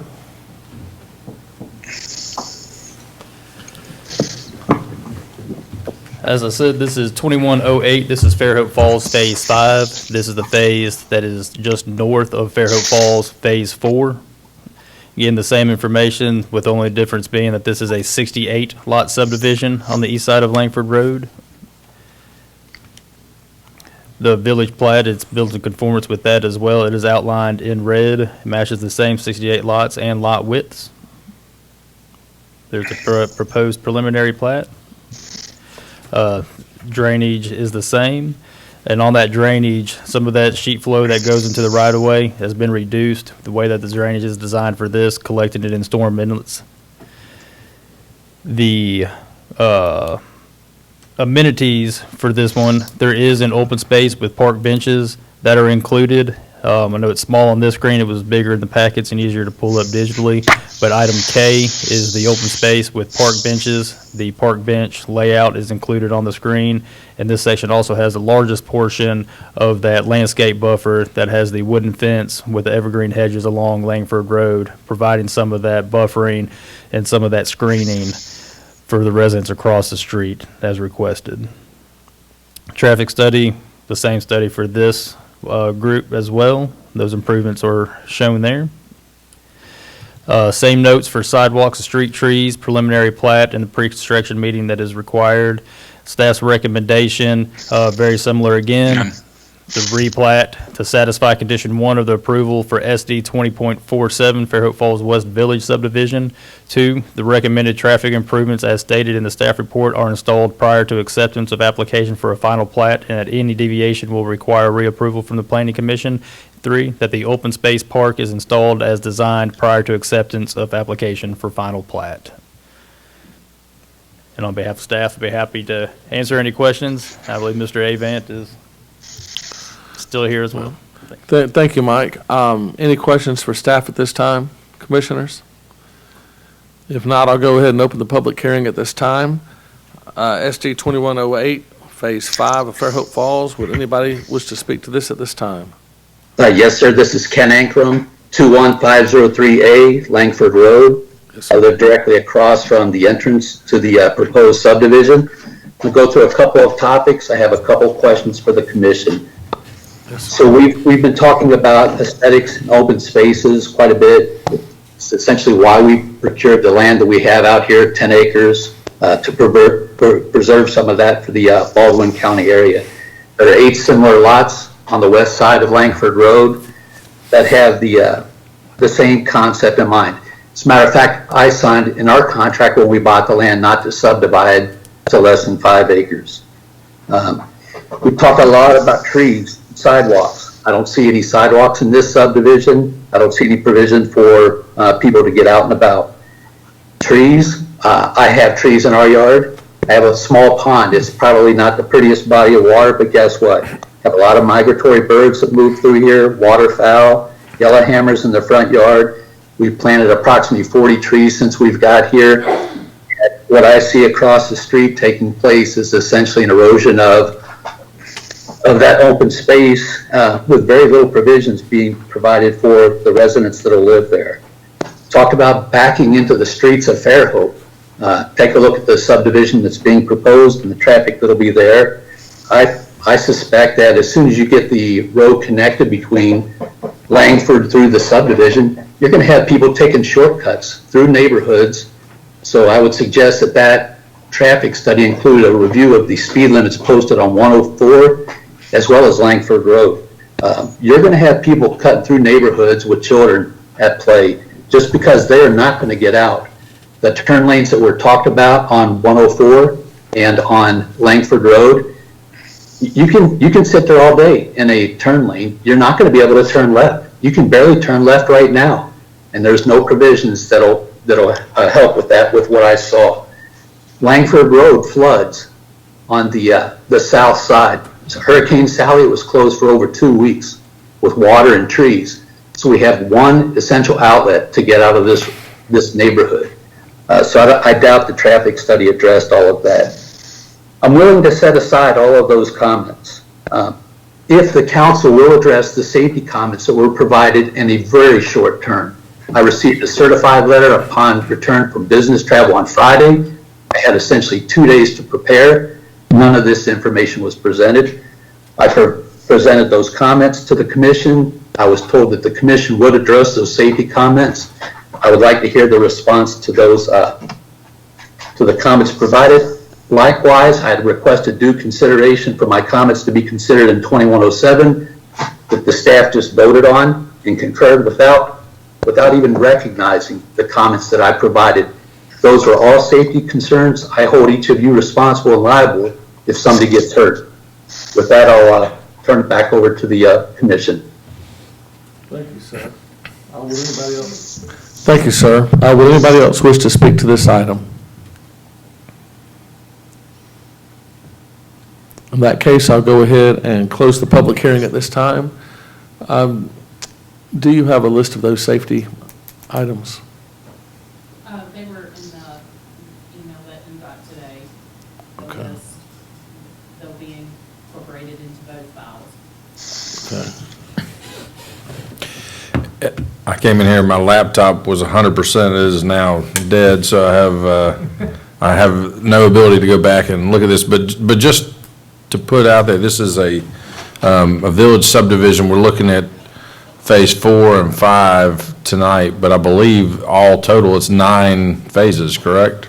That's correct. Okay, That is so. correct. There's a total of nine phases in this village concept. And just a brief history, this is a development that has had a village site plan done in the mid-2000s, 2005, 2006. 2013, it came back around. 2017, it was created and further developed. Then in 2020, the village plan that was created originally was amended and brought back into the public realm. We're now seeing the first 2 phases, 4 and 5, come at you. Phases 1 and 2 are completed. Phase 3 is under construction and will be coming up for final plat. So we'll see 4 and 5 is tonight, and then phases 6 through 9 could be on future agendas. Okay. The developer is here. John, this does have sidewalks in it, does it not, on both sides of the road, on the interior of the subdivision? Yes, sir. It's, we'll build all the sidewalks throughout the development in front of all the lots, common areas, and also with the street trees. And it's as got required. trees and meets the sand, and meets all the aesthetics of the landscape It does. ordinance. It does. And traffic calming devices are throughout as far as keeping people from shortcuts. It does. As required by the subdivision regulations. Yes. Just So, to point out, Lee, the first note right before the recommendations was that the installation of sidewalks and street trees will be required for the final plat. Correct. Before a home is able to be built, those sidewalks and street trees will be installed. yes, and I understood that. I like to hear it from the developer when, so it doesn't sound like we're trying to sell the plan, but it certainly is in there. It's a nice-looking subdivision to me. Commissioners, the developer is here. Any questions for him or staff? If not, I'll entertain a motion for SD 21.08. Could I ask if my comments were even reviewed from the safety concern perspective by the commission? Do you want to mention those? The public hearing is closed, but if you want to list those comments, since we're kind of in an unusual form, I'd like to err, rather than the side of parliamentary procedure, I'd like to err on the side of letting people be heard. So if you'd like to list those, please I do. typed up, as requested by the board, 4 pages of comments and presented those by the deadline requested, even though I didn't receive the letter until Friday night. Those were hand-delivered and emailed both this morning in preparation for the meeting for the staff. I see, okay. Any highlights of those that you'd like to mention at this point? I'll go through every single one of them. But Well, the public hearing is closed, but I mean, this meets the subdivision regs in a area where that's what we look at, but if there's anything unusual that you'd like to bring up, we can certainly hear that. This is John Worsham. Mr. Ankrum, I'm reading through these. You make these statements that it's unsafe, but you don't give us any reason why it's unsafe. There's So would you no, like with me to talk about that, since you're going to present the position of the commission? well, we We don't have a. Is this opinion, or is there I mean, actual data to support these? So we don't have a position. Our job is to see, does this meet the regulations or does it not? It's not, do we personally like it or do we personally feel it's safe or not? You know, there's sidewalks in it, which sounded like you'd said that there were not. There's traffic calming. They've had a traffic study that they're following, the ingress, egress. So I'll concede to Mr. Worsham and to the commission, but please document my notes as safety concerns, and I will follow the development, and I will hold you responsible for what I've documented here. There's been no consideration. So when you talk about process, if the commission has not looked at these safety items, and you're going to let the developer speak to those without any preparation, then why did you send me the letter? That was a waste of my time. All right, thank you, sir. All right, staff, commissioners, any concerns, comments? If not, I'll entertain a motion. Well, I'll just, sorry, this is for Rebecca. I'd like to say I did read his letters. I'm sure most of you have read this letter, and there's not that much we can do about it. The safety concern about where school buses start and stop and unload, and I mean, in most neighborhoods that I know of, there's not necessarily a designated pull-off place for a school bus. It's just school buses stop on the street, and that's what they do in my neighborhood. That's how my kids get off the school bus. So I don't, these have been read and considered, and I'm not seeing a lot of actionable items while I hear the concern. So That's the way most accidents begin. Thank you, Rebecca. Public hearing's closed. Do I have a motion? This is John. I move we approve SD 21.08 with staff recommendations. I've got a motion to approve, subject to staff recommendations. Do I have a second? Second. I have a second. Any further discussion? All in favor say aye. Aye. Any opposed, say nay. Motion passes unanimously. Next item on the agenda is SD 21.1, Magnolia Mixed Use. Thank you, Chairman. And this is like the Magnolia and Church project we saw earlier on the agenda. This is also an MOP and site plan. We're going to present those as one project, although we do recommend voting on those separately. We need to vote on those. The MOP can be approved by Planning Commission. The site plan review will be a recommendation to the City Council. I'm going to give it a second and get this up and running. Okay. Here we go. All right, this is a request for an 18-unit MOP project that does have a follow-up site plan review. The project is Zone B2. It's on 0.31 acres on Magnolia, on the north side of Magnolia, just east of Church Street. The applicant proposes a 3-story mixed-use building. As proposed, the ground floor consists of 2 office spaces with a parking garage that includes 16 parking spaces. The one commercial unit is 525 square feet. The other is 2,080. The second and third floor plans are identical, consisting of, I'm going to touch base on this. I think this note, we did get some revised plans here, so you will see a little bit of, that may be confusing, and I'm going to clarify that in what is proposed at the end of these slides, but you did see a memo in the packet that changed the second and third floor plan back to what was originally proposed, actually. And so we'll kind of move on. The ground floor, highlighted in yellow, are the commercial units fronting Magnolia. The rest of the ground floor is access, including stairs, elevators, and parking. The required 16 parking spaces are provided. I did receive one question from a commissioner today, and I want to clarify because it was a good question. A lot of commercial building requires dedicated handicap spaces. And I did confer with Eric Cortinas, and when parking is required and provided by the business, then a portion of that has to be available for handicap spaces. But within our CBD, we do not require parking for those commercial units.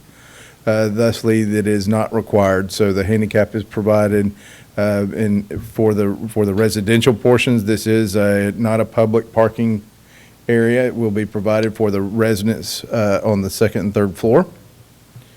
Yeah, isn't that federal? That's the ADA though. That's not a local requirement. No, you have to and that is the building code and what Eric looked at. It's when it has to be parking is provided, a portion has to, but there are many instances where parking is not required.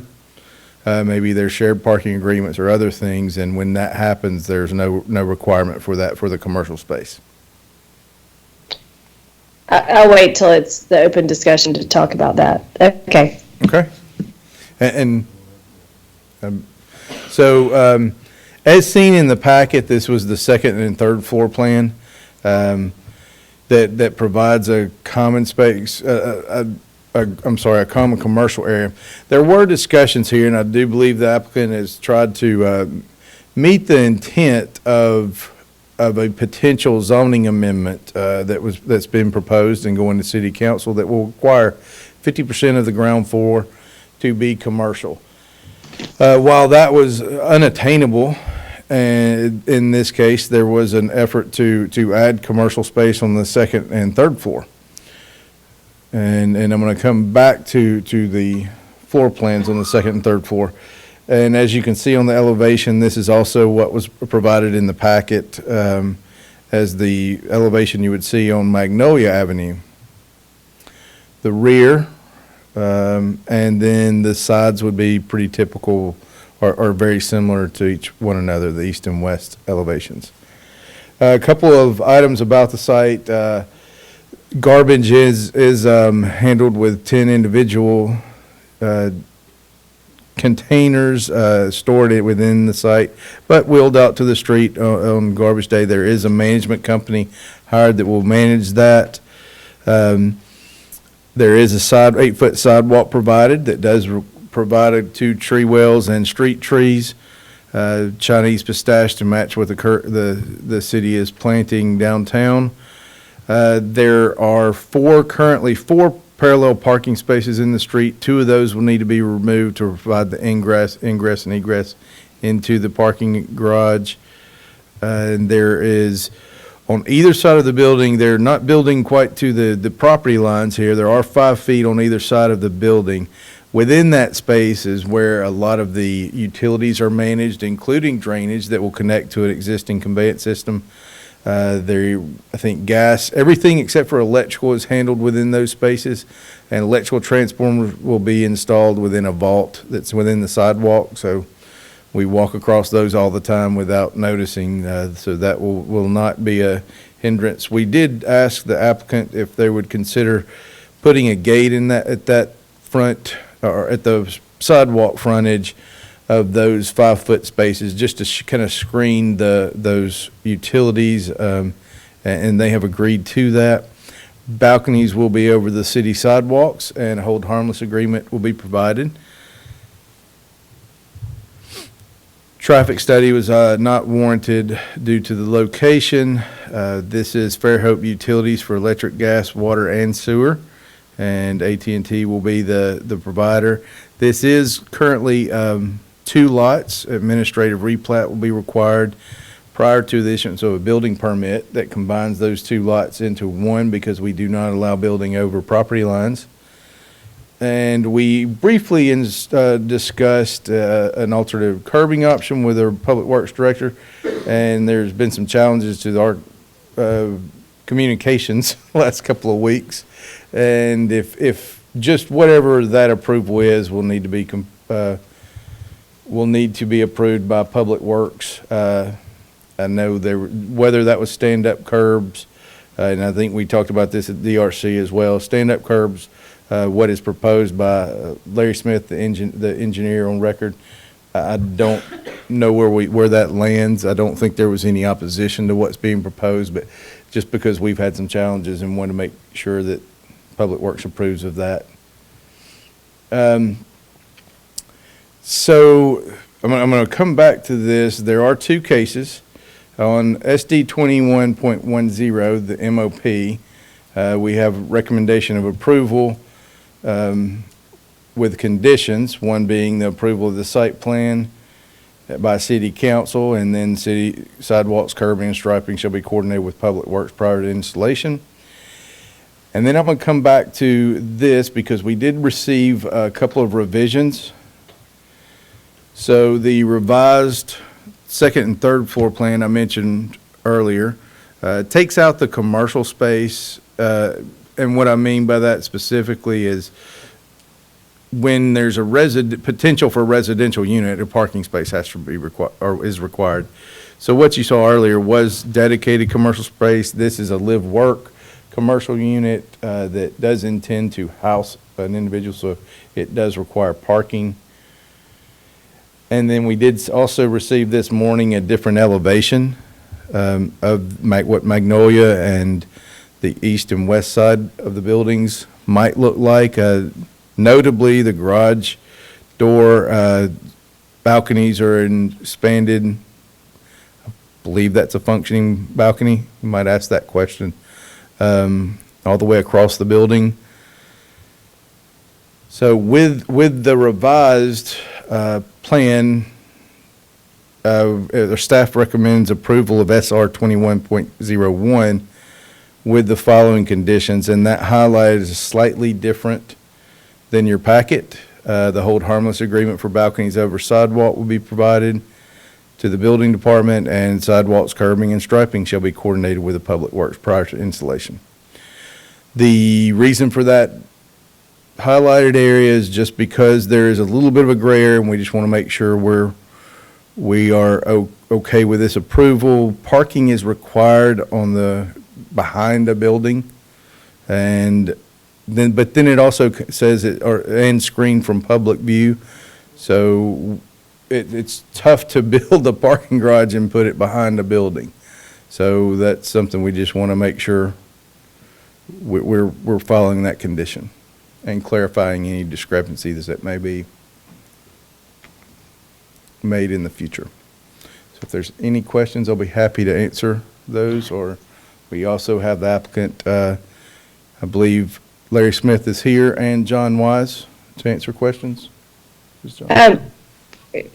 Hunter, just to clarify, because we've seen, this is the third floor plan I've seen, and so it gets a little confusing, but so what I'm understanding that I'm looking at is 14 parking spaces plus 2 handicap spaces, 16 residential units, which to my mind then do not all have parking spaces, and now 4 additional live-work units. The live-work units will count as a residential, so that is included in the 16 residential unit count. Okay. So the 16 residential units includes those 4 that were just called, that were just added. So Yes. we still have essentially 14 parking spaces and then 2 handicapped. Our zoning code nor the building code contemplates the difference between a handicap space. It's a requirement, but there's no stipulation. What it does is require compact parking. So yes, you are highlighting maybe something we need to review, but I'm assuming every person in there with a residence would want a dedicated parking space, but you can't give them the handicap space. That's logically correct. Okay, really, that's not fair to ask you all that. I really wanted to clarify which plan went with which set of parking spaces. Okay.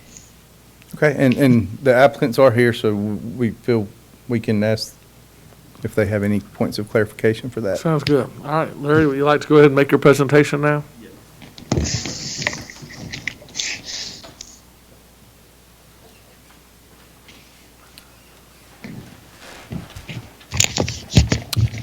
Thank y'all. My name's Larry Smith. I'm the civil engineer for the project. Yes, this plan has gone through a lot of iterations, and a lot of that was trying to get the site plan and the building plan to a comfort level with the staff, and also taking some of the comments that we received when we had our community meeting. One of those comments was the sheer number of units. As you can see in the original write-up, this started off as a 26-unit development. Now we are down to, and that was 24 residential units and 2 commercial units at the time of submittal. Before we even submitted the initial plan we sat down with Hunter and Buford with, was only 400 square feet on the first floor, and I think Hunter about fell out of his chair whenever we came with that. And so we came back with twice as much. We had 800 square feet on the bottom floor, and we still had 24 units upper. Back and forth, trying to, as Hunter said, try to get to the spirit of what the Planning Commission is moving towards. We came up with the plan that you see before you now. There was some last minute decisions on, do we have a dedicated commercial area, which was what was originally submitted for y'all's review, that was just for the use of the residents, or do we have a dedicated live-work units that have more open space to allow for an office type setup in those units, because originally the single bedroom units did not have that capacity to truly say this is a live work. So we incorporated multiple units, combined them into a single unit to give them that open floor plan to allow for a live work scenario on those 4, 2 per floor. So at the end of the day, we've got 8 total units on the second floor, 8 total units on the third floor, and on each of those floor too, so a total of 4 are live-work type developments.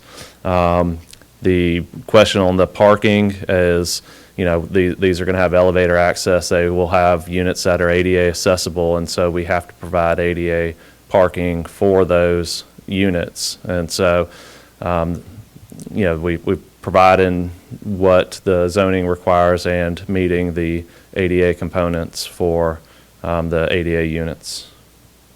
And other than that, I'll wait for any questions that y'all might have. Yeah, the main thing we're concerned about on the commercial is that the ground floor especially, because, you know, right now residential is very hot in downtown and it comes in waves. And the big concern is if we get a lot of residential on the ground floor, eventually it'll choke the commercial out. Yeah. You know, that was a big issue that we've discussed since, you know, going over, and actually, you know, residential is not allowed in the B2 except for the provision of the mixed use. And for a while it wasn't a big deal, and then we started getting mixed use in, you know, commercial zoned areas where you've got a 400 square foot wink wink, you know, live workplace and 26 apartment units. And the bottom line is, you know, we started with this back in when the Cordy's property was developed on Church Street, where at one point that was going to be apartment on the ground floor. And imagine if we had allowed that to be apartment on the ground floor, how much negatively that would have impacted both Fairhope Avenue and Bancroft, you know, not having that continuation loop there. And at the time, you know, people thought we were crazy because there were still pecan trees in that property there, you know, Miss Cordy's property. But that's the main thing that we're concerned about, just for an FYI, of the commercial. It's not so much the upstairs, it's just the continuation of the commercial on the ground floor. The whole reason the residential was allowed in downtown was to try to bring, you know, AIBs, you know, to spend money in the commercial and try to improve the commercial in the downtown, not, you know, just to bring a lot of people in downtown, you know, but that was the reason, was to really enhance the commercial, not to take over the commercial.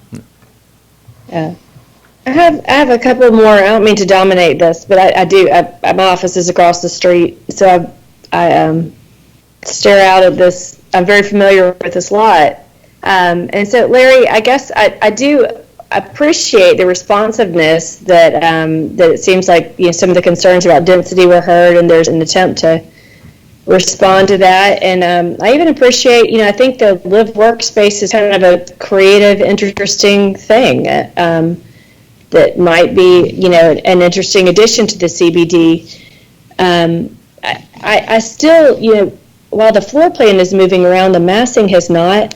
And I've had concerns from the beginning with the idea that these buildings, their only window and their legal egress, as well as their only access to daylight and view, is 5 feet away from a blank concrete wall. For some of them. And at one point it was for 8 of them. At one point it may have been more. At this point, I'm not sure, but it appears, if we could flip back to the floor plans, you know, the ones on the east, at first it looked like 2 units, maybe it's just 1 unit now. That faces a blank concrete block wall. I believe the one on the west will as well, once Vance's project is built out. I'm not sure if both of the 2 bedrooms will on the west. I mean, can you clarify that? I'll try to do my best with envisioning what is out there. On the east side of us, the building is, I believe, a 2-story. And then about midway into the building, it drops to a lower roof. So the ones on the front, the live work, would have views out onto Magnolia, and then probably that first 2-bedroom, 2-bath would have a view of the wall, and then the second bedroom unit, and then the second 2-bedroom unit. And the last one depending on how the elevations work, could possibly be at the rooftop elevation on that second level, but I don't know. I don't have heights of the roof lines of the adjacent building, but I would think the third floor would definitely be above the rear of that, the building to the east. And then on the other side where Vance's project is going, those are backing up to his garage spaces, which are just single story. Well, there's that commercial that's two-story on the street. Yes, but that would go with the live work. That would be facing Magnolia, so they'd have a view out to Magnolia, and then it would only go back halfway into that two-bedroom, two-bath unit. So that one should have at least one of its windows with a clear view of his roof. Yeah, because that's, I mean, in areas that have, in very established urban areas, like if you're in San Francisco, if you're paying to live in New York, then that's maybe a little bit more acceptable that 5 feet away from you there is a blank concrete block wall. I think it's really I bring it up and I don't mean to beat it into the ground, but I think it's an issue in a city like Fairhope where we're not, we have a little bit of a dense downtown and it's cute, but it's not like we're hardened urban dwellers who, who are used to this. And I think it's going to, I think the ability to build to the lot line is there because it's intended that you create massing such that you have a great view to the street and maybe to the back, and then the buildings hug tightly together. But I think some of the comments on the next item on the agenda brought this up too, that, when you start counting on balconies that are facing something that it is now or can be a concrete block wall, it's, it's questionable what that contributes to the viability of the building and then also to the CBD. I'll stop beating that into the ground. My last concern that I brought up earlier is that we're setting these precedents with fairly dense developments being serviced by individual trash cans. And it's been brought to my attention that this is kind of a free-for-all over on across from the Soulshine at the otherwise development with the trash cans. And I'm seeing the future of these two developments. If we have 10 trash cans are proposed for these 16 units, but that assumes there's no recycling. So, I would love to think there'd be 20 trash cans and 10 of those would be recycling. But that's a lot.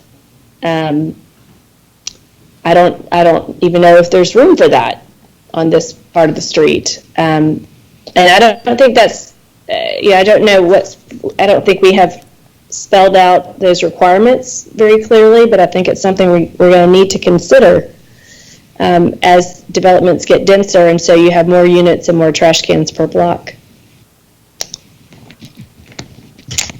And that's not really a question, sorry, Larry, unless you have something to offer about how that, convince me how that will work.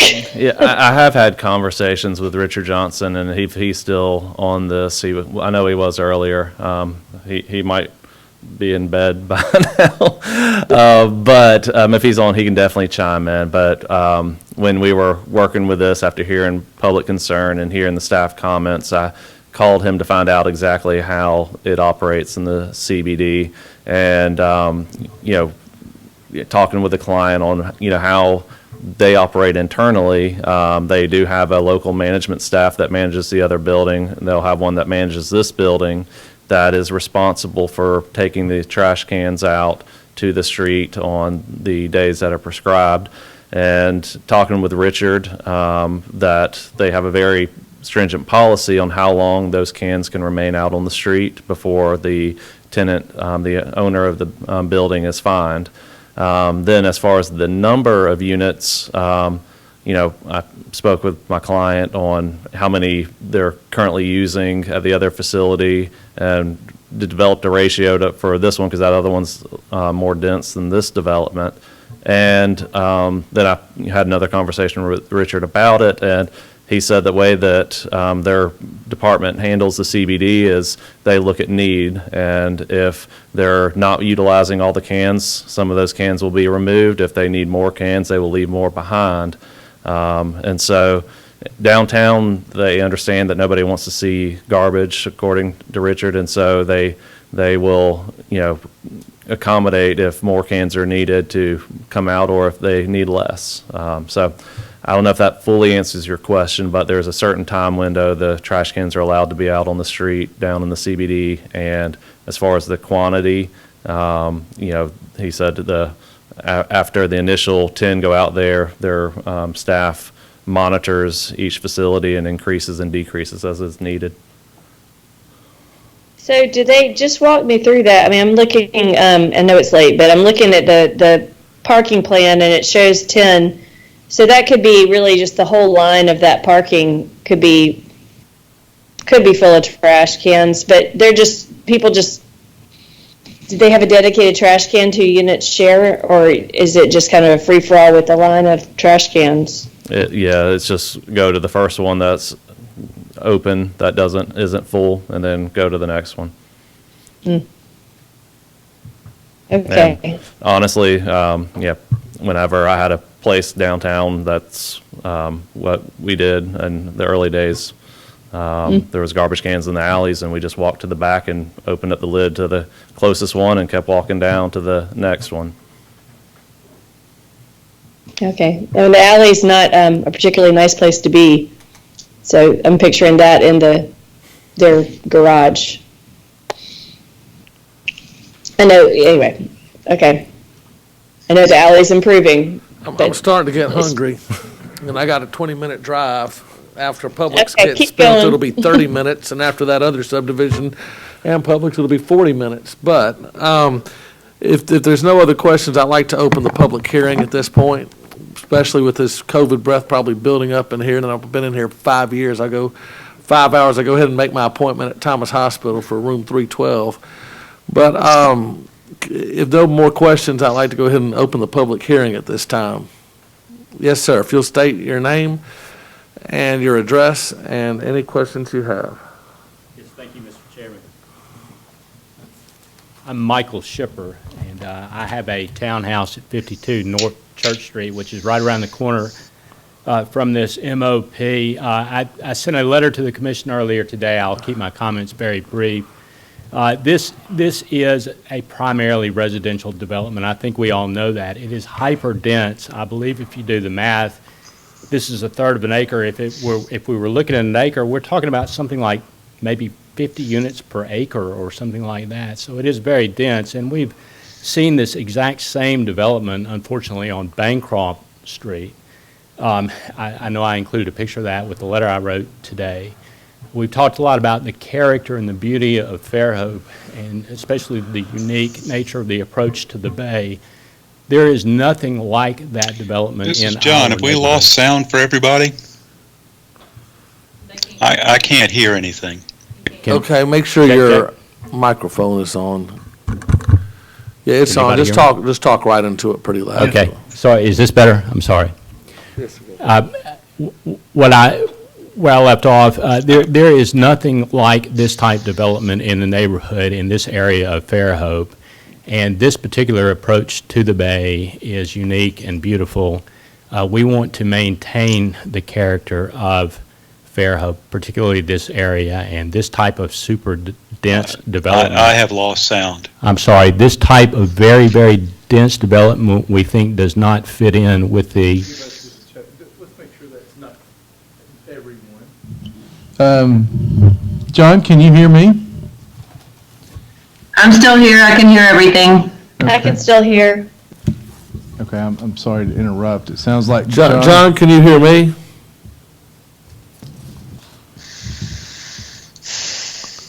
Hey, John? Maybe internet. Apparently it's on his side. You can keep going, sir. I'm sorry. You can keep going. I'm sorry. So the point is that this development is not in harmony with the area as you approach the bay, and we feel like it does not fit in. I have spent a fair amount of time in the subdivision regulations as well, and I'm a lawyer, I'm not an architect. As I read these regulations, however, for this MOP, there still needs to be a set-aside for green space. I may be wrong about that. If I am, I would like to know why I'm wrong about that. I also don't see from the proposed plat that there is any green space set aside, and that sort of feeds the point that I'm making about the character of this development, which we believe does not fit in this neighborhood. We would ask that the commission deny this request for preliminary approval. We have a FOIA request as well for the entire file. I haven't reviewed it yet. I would like the opportunity to do that. At the very least, we would like it to be tabled until the next session to give us more time to research and analyze the proposal. All right, thank you, sir. Anybody else wish to speak to this item?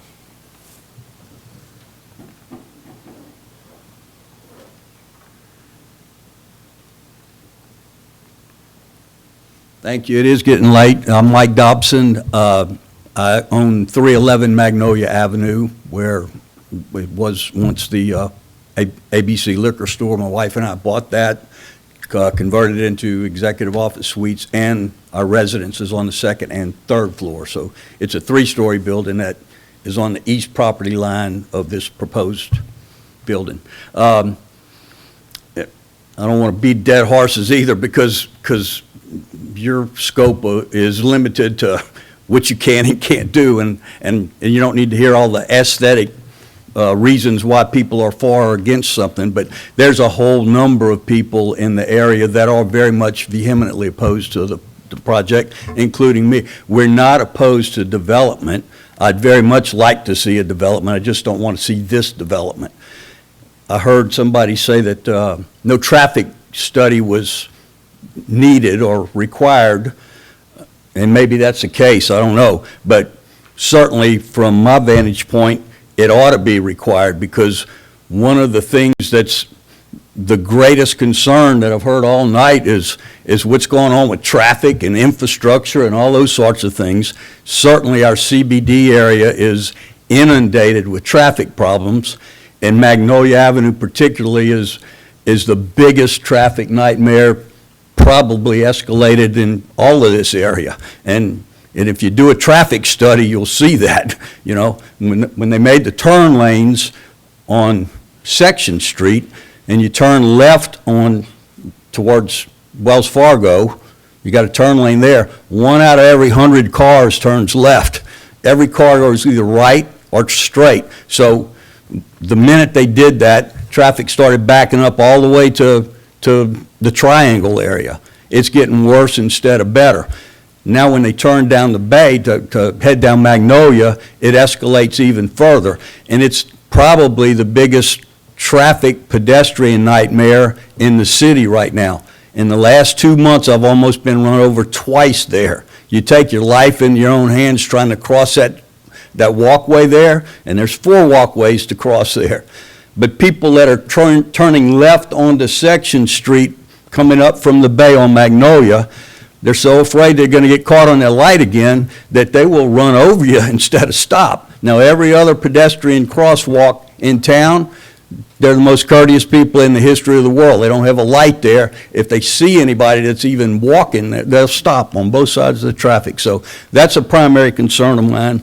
The aesthetics of that is a primary concern. I would hope that we would table this at least long enough for us to, as Mike says, study this just a little bit further, because this has been a moving target. It's changed immensely since the first public hearing. I haven't had even the courtesy of a responded call. I've left 5 messages to talk about it with the Planning Commission, the number that was on the sign, and to this day, nobody's called me back. So I would at least like to study this stuff and have our people study it, because there's a whole bunch of people that are opposed to it.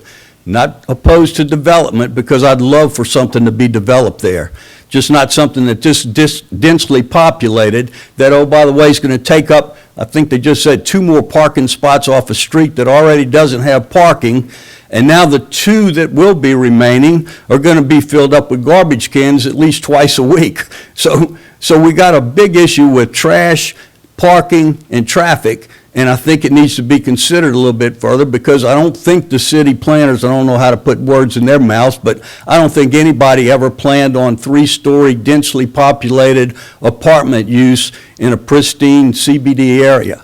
And I certainly love living in the downtown area, but I got 1 unit there in a pretty big spot with my own parking, and everybody can park, and everybody that's a tenant there has a place to park, including street parking. So it's not well thought out, and there's other better uses for that piece of property that I hope somebody would consider. So, thank you. Thank you, sir. Anybody else wish to speak to this item? Yes, sir.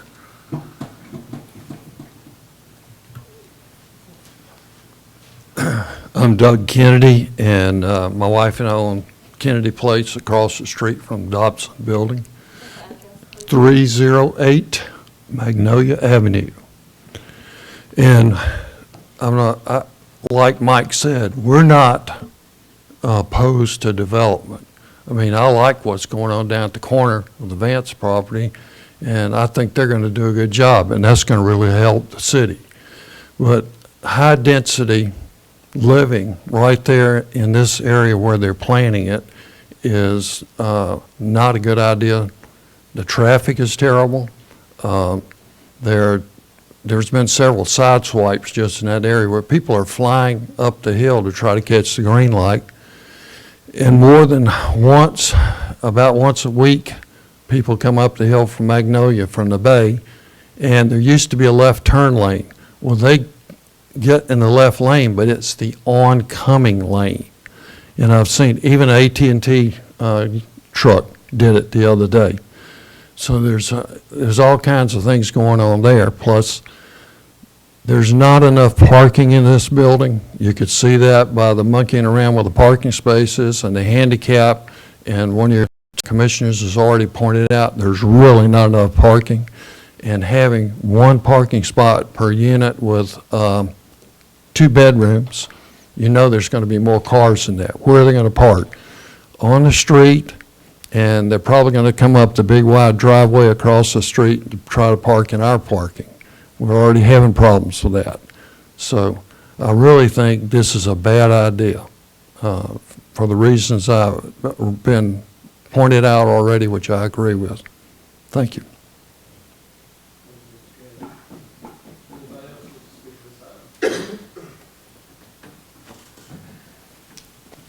If I can fight through the delirium after 5 hours of this, pardon me.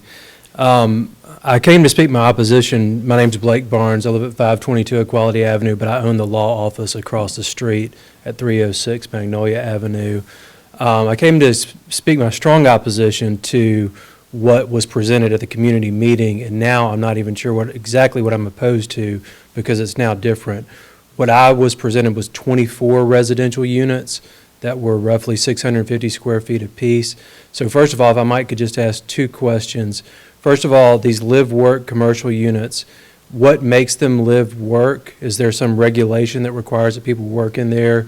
How do we know that they're not just being used as an apartment building? What is it that makes that commercial, that gets us around this problem of the density of the residential?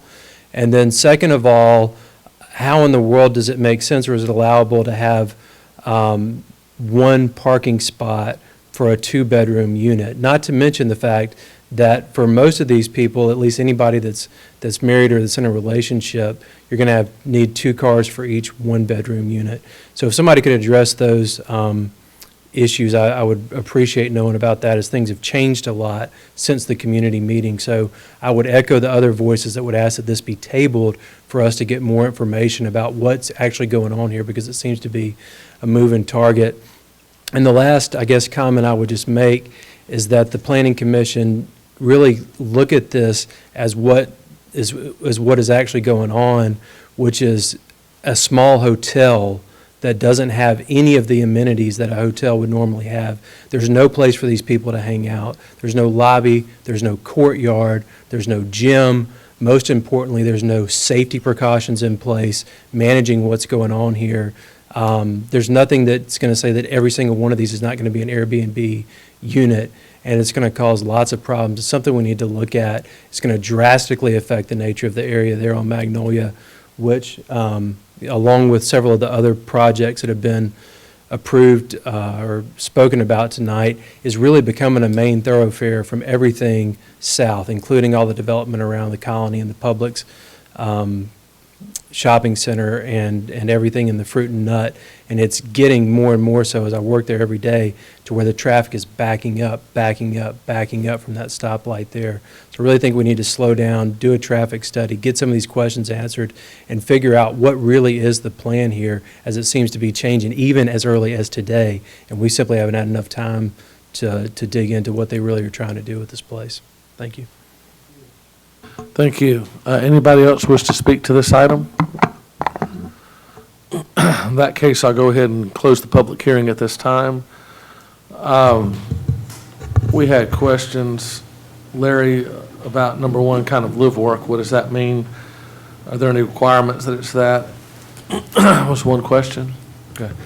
And I'll let the owner speak to that one, so I'll go ahead and jump to some of the other questions. The live work was something that I'll address what I can address about it. It was something that we kind of threw out back and forth as we were trying to come up with a solution that was given the ability to have more commercial. I believe the project just to our north had that same type of designation for it. The townhomes, I believe some of the people live in, whenever it was first pushed through. I don't know what type of requirements were put on them to be able to use that designation. Maybe someone here remembers. But the other questions, there was, a question of why a traffic study is not warranted on this particular project, and that comes out of the subdivision regs where it states that a project that creates over 1,000 daily trips and 50 peak hour trips requires a traffic study. This was below that threshold, and even at its highest level of units was below that threshold. The plan has changed. Yes, it didn't change as early as today. It might be the first time some people have seen it, but the day after the submittal deadline, or the resubmittal with the comments, is when we provided this site plan. At that time, it wasn't even the first time that staff had seen it. We had proposed it and earlier on in the conversation. So what other questions did you have? Do you think this is a well-designed and a well-engineered project, honestly? I mean, when you've got less than a parking space per unit, if nobody happens to be handicapped in it and you don't find any handicapped people to rent it, you've got two fewer parking spaces than you've got residential units, not to count the commercial, and you're taking two parking spaces away from the city of Fairhope on an area where all of the parking is parallel. I mean, is this going to fill up the parking garage? I mean, what is the plan for that? I mean, I don't know if we have any legal legs to deny this, honestly, but it's just, I mean, just so much. It's like there's not a single quarter-inch, nano-inch. I mean, not just garbage cans, but it's like, where are people going to park? I mean, are they going to take up the public parking? If people have 3 cars and a boat, are they going to put a boat and 2 cars in the public parking garage? And are we going to have to start changing more rules to the parking garage 2-hour limit only, and on the road 2-hour only limit? And then are people going to park over here to walk to their places? I mean, if you've got, a husband and a wife with 2 cars, you're down, 15 parking spaces. And if you count parking spaces there, it's not a big deal at Faulkner State, and other places where you've got angled parking, but where it's parallel parking, and we're knocking 2 out here, we're knocking a couple out down at Vance's. I mean, where are people going to park? Is this good for the city? Why, unless we're just legally required, why should we approve this? How is it good for the city? Well, first I'll start off, we're providing the required parking. The second part is, at one point there was more parking, but one of the comments was to increase the footprint. So we shaved parking off to increase commercial footprint on the lower floor. There are two parking spaces along the street that will have to go away to provide access to the rear to get to the parking spaces. One of those parking spaces was already due to be crossed off. So we're, in essence, having one parking space, but it is a parking space lost. I don't believe, you comment on Vance's down the street, I don't believe his has any loss of parking. There's already striped off parking spaces where that drive aisle is going to go. But, I mean, to provide parking in the rear, in any type of format, we're going to have to stripe off parking spaces to get to those parking spaces. I mean, to be fair, when this project had more parking, it also had more units. So it's, they're scaled accordingly.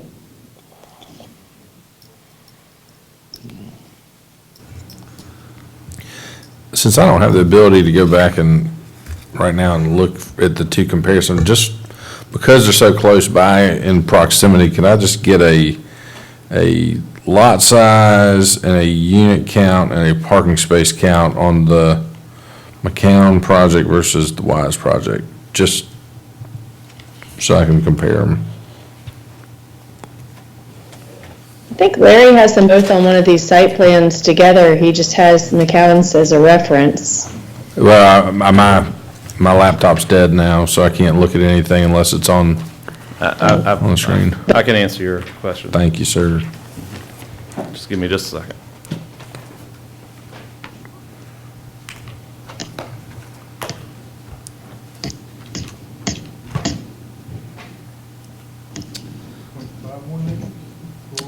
For Vance, yes, it's 0.51 acres, and on that one, we've got a total of 10 units, 8 residential and 2 commercial. Actually, we ended up with 3 commercial, so 7 and 3. And parking spaces for that one? Okay, and then this one, 0.31, 16, but 2 of which are handicap, and then what's the total unit count again on this one? The total unit count on this one is 18. Does he have it on a projector? Can we all see it side by side? It's not on a projector, no, it is not. 18 units on 0.31 versus 10 units on 0.51, and 20 spaces for 10 units versus 18 spaces for 18 units. I thought it was 14 spaces for 18. Yeah, I think it's 14 regular, 2 14 and handicap. 2. Yes, 16, but 2 of which are handicap. Yeah, 14 Right. and 2, excuse me. You're right. And you can't, you're somewhat comparing apples and oranges. You're I also mean, comparing a corner unit to an interior unit. every project's different, but these are very close by and similar, kind of similar lot size. And there's also a large grade differential on Vance's project, would limit him down to the 2-story issue, but. Yeah, if we could pull up on the screen Larry's C2 or C1, it's, I think, a useful site plan. I don't think we can just pull anything. It's part of this package. I didn't know if it was in there. Oh, it's not. We cropped it. Shoot. Because this one looks like about half the size of the other lot.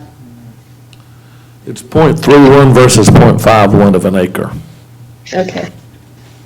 Hey Larry, it says the materials are brick and stucco, and then the renderings don't look like brick and stucco. Is that still, is it going to look similar to Bancroft? Is that what we're thinking? Again, I'll let John talk about the exterior materials. I know there was an attempt to try to make it look more like some of the commercial buildings with that elevation that was provided in this presentation. I'll chime in on this and try to make that my last chiming in. But I did see that comment in the presentation that the revised elevations were an attempt to make it look more commercial.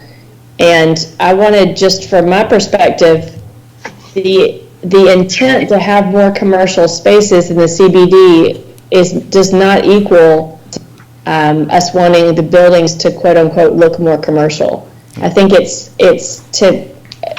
my interpretation of the planning intent is just that there's more storefront, you see people working, there's public spaces people can go in and out of, and that's the reason to want to have more commercial on the ground floor. It's not that the aesthetics become more commercial. And I apologize for the wording. It was not my intent. As you walk along Magnolia, other than the driveway, the entire frontage is a storefront look. And they are storefront. It's all commercial on the lower, other than the drive-through as you're walking down Magnolia. So I apologize for the engineer's version versus the architectural version. No, I wasn't a criticism of you or your wording. It was just trying to make a clarification in case there was any, in case the architect of this project was thought that they were trying to give the planning commission or the planning staff what they wanted by making a more commercial looking building. And I think our CBD doesn't actually look like what you would consider kind of like, cookie cutter commercial. And that's what we like about it. Or that's one thing I like about it. I won't say we. All right.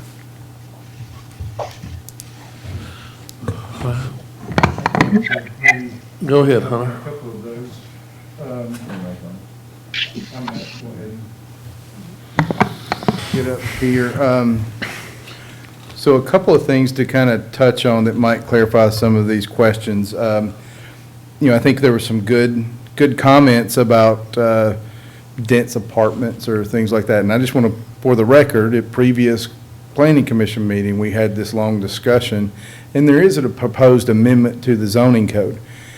I think it's come up many times in our meetings that, it used to be this way. And you had people that lived in the community and respected the intents and the encouragements within our codes. And we allowed a lot of flexibility that way. And sometimes those things don't happen, and you have to get a little bit more heavy-handed. So just for those with concern, that is a concern that we've discussed and have a proposed amendment that helps to get that, meet that requirement. It's what happens. Green space, the requirements of the CBD have setbacks that allow in B2 to build lot line to lot line. The tree ordinance talks about where exemptions for green spaces in the CBD. We want a more urban environment in the CBD, and while we'd like a little green space here and there, there is no requirement for that. This is not out of town. And I think Larry did a good job of describing the traffic study. Live work, that is in name. We view those as staff as just like we would a residential unit. If someone's sleeping there, it's a residential unit. So for our review process, hotel and Airbnb was brought up. We also had that same concern that this would just be a short-term rental building full of short-term rentals. I think that'd be better. Well, one car per person and bring people to downtown to shop. Yeah, well, and is that's our, if that's our goal, we can do that, but it was stated to staff, and it's in the staff report that these are not short-term rentals. They will all be long-term rentals. So I just hope that clarifies a couple of those points. Obviously, we'll help any way we can. Thank you, Hunter. All right, Commission, any further questions or concerns? We've got two items, SD 21.1 and SR 21.01. I'll entertain a motion on SD 21.1, if anybody so would like. If not, if you have any further questions or concerns. What is the building height on that? And how's, I mean, I know there's some grade there, so what do we?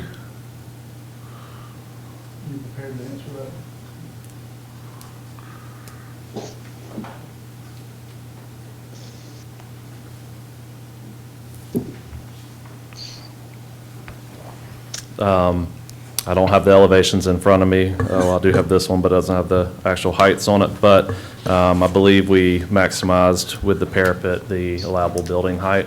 In the rear, that's out of the public view, there is not a parapet, and that's how that grade change in the back corner still meets the 40-foot height. I think it's Okay. 40-foot height requirement. So at the street, we're at the maximum building height at the top of parapet. Okay, so in the back, it's actually higher than 40 feet, but Well, it's, the way it's measured, no, makes it 40 there's not feet. the parapet in the back. The parapet's Okay. just basically screening the rooftop Gotcha. units. And Gotcha. so that comes down, and then, I'm with you. yeah.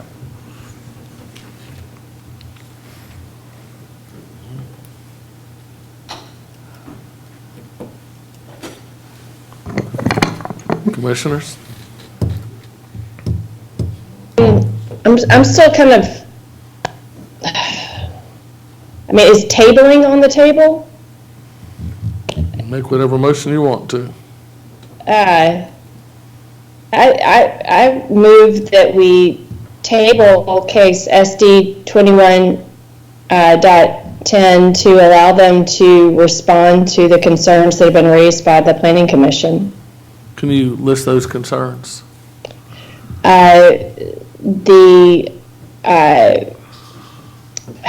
Gosh, from the beginning.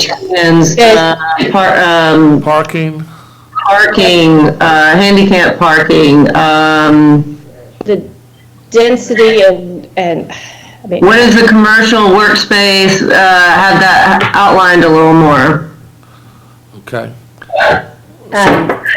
So I have a motion to table for 30 days to Was density one of those better concerns we define just listed? parking, Yes. handyman, and parking, handicap parking, density, and garbage.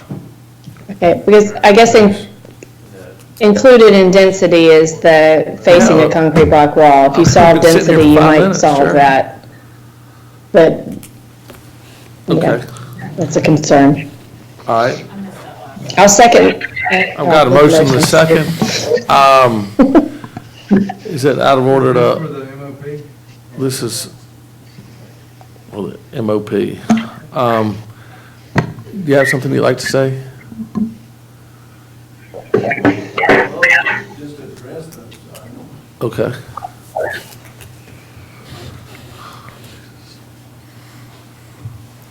Hi, my name's John Wise. First, I'd like for the commission to understand that it's always very difficult to try to take the criteria that we have before us and design to it, because everybody has an opinion, just like architecture, where one person may like something, the next may not.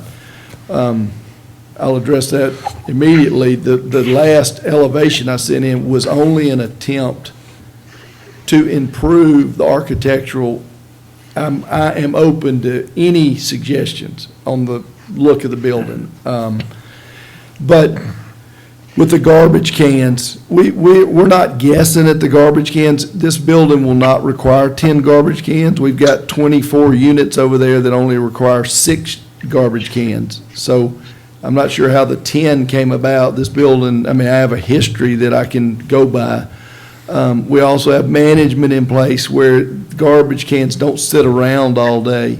Originally, we were going to have a small dumpster that was picked up out of the building, but it became apparent between the Fairhope Public Works and this was the best way to manage it. So I do not believe we have any kind of issue with the garbage cans, the number of them, or them sitting out for any length of time. And that's my understanding from the manager of this. On the parking, We would love to reduce the amount of commercial space on this particular building and increase the number of parking places and not ask to increase the number of units. I don't want to increase the number of units. I'd like to decrease the commercial and increase the parking. But Hunter asked us to try to increase the commercial, so that's what we did. The same with the style of the building. He asked us to make it look more commercial. That's not our desire. We wanted to keep it commercial on the bottom and more residential on the top two floors, which is more standard for this type building. And we do these all over. I've got 8 of them going simultaneously right now in different cities around the, but the main thing I'd like for everybody to understand is this is a little bit different concept for Fairhope. I understand that. It's different.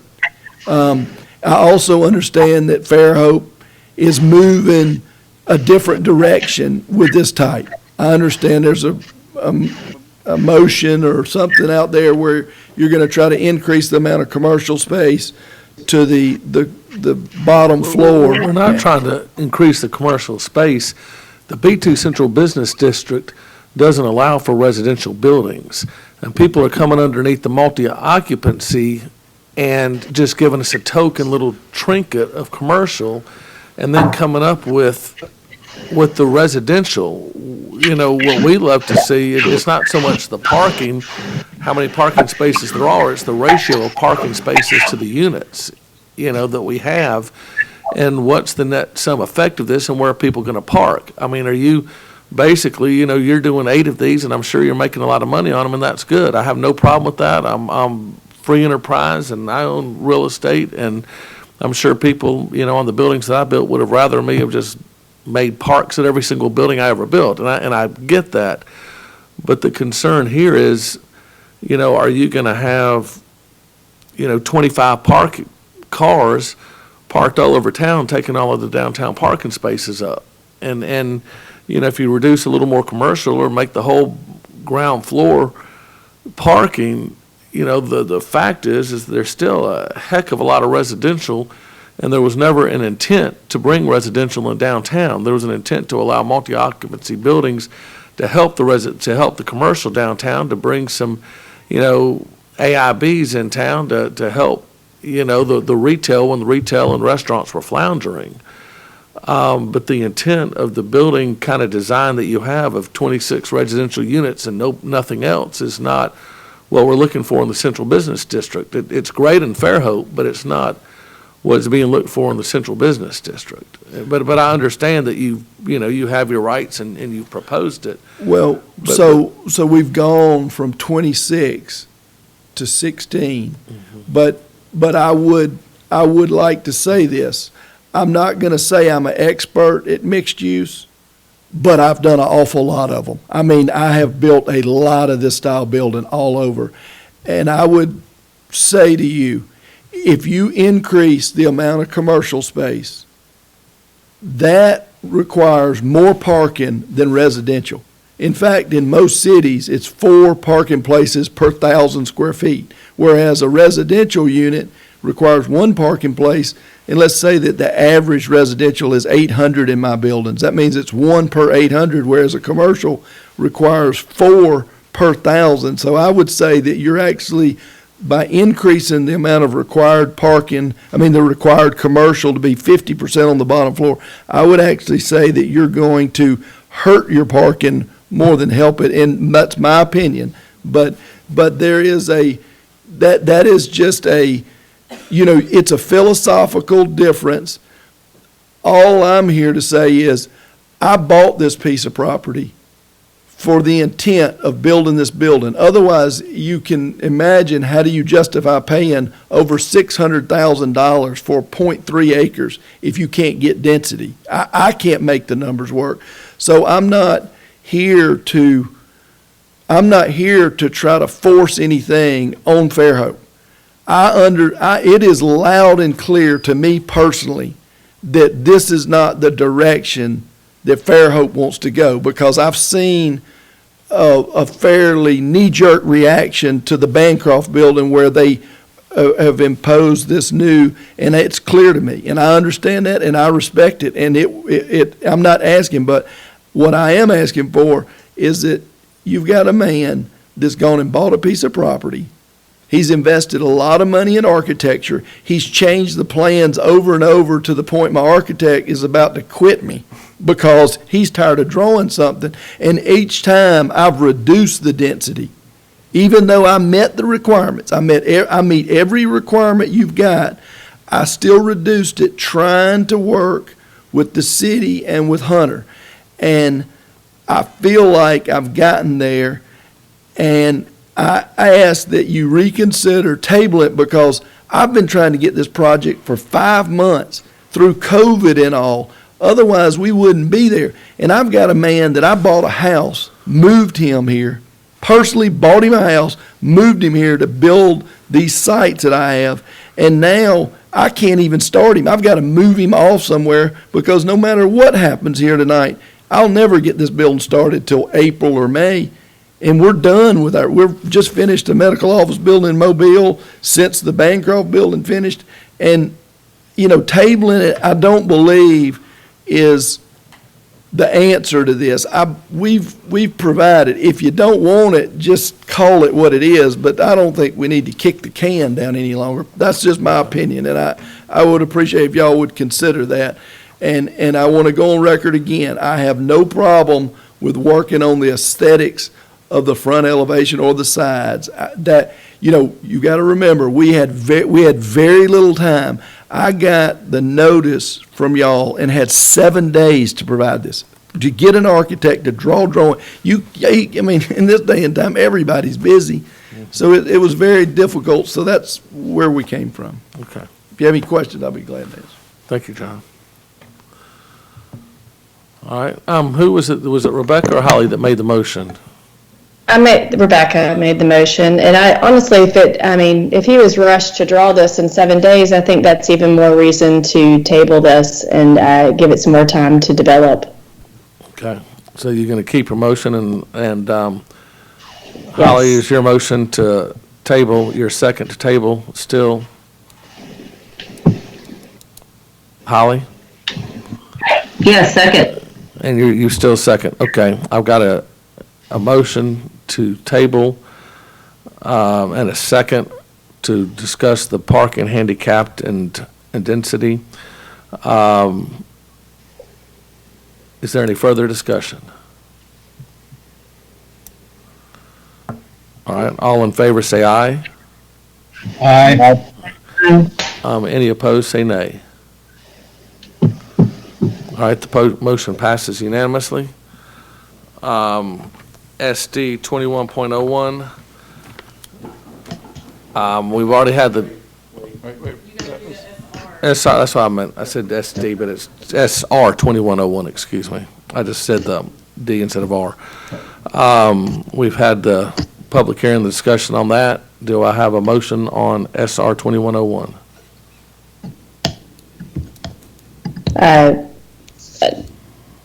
I move that do we have to list all the conditions? I move that we table SR 2101.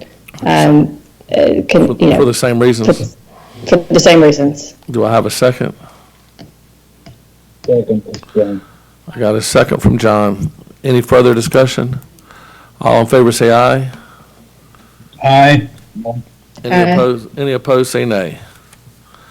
All right, motion passes unanimously. Next item on the agenda, SD 21.05, public hearing to consider the request of the City of Fairhope Planning.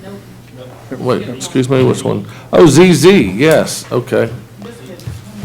Okay, ZZ, public hearing to request the FST Wise Properties to rezone from B4 to B2 General Business District.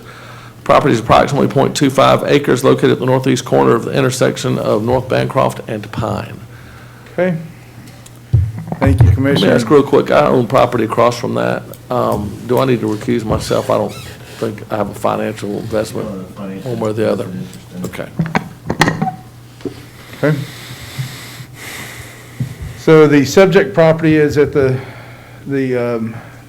northeast corner of Bancroft and Pine. As you can see, it is currently zoned B4. The arrow is to the right. This is a quarter of an acre and was created with a subdivision that we saw in 2020 that created Lot 1, that is the subject property. We did see a plan come in that B4 and B2 are different in the CBD, and that B4 has a rear setback requirement of 20 feet, which would prevent building lot line to lot line. There are some trees on the corner of Bancroft and Pine that, in that review, the building was kind of pushed back a little bit, but both of the zoning requirements allow mixed-use development, which that one is contemplated. And B2 has more uses, what we call by right. So without getting extra permissions, B2 allows more of those uses. In our review from the zoning, what we tend to look at, B4 is traditionally or typically kind of placed at the edge of the CBD as it transitions to R2. By creating this lot, there is still B4 at the edge of the CBD, and then further outside of the CBD, which is the black and white boundary you see, there's also B4. Buffer is an overused word sometime, but more of a transition to the R2. So by B2 being on the other three corners, we didn't see too big of an opposition to rezone that to B2.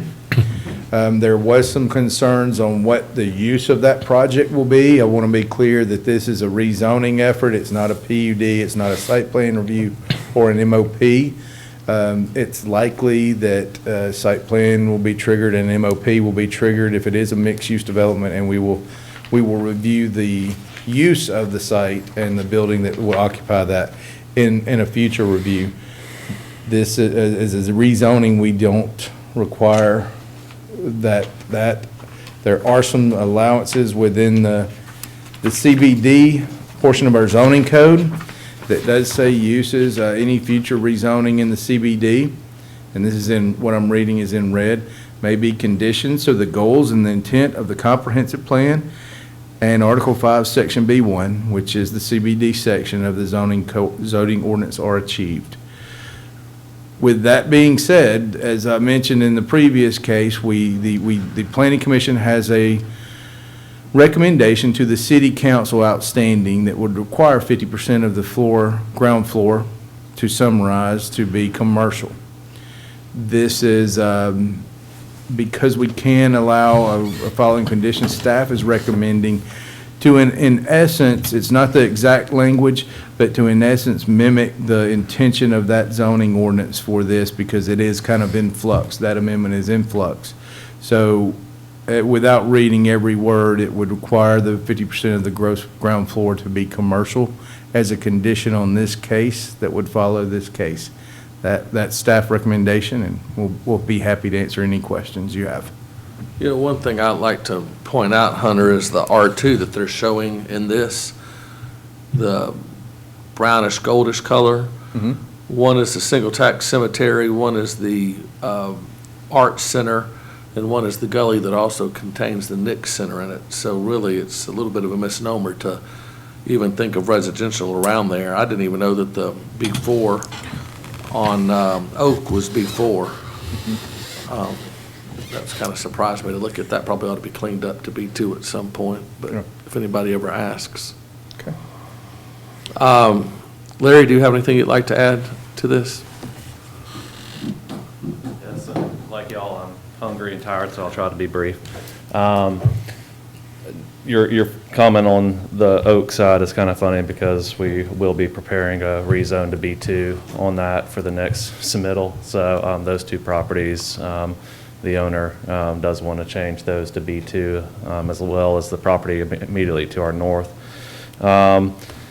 But as far as the site plan and MOP, we actually, that's how this all came about. We did submit for site plan and MOP back in the fall, and during that process, we had our pre-application meeting, and we had discussions about setbacks and the upper floors, and we thought we had a plan moving forward when we submitted. I believe it was Hunter that pointed out that the B4 actually does not allow you in the rear to go zero lot line setback, and he pointed out the section of the zoning ordinance, and he was absolutely correct, and I just said, we've always heard, zero lot line in the CBD, but that's because the majority of the property in the CBD is B2, which does have a zero rear setback. And so I believe a lot of y'all probably got an email from me that I accidentally sent out that Hunter quickly asked you not to respond to because I created a quorum. But basically, after speaking with Hunter, he's like, well, I don't know if that was the intent, was for there to be in the CBD a 20-foot just on the B4 properties, and I think there's probably about maybe 7, did we end up counting? Somewhere in that range, 7 properties within the CBD that are B4. And, but, we didn't get any response, so after conversation with a city council member and Hunter, we decided the best route would just be to come in with this rezone. The one, I would prefer y'all to recommend it for approval without the conditions, because even though the proposed layout does have a lot more commercial than what we were just talking about, we're not going to meet the 50% on the proposed layout that we have, that we already submitted to the city. So I know we'll have this conversation again whenever we come back with MOP and site plan, but as of right now, to get parking, we on the ground floor, we do have the entire frontage along Bancroft as a commercial storefront, but it's not going to meet the 50% with parking. And so I'd appreciate if that condition wasn't placed on the recommendation for approval. Thank you. I'll go ahead and open the public hearing at this time. Does anybody from the public wish to speak to this?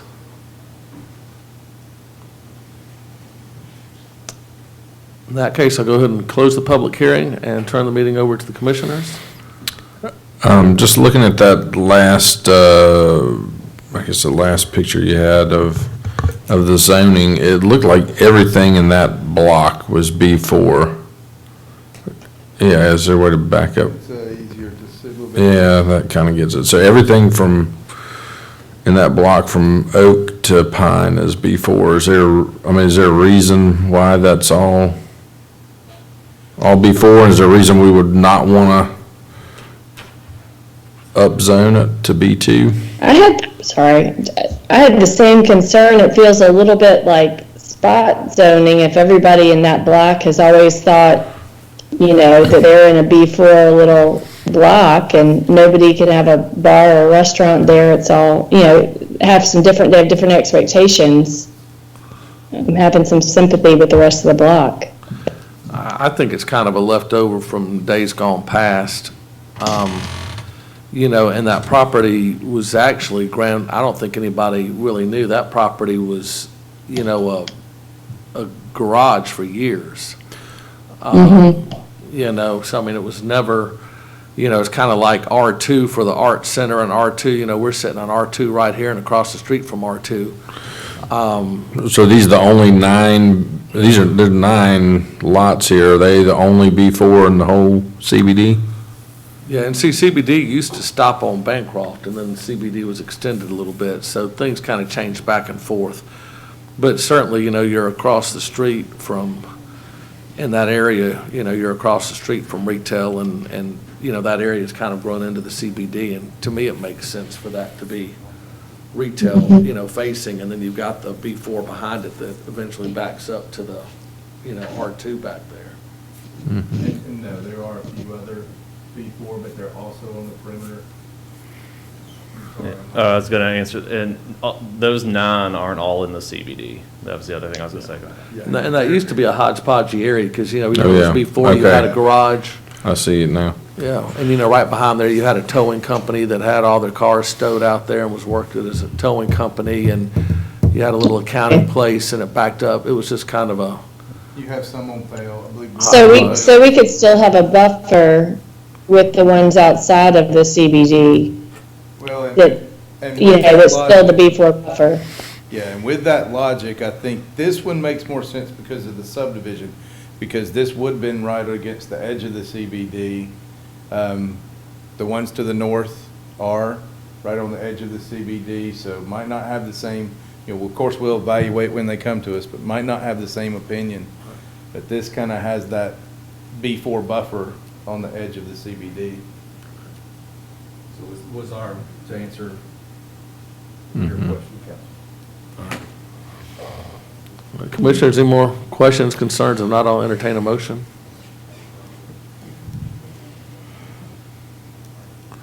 And the motion will be to either recommend for the city to rezone subject to the staff recommendation, or to recommend to the city that we rezone not subject to the staff recommendation, or to recommend to the city that we don't rezone. Those are the three options.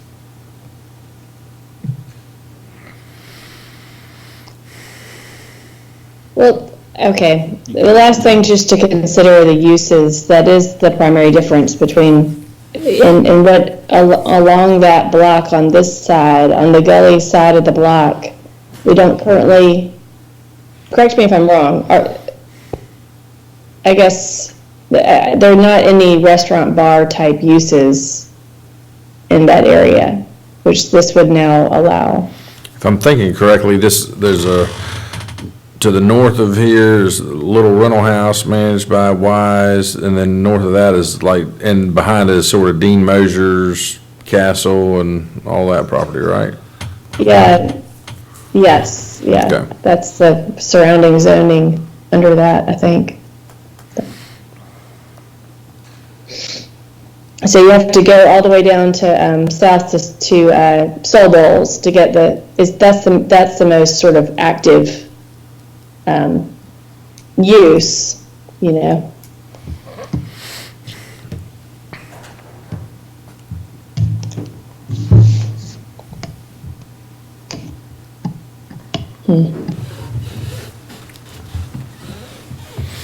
All right, somebody, I'm getting hungry.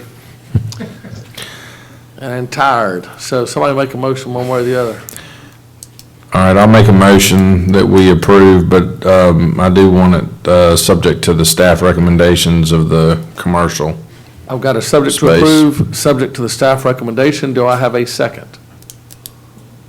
This is John, I second. I've got a second. Any further discussion? All in favor say aye. Aye. Aye. Any opposed say nay. Nay. All right, I'm going to do a roll call vote real quickly then, so everybody unmute. Clarice?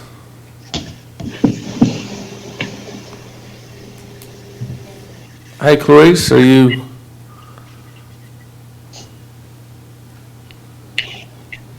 She said, peace out. Holly, are you yea or nay? Yay. And Jason? We're in meeting. Did he say Jason? Yeah, he's ready for you. Yes. Jason's yea. Harry? Yes. And John? Yes. Rebecca? Nay. No. I'm yea, and Jimmy is yea since he made the motion. Clarice, are you there? I think we're having a technical difficulty with Clarice, so we'll just put, I guess, we'll put her down as an absent. Hello?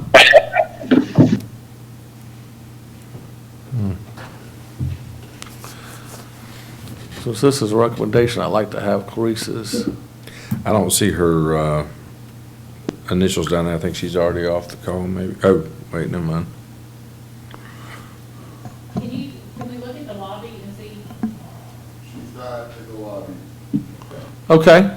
All right. In that case, that will be a no vote. So I've got 1, 2, 3, 4, 5, 6 votes to recommend approval I have. versus I have one. 5. Holly, Jason, Harry, John, me, and Jimmy. Oh, Jimmy, sorry.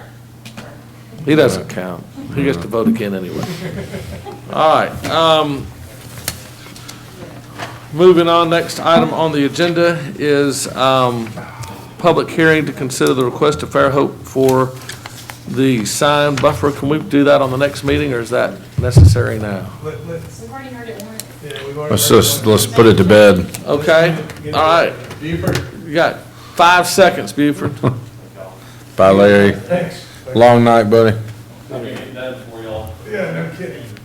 Waffle House, only thing ever. Commissioners, can you hear me? Yes. Okay. I'm having difficulty sharing screen. That's okay, we've all seen it. We got it in our hands.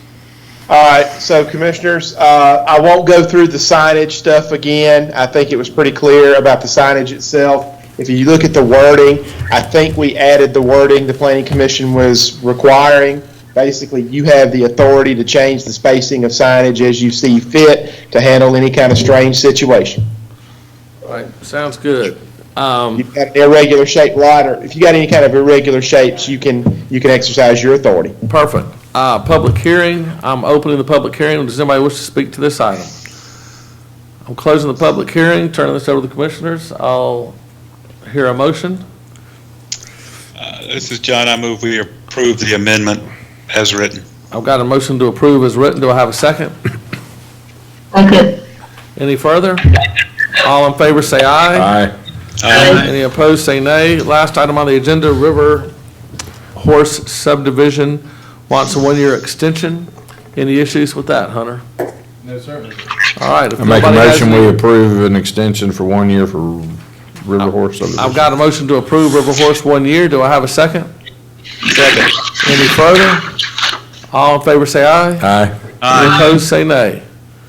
Motion passes unanimously. Make a motion, we adjourn. All in favor say aye.